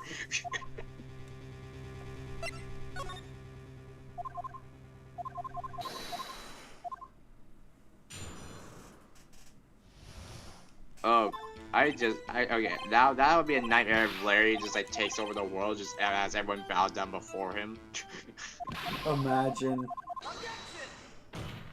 Bow down before your leader, Nick. And I will have all the models date me.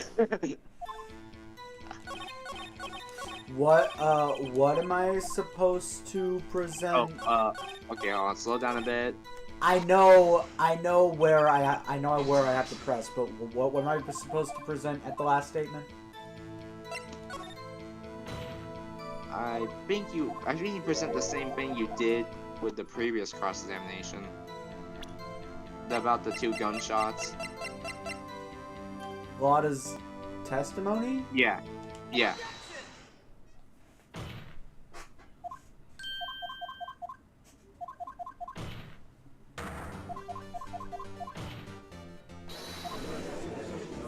Oh right, I think you can present the photo of the shooting or Lotta's testimony for that one. Larry is absolutely right. Oh.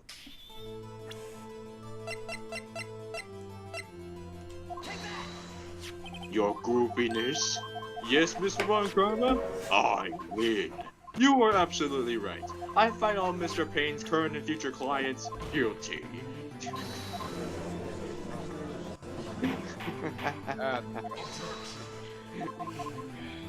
It's something from a funny video I watched. Like someone just edited the judge with an afro. Oh, right, I forgot what I have to present here. Oh, about, are you talking about from before, around the time, are you talking about around when that shot was fired, that Larry heard? Yeah. It's that empty photograph that says 1150. No, it Oh. isn't. Oh, the pistol.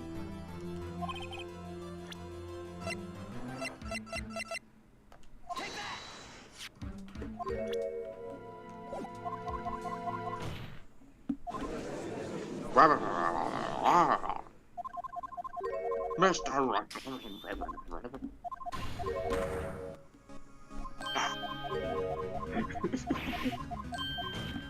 So fast, Phoenix is losing his mind.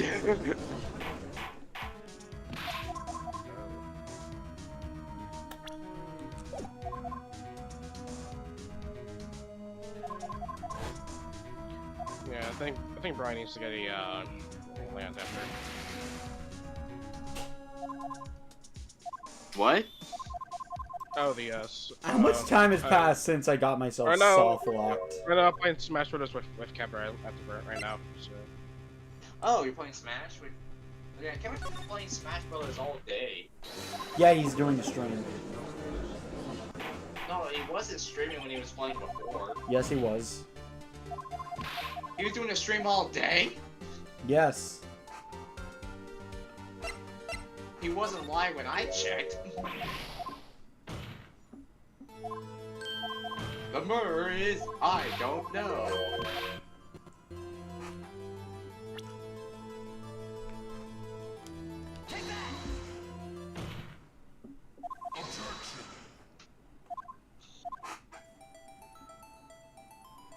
Are there genuine speedruns for this game? I don't know. If there are, I can imagine they would be hell, because it's just hold B and memorize. You hit the Kingdom Hearts games with Axel. Alright. Okay, let me switch those to the last one.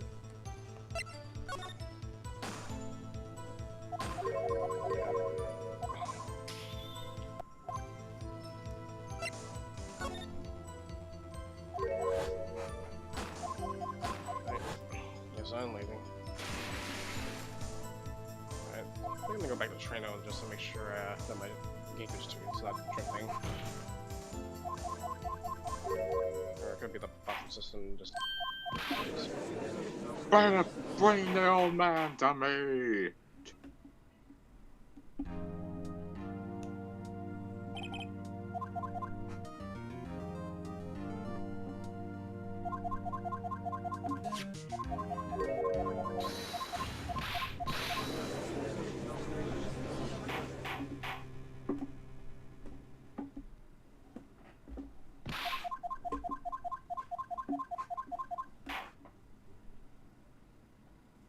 You know, I can just imagine everyone's gonna be like, imagine people outside the car just see an old man running for his life.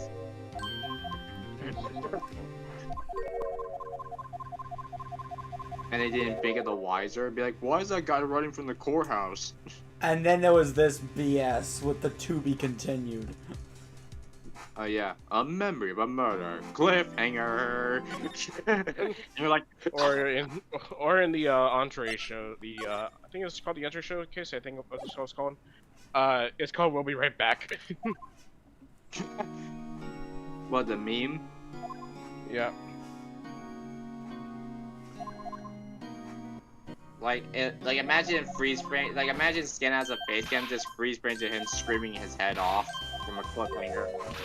Okay, correct me if I'm wrong, but this one mainly consists of just finding the letter and going wild with it until I get tased, right?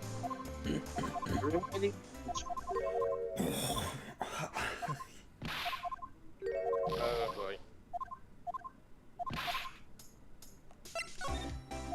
Now here's the thing. Logically speaking, can you really handle 600,000 volts?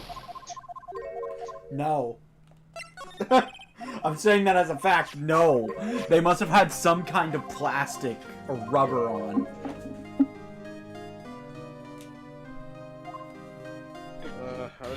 I managed to get a match in for cover at least. Because I was too tired with Ultimate vs. Capcom 3. You know, funny thing is, I actually wanted to see Phoenix Wright in Smash Bros. Mostly because of Ultimate Marvel vs. Capcom. Yeah, I mean, it could work at least, but... I'm curious to who actually stole the $38, though. I mean, then again, Amaterasu is also in Marvel vs. Capcom 3, so... Oh yeah, Amaterasu's there too. That's who I'd be playing. But yeah, I know you played Okami. Yeah, I mean, I already live streamed on my channel.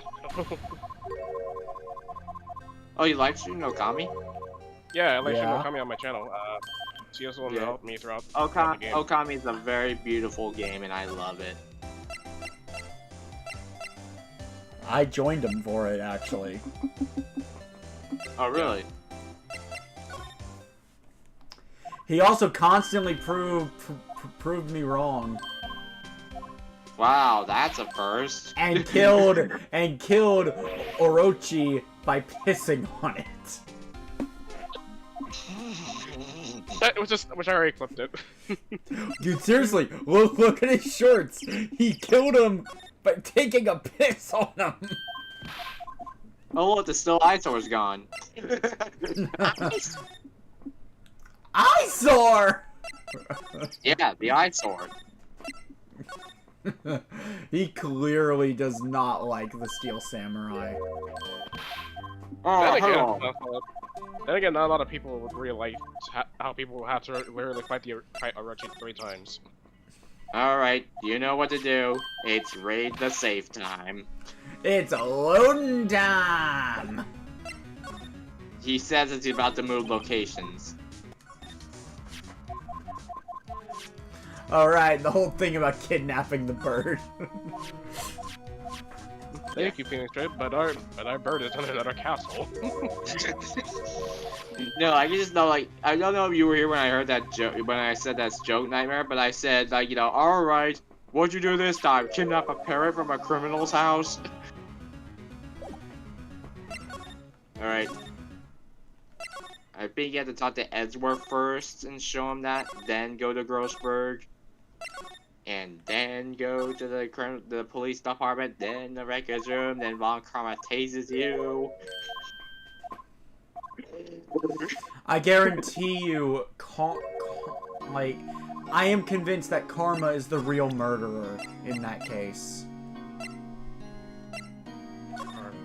I don't know how he could have been the murderer, but it's just this hunch I have that he's the murderer in the DL6 incident. Sounds pretty sus.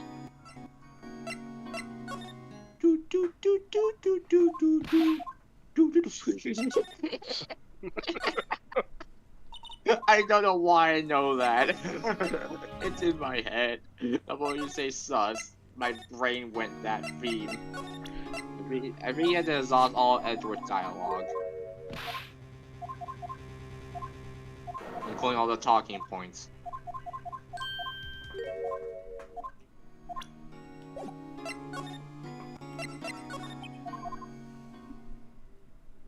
Stop breathing my air!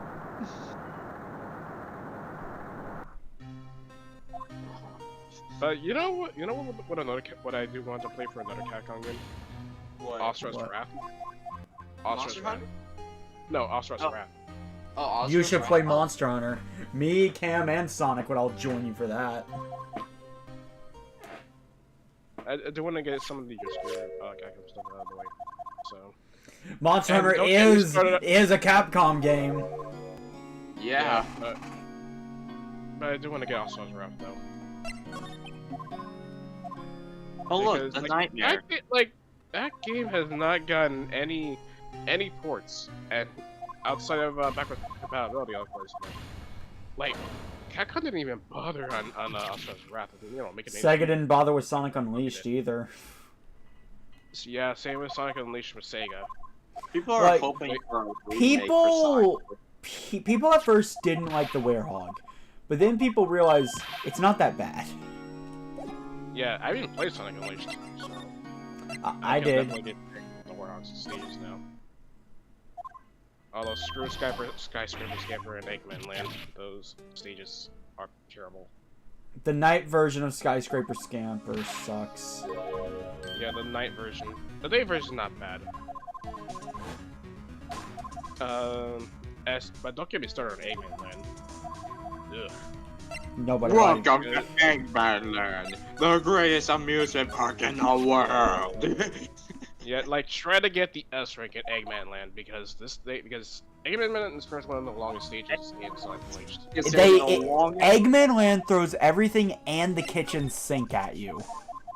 Like, Yeah. Eggman Land is literally the longest Sonic stage in history. I'm not wrong, you know. Yep.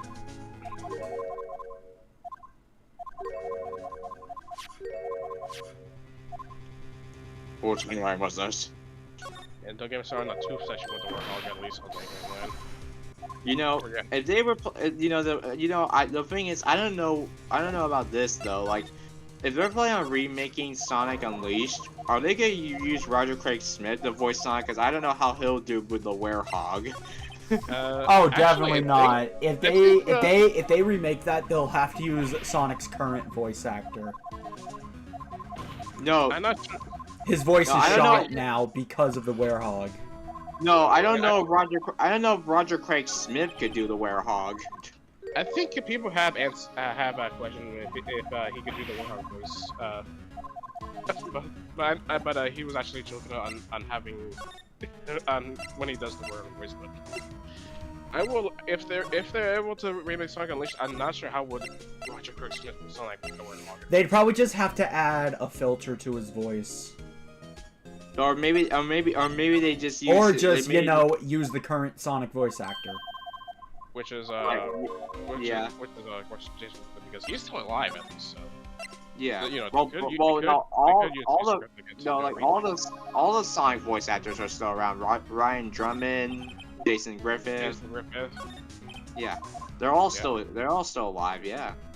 Yeah, which I would love. Which I guess if they are gonna remake Sonic Unleashed, if Roger Craig Smith couldn't do the Sonic voice though in that game, then Jason Griffith's another option, but just have him do a retake at least. Yeah, or like I can't imagine them doing I can't imagine them just using Roger Craig Smith for daytime normal Sonic and then the Werehog for Jason Griffith. That was something a bit weird though when it comes to that. But... Yeah. Oh yeah, there we go, the stun gun. But I guess if in terms of anything that would like Sonic Unleashed to get fixed for a remake, well, Yeah, they probably Here's the thing. The Werehog stages, they could easily fix it by just replacing it with the Frontiers gameplay. Yeah, but they also need to fix the critical attacks animation to not be quick time event based. And instead, just give him certain super moves that you can back to the final day of court. Similar to Bayonetta's torture attacks.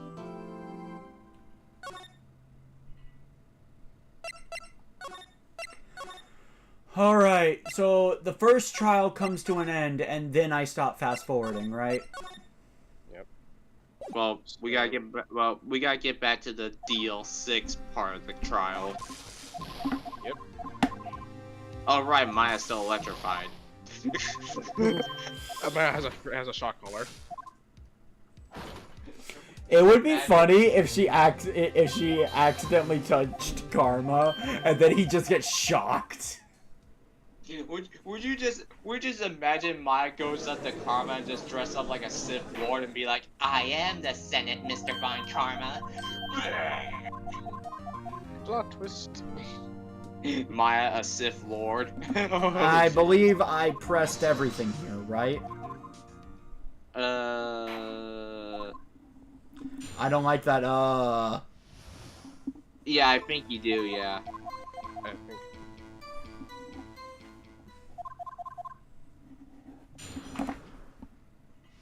Alright, guess I'm going back to my Xbox since Kevin already ended his Smash Bros. Live stream. You know what? It's 8 o'clock. Well, I'm guessing after this case, we're probably gonna end the live stream, I think. Yeah. Yeah, Skinner, by the way, I think where you saw block, I think we were close to being done. No way! Don't try this again. I think we were close to being done.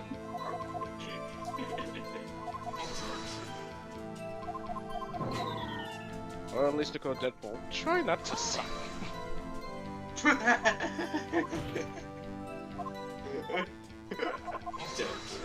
Oh yeah, I think your favorite part of this case is almost coming up already, again. I think yeah, that's right. your favorite part of this case. Cross-examining right. Yeah, alright, speaking of Deadpool, there's actually Xbox Series S controllers for Deadpool. For promoting the movie. The Deadpool Deadpool thing? Yeah, they actually pretty much promoting the movie by adding in Deadpool colored Xbox Series controllers. Like, what are you gonna do, Mr. Right? Cross-examine the parrot? Yes! Yes, I would. What? Fingerprints.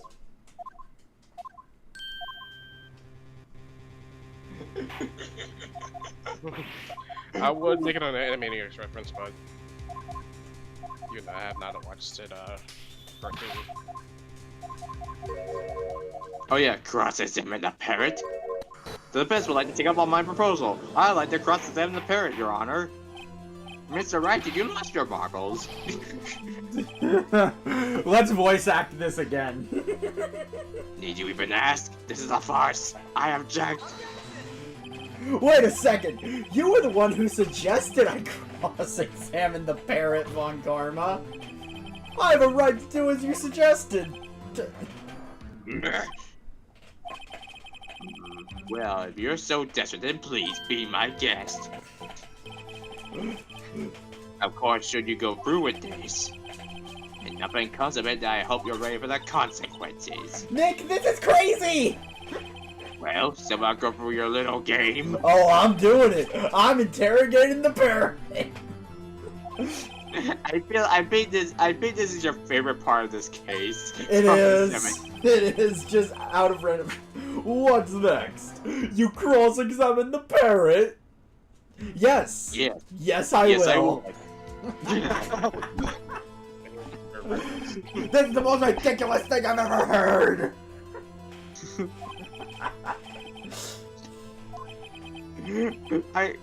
I forgot how funny this is, and I never imagined you laugh so hard from this. Hello, Squid. That's quite a bird. Please tell us your name. Name. Name. The witness is ignoring me. It must hurt to be ignored by a bird. Oh right, I can get the high five. Who is your owner? Please or testify. The parrot.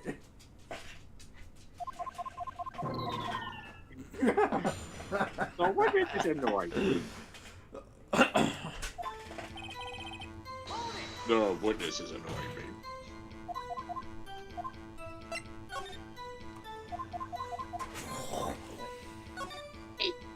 Alright, I'm gonna go get yeah, I think I'm gonna go use the hyper brush as the background. Because That's a large file you have there. I forget which one it is. Suspect data. Okay.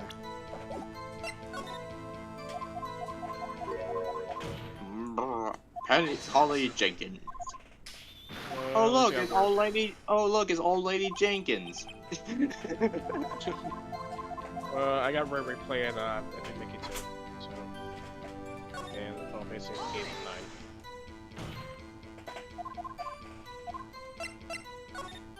the safe number.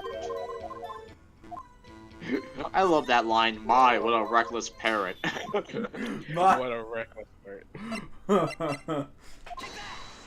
My, what a reckless parrot. I think it's victim data? No, Wait, case summary. Yeah. Oh yeah, I love this part. Slow down for a sec. Alright, I think I'm gonna go be in Wait, scroll down? No, Anyways, slow down for a sec. People, yeah. But Alright, this is not the norm. I set my ATM's card number to 0001 because I'm number 1. That's a one. reckless person. That's a reckless person. Alright, anyways, I gotta go to Kevin's after party, so I'll be right. Alright, All right. take care, Night. Take Alright, care. see you later, Nightmare.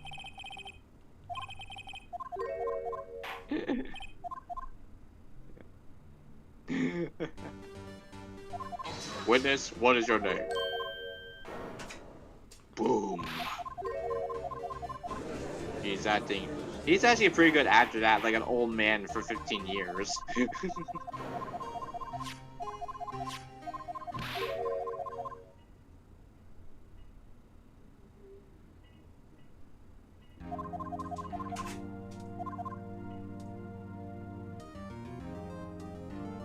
Okay, we're almost there. We're almost there. We just have to get through that There first test. we go.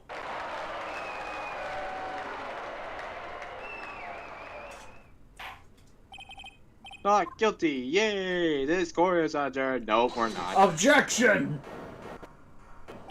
Your Honor, I am actually guilty of a crime 15 years ago when I was just a Correct little me if I'm boy. wrong, but I had only one shot at this point, right?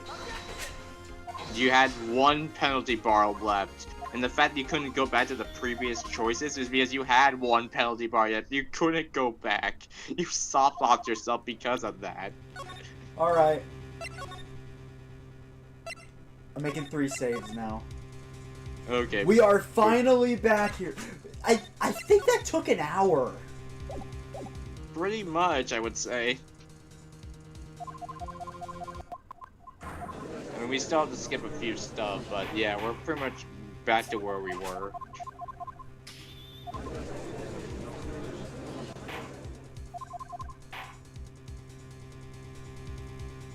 I mean, do we really want to repeat the testimony part again? Or just get back to those, you know, that, you know.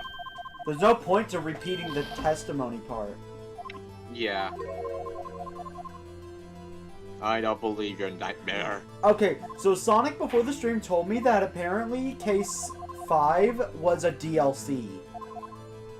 Well, not in the recent releases of the trilogy. In the previous releases, it is. Like, say, the WiiWare version. Yeah, But how not- apparently but- this case is actually what's supposed to be the finale. Yeah, but in the trilogy, the 5th case is built in, so yeah. I don't believe in not fighting fair. So because of that...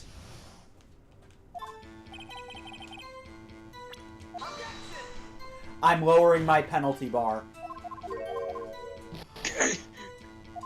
You...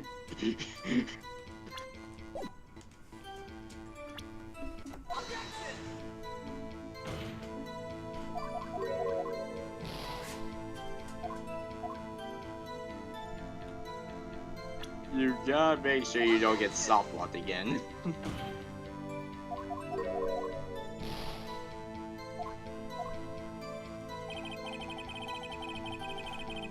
I'll keep one left just in case this turns into a situation where I have to lose the penalty bar. Yeah. How did I get myself in that soft lock again? Okay, alright, well, since we're not really back to where we are yet, okay, so, first of all, okay, go to the statement where you talk about the gunshot scream.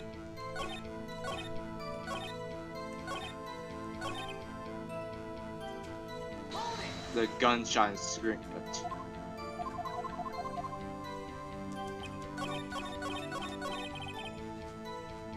Okay, the the victim data in the case file.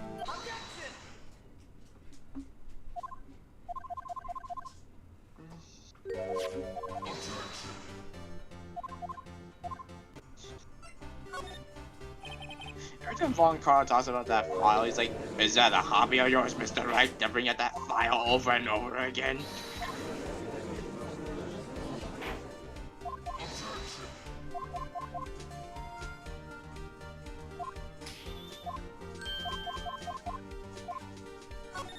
Okay. And you should know what to do at this part.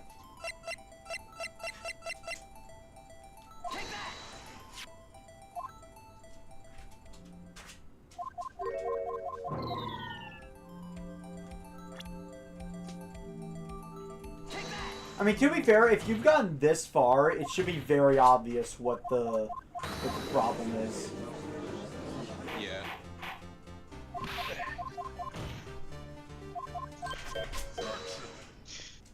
Yeah, from the first game alone, Turnabout Goodbyes has to be one of my favorite cases, alongside the last one.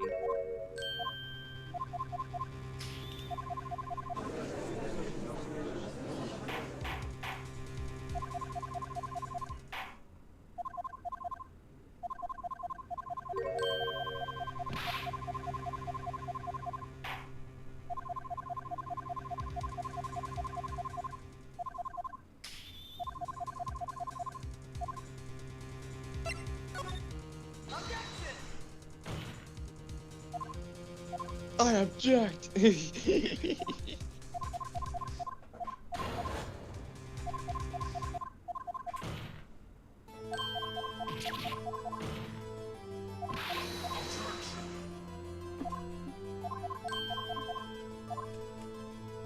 Okay. Okay. I think you know Starting in file 1. What I did wrong was the murderer had to find it.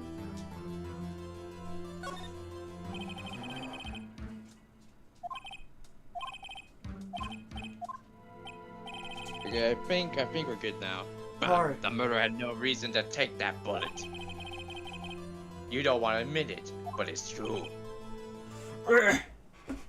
Had to take it! Had to take it. The murderer. What does that mean?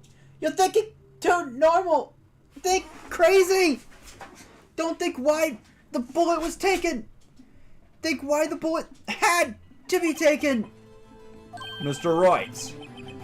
Yes, Your Honor. I have no idea what I'm doing. Okay, hold on.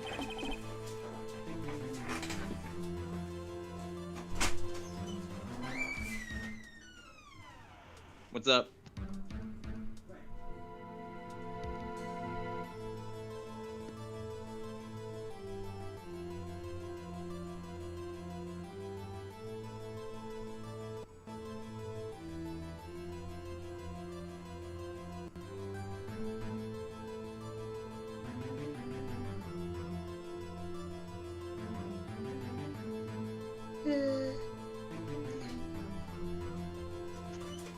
Sorry about that.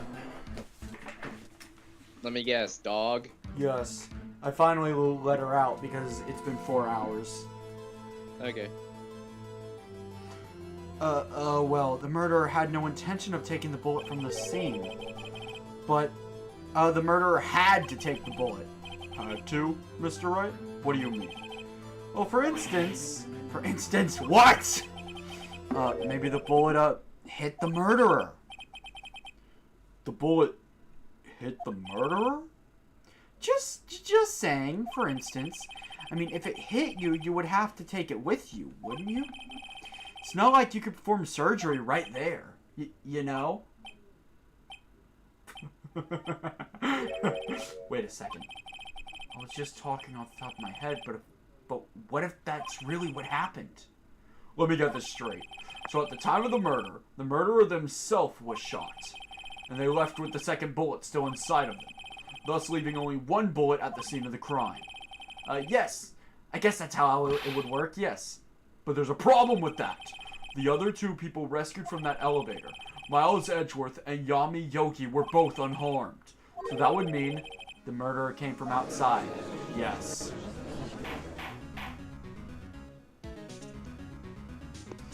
I think Edgeworth now sees the truth. The two men fight inside the elevator. Trying to stop them, the boy picks up the pistol at his feet and throws it. The pistol discharges and the bullet goes through the elevator door and hits the murderer outside. The boy loses consciousness. Then the murderer opens the elevator door and sees the men inside.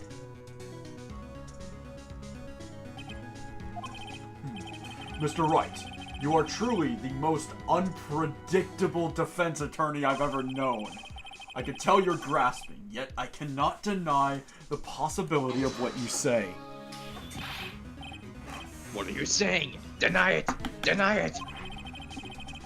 No one involved with the incident was wounded. There was no murderer. No one was wounded at the time of the incident. He's right. I can't think of anyone. Hey, Nick. Huh? I just thought of something really crazy. Crazy? Remember what Mr. Grossberg said yesterday? Gregory Edgeworth dealt a blow to his perfect trial record. Wow! It must have been quite the shock for Von Karma. Wait, Karma also took an extended vacation after that.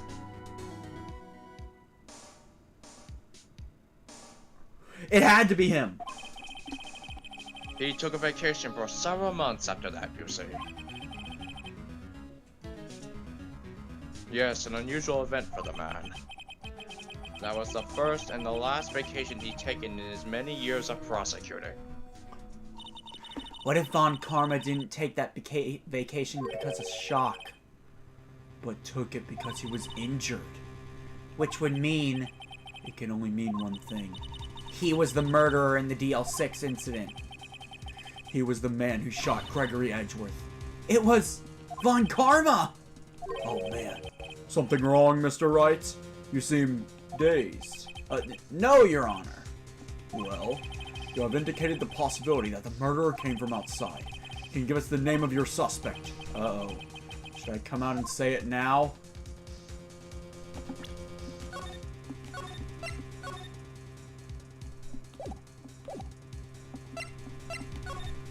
No time like the present. Your Honor, there is a suspect. One lone suspect. Well, this is certainly interesting news. Very well, Mr. Wright. Who is your suspect? My hands are shaking. What? Von Karma! Von Karma?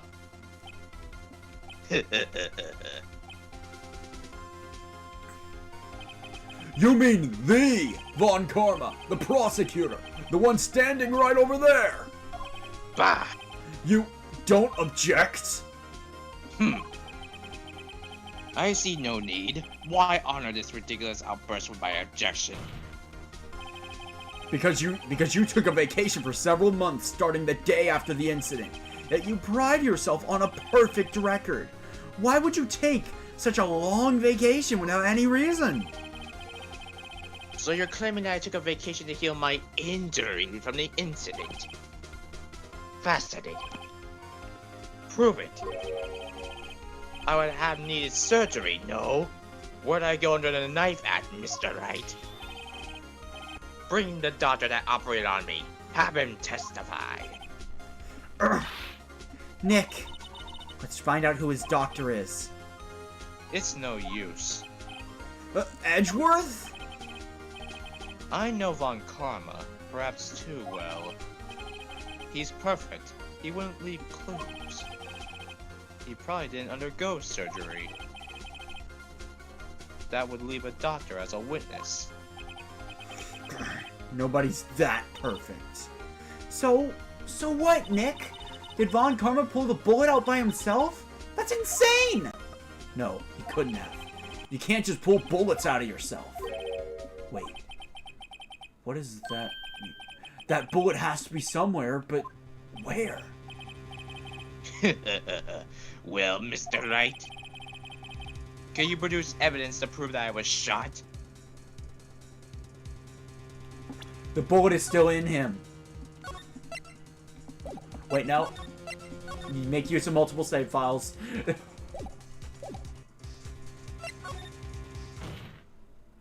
Alright, Von Karma. I'll prove it to you. And I'll even use evidence. I know how you like it so much. What?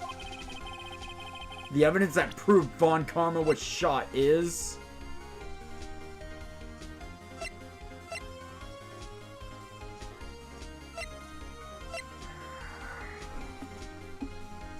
metal detector.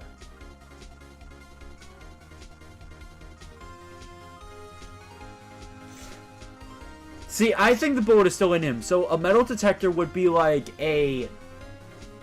if it's in him, it's gonna pick it up.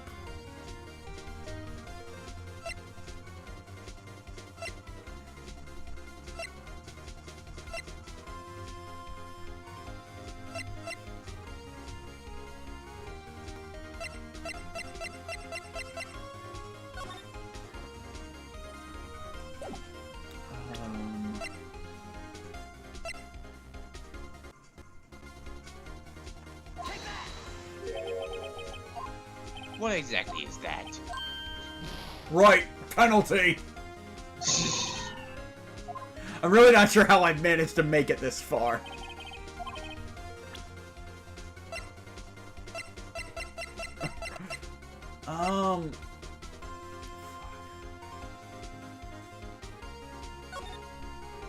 Proof that he was shot.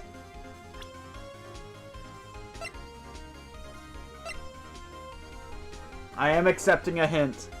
But a hint! You understand that, Sonic?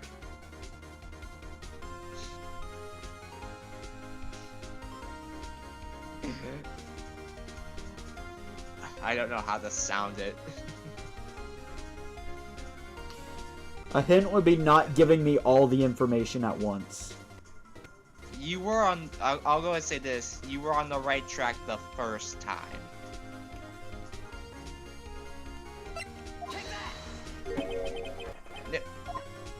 You said the first time! That's not what I meant.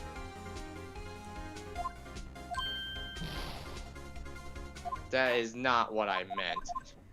Well, you should have made that more specific! I'm talking about your thought process. I don't remember what my thought process was. Do you want to just go out with it now that you got another guilty verdict? No, like, what was my thought process?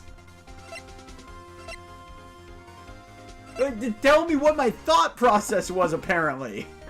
You said that if there's a chance the bullet is still in his shoulder... Oh, that's what you were That's Yeah. what you meant. Von Karma is perfect. He wouldn't risk surgery leaving an evidence trail. So then I asked, where is that bullet now? I think it's unlikely that Von Karma performed surgery on himself. You don't mean... I do. There is the possibility that the bullet is still inside Von Karma. Is that even possible? For all these years? Well, there's one way to find out. We could use this metal detector. Well, Von Karma, I'm going to run this over you and see what we find. He's sweating! I refuse! You refuse. But refusing this means... you acknowledge that the bullet is still inside you.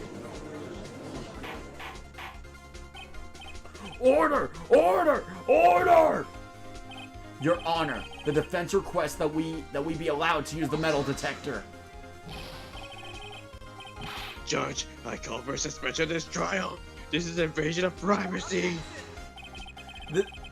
The statute of limitations runs out on this case today.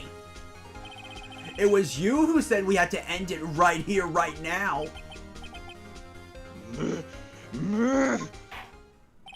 Enough! I permit the use of the metal detector. Mr. Von Karma, you will submit yourself to testing. Nick, what does this mean? I don't know, but we have to give it a shot.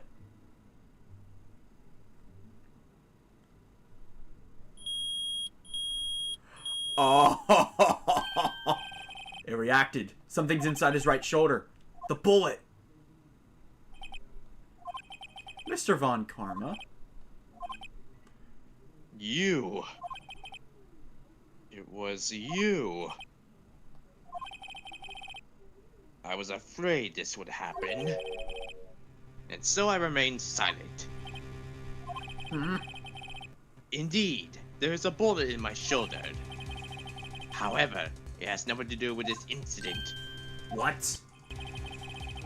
I was shot in the shoulder long before the DL6 incident. I claim that the bullet in my shoulder has no relation to DL6. You better have the evidence to back that up. But Mr. Von Karma, can you prove that? Prove? I have no obligation to prove anything. It is Mr. Wright who must prove something here, not I. Mr. Wright, well, can you prove it? Can you prove that the bullet in Von Karma's shoulder was from DL6? Of course he can't. You don't have any of the DL6 evidence. That's because you took it out of the records room yesterday. With no proof, you cannot convict me of any crime. So sorry, Mr. Wright. No, I'm the one who's sorry, Mr. Von Karma. What? You were close.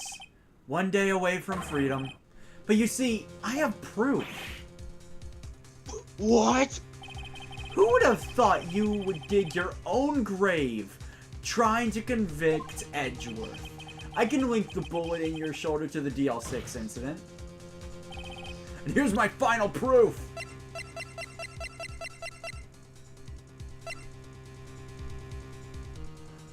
If we had the gun.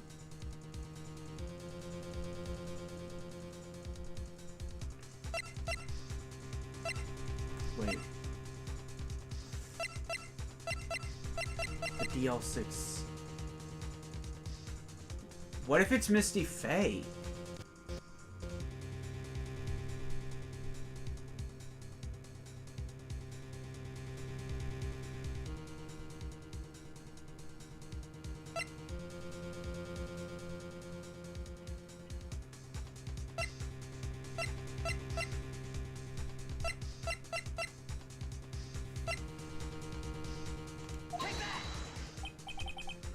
That's a bullet? Where did you get that? This is the bullet used in the DL6 incident. This was taken from the heart of the victim, Mr. Gregory Edgeworth. The bullet is preserved quite nicely, with all the ballistic markings intact. Ballistic markings? You may recall the term. It came up in the first trial 2 days ago. Ballistic markings are the fingerprints of a weapon. All bullets fired from a gun are marked with that weapon's unique pattern. By examining the markings, you can tell which weapon fired the bullet. It's quite accurate. We have 2 bullets in our possession. One, the bullet removed from Gregory Edgeworth's heart. The other, Mr. Von Karma, is the bullet buried in your shoulder. We can analyze both bullets. Then if the markings matched, we would know that both bullets had been fired from the same gun, the very same pistol. In other words, the murder weapon that killed Gregory Edgeworth. Mr. Von Karma, you will let us remove the bullet from your shoulder. Then we'll compare the ballistic markings to those on this bullet and solve this case once and for all. Well, Mr. Von Karma.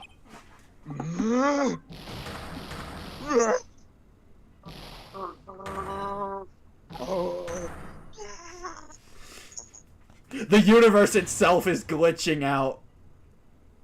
That scream.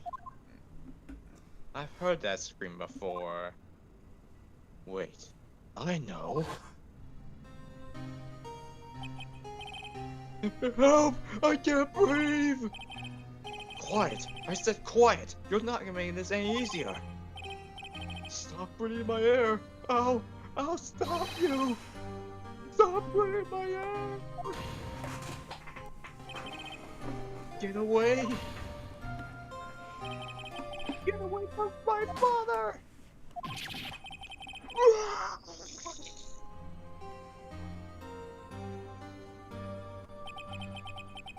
It's that scream I heard in the elevator 15 years ago. Von Karma! It was you who screamed! Mr. Von Karma. Edgeworth! Only you would dare defy me! So, it was you. You and your father are my curse! Your father shamed me with a penalty on my record! And you left a scar on my shoulder that would never fade! I'll bury you! I'll bury you with my bare hands! Death! Death! 15 years earlier. Chief Prosecutor, I am sorry. Von Karma, it's not like you to make this kind of error. I never would have thought that Edgeworth would be the one to catch you. I was careless. I'm sorry, but you will have to be penalized. I covered for you in the past, but not this time. Edgeworth! It was a shock like none I ever known. Me? Penalized?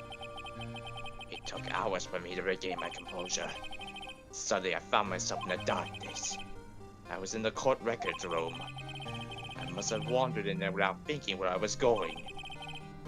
The room was pitch black. The lights must have gone out. I went out into the hall and felt my way to the elevator. I pressed the button, but nothing happened. Then, there was a noise. I was in pain, a horrible burning pain in my shoulder. Just then the lights came back on. The elevator door opened before my eyes.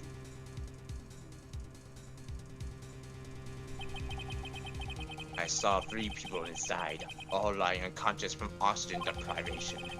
Much to my surprise, a pistol lay at my feet. I knew then it was destiny.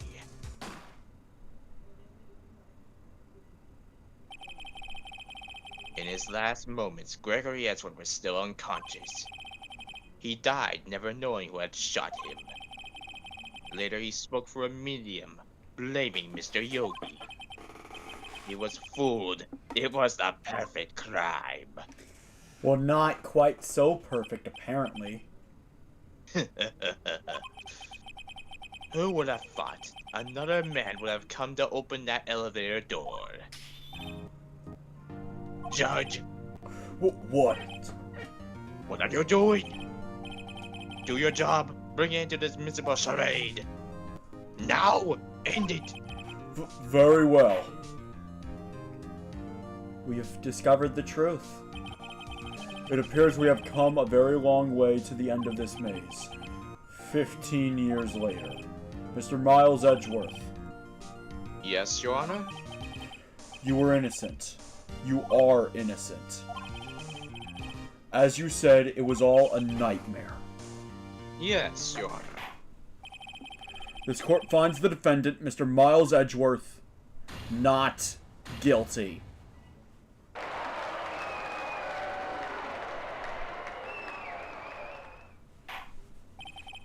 That is all. This court is adjourned. I think my Von Karma screen broke the sound barrier. It did. Nick! We did it! Did you see his face? Von Karma looked even paler than usual.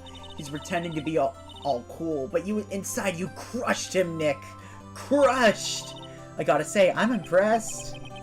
It was pretty close, though. I was sure we'd had it. I know. I was on the verge of tears the whole time myself, but now it's all just a good memory.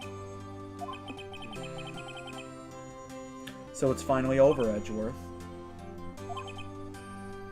Right. Yeah? I'm not sure how to say this. I know. Try thank you. I see. Thank you, right? You're welcome. I think you could have done better than that. Sorry.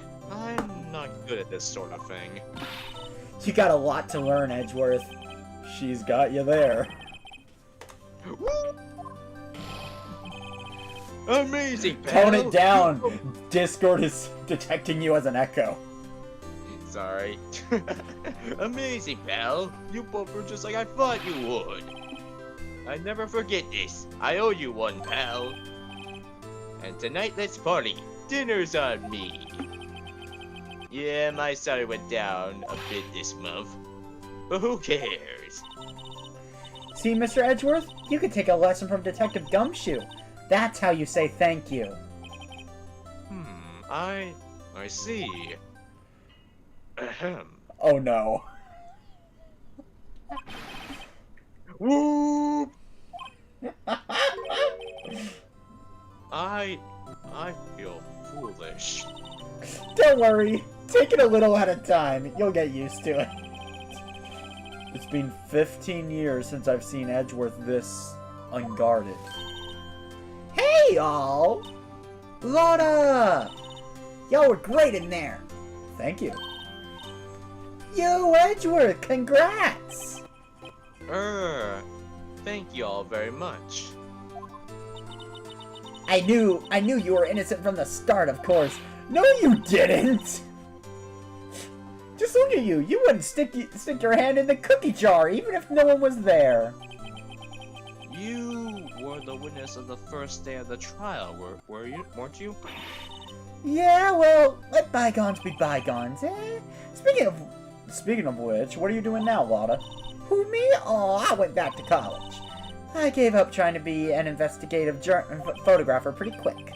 Really? That's too bad. Huh? Isn't that the hot dog guy from the park? Huh? It's over, Nick. My life is over. Oh no.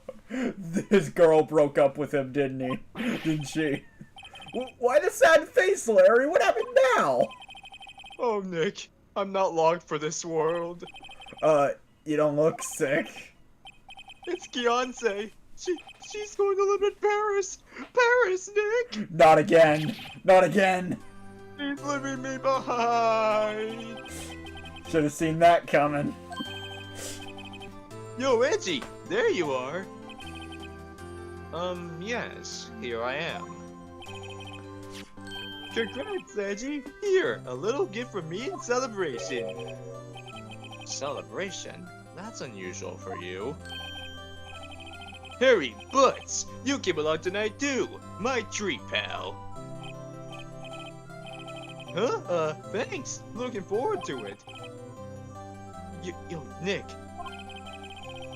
That's the suit that questioned me. When he said treat, that's not police talk for prison food, right? Right? I think you'll be fine, Larry. Right? Yeah? What's up? That envelope that Larry gave me, it's got money in it. Well, yeah. That's not that strange. People give money away to celebrate sometimes. It's $38, right? Huh, what a weird amount. I mean, it's not a little, but it's not a lot either. $38 exactly? Nick! Was that exactly the amount of lunch money that was stolen from Mr. Edgeworth? Larry did steal it! $38. No. No! Larry, it was you! What are you so surprised about, right? Huh? Larry was absent that day from school, right? But that doesn't automatically rule him out as a suspect. What? Think back to that day 15 years ago. Larry took the day off, but he was bored, so he came into school anyway. Then he saw the money lying there, and the rest is history. I was... Oh, right. Sorry. Oh, right. I never was good at history. Edgeworth, you didn't know, did you? I suspected. I just couldn't picture Larry protecting you like he did that day. Everyone else was saying you did it. The whole class was against you, remember? Yeah, too well. Right? You may not know this, but we used to have a saying back in school. When something smells, it's usually the butts. I know. Really, right? I'm surprised you didn't figure it out. Well, this sure is an unexpected turn of events, eh? You little rat! Edgeworth. Hmm? You should have told me! Now, Nick, it was 15 years ago.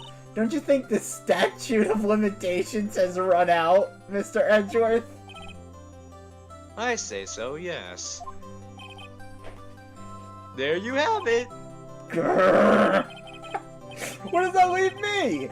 I became a defense attorney because of what you two did.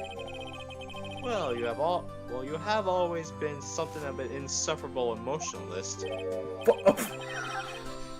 Yeah, you get worked up too easy, too! The death sentence for both of you! Man, if only I had known! I'd have become a prosecutor! The same goes for me, only the other way around. For the longest time, I thought that I might have killed my own father. I thought I might be a criminal. I became a prosecutor in part to punish myself. If I had known the truth, I might have become a defense attorney after all. Edgeworth. Want to switch, right? Hey, y'all, line up! I'll take a photo! Hey, photo time! Let's go! And after that, dinner's on me. Detective Gumshoe took us out on the town that night. We celebrated Edgeworth's newfound freedom, even though Edgeworth himself was still in detention.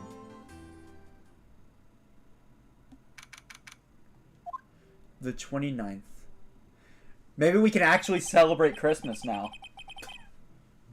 Well, it's already past Christmas. It's the 29th. I know, but still. Whoa, I went a little overboard yesterday. My head hurts. Huh? It's still only 5? Maybe I should go back to sleep. What's this? A letter? Good morning, Nick. You were really impressive yesterday. Seeing you, it made me think about what I'm doing here. I'm a spirit medium in training, of course. I wanted to help Mr. Edgeworth, too. I wanted to help you. But I couldn't. I was useless. So I've decided to go back to my training. I'll become a full-fledged spirit medium for starters. I couldn't say it to your face, so I left this letter. Goodbye, Nick. Goodbye? What time is it? Grr! The first trains for the mountains have already left. To the station!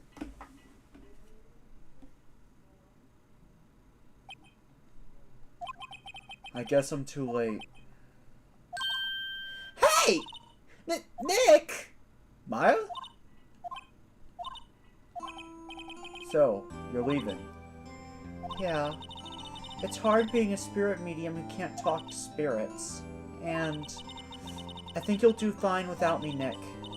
Be good, okay? Hold it! Just hold it!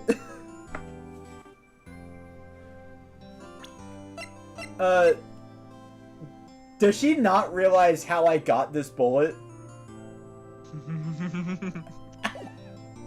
Wait! What? I never could have saved Edgeworth without your help. Huh? On the last day of the trial, I heard her. I heard Mia's voice. You heard my sister? Yes. Only her voice, but still. I was at the very end when I thought we'd lost everything. Well, that's my sister for you. Detective Gumshoe helped, and Mr. Grossberg, and even Larry. I'm the only one who couldn't help. I was useless, Nick. But you were the one who stopped Von Karma, Maya. Huh? I didn't do anything! All I did was wander around in a daze. Sorry, but I have evidence that you helped. Evidence? Show Maya some evidence to cheer her up. A bullet? Von Karma was convinced he had taken all of the evidence pertaining to DL6. But you were the one who rescued the last piece of evidence we needed. This was the bullet that put an end to Von Karma. And you were the one who gave it to me. Nick. Thanks, Maya. I couldn't have done it without you. I'll be back soon. Huh? I'm going to complete my training and come back.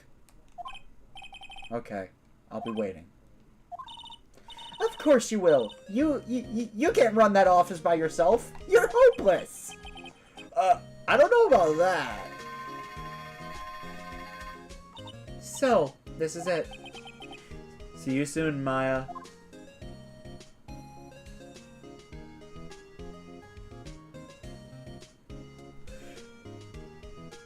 Thanks, Nick. Yeah, this was definitely intended to be the finale. And so my story ends. Time to turn a new page. And say goodbye to the novice defense attorney that I once was. Now a new story begins. With the same old crazy cast of characters. Huh, don't think you graduated yet, amateur. Mr. Wright, perhaps you'd like to rethink that claim. Yes, Your Honor. Uh-oh, I got a bad feeling about this.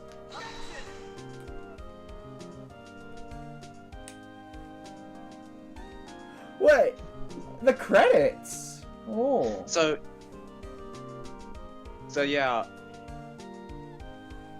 Hey, pal. Mr. Ezra came down to the precinct and wished me a happy new year. Talk about a pleasant surprise. Whoop! Detective Gumshoe! Then he hung his head low and went right back outside.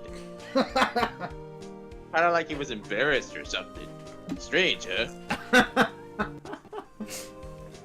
It took years for me to finally start acting like that. I don't expect him to get it immediately. Huh? Nick? Nah, haven't seen him lately. Who, me? I've been working on a cheese shop. Missy's a nice lady, but she's not exactly what you call a cheap date. Huh? Oh, she's in Hawaii right now. Yeah. Poor Larry!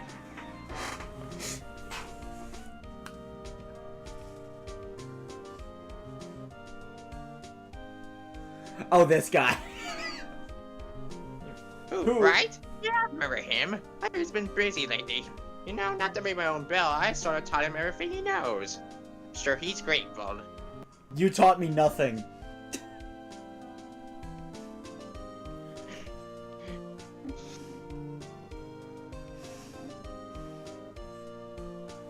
Phoenix writes. Ah, the defense attorney for whom I wrote that affidavit for. You should know I've taken over management of Gatewater Hotel recently. Should you be in the area, please stop by. The bellboy. I remember hating him. The Gatewater Hotel, Murder Manor. Oh, it's you. Phoenix Wright. Ah, yes, Mia's understudy, was he not? I wonder how he's doing. Haven't seen him of late. Ah, the days of my youth, like the scent of fresh lemon, you see.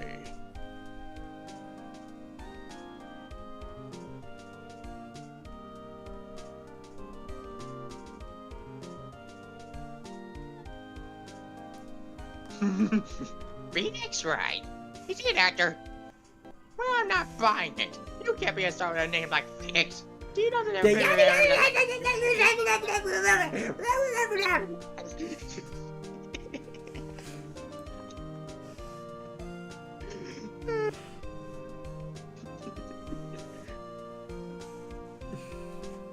I'm pleased to announce the Pink Princess is a hit. I sure owe that Mr. Wright a great deal. Oh, I've been keeping my face out of public eye until the show's over. I wouldn't want to ruin any kid's dreams, you know? Good old Will Powers. He was a good person. Oh yeah. I hope none of them die in the next game. Oh, I got a letter from Maya the other day. Sounds like she caught a cold standing under a waterfall. Wanted to visit, but didn't have time. So I sent her some Pink Princess trading cards. She says she can't buy them where she is. What kind of place is she living at anyway?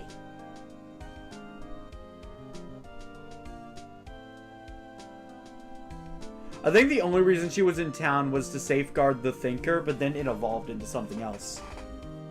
Right? Who's that? You want to talk? Let's talk Pink Princess, alright. But, you know, I snuck into the studio the other day. And I saw her. The one inside the Pink Princess. What a dog. It was kind of a shock for a boy of my tender age. Wait, who's wearing the suit? I know, but I'm not telling. Is it revealed in the next game or something? No, it's not in the next game. It's in one of the EDGEWORTH spin-off games. Who's in it? Paranormal photographer. What? I won't be able to read that in a southern accent fast enough. Like, that's why she wasn't voice acted. Who's in the princess suit? Because we both know I'm not playing the spin-offs. Mia. It's Old Bag. Wait, what? What? Old Bag's the Pink Princess. What? Why are you telling me to hold it?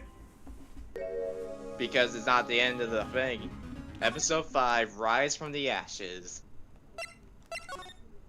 This is the case that was originally the add-on, but now it's built into the trilogy.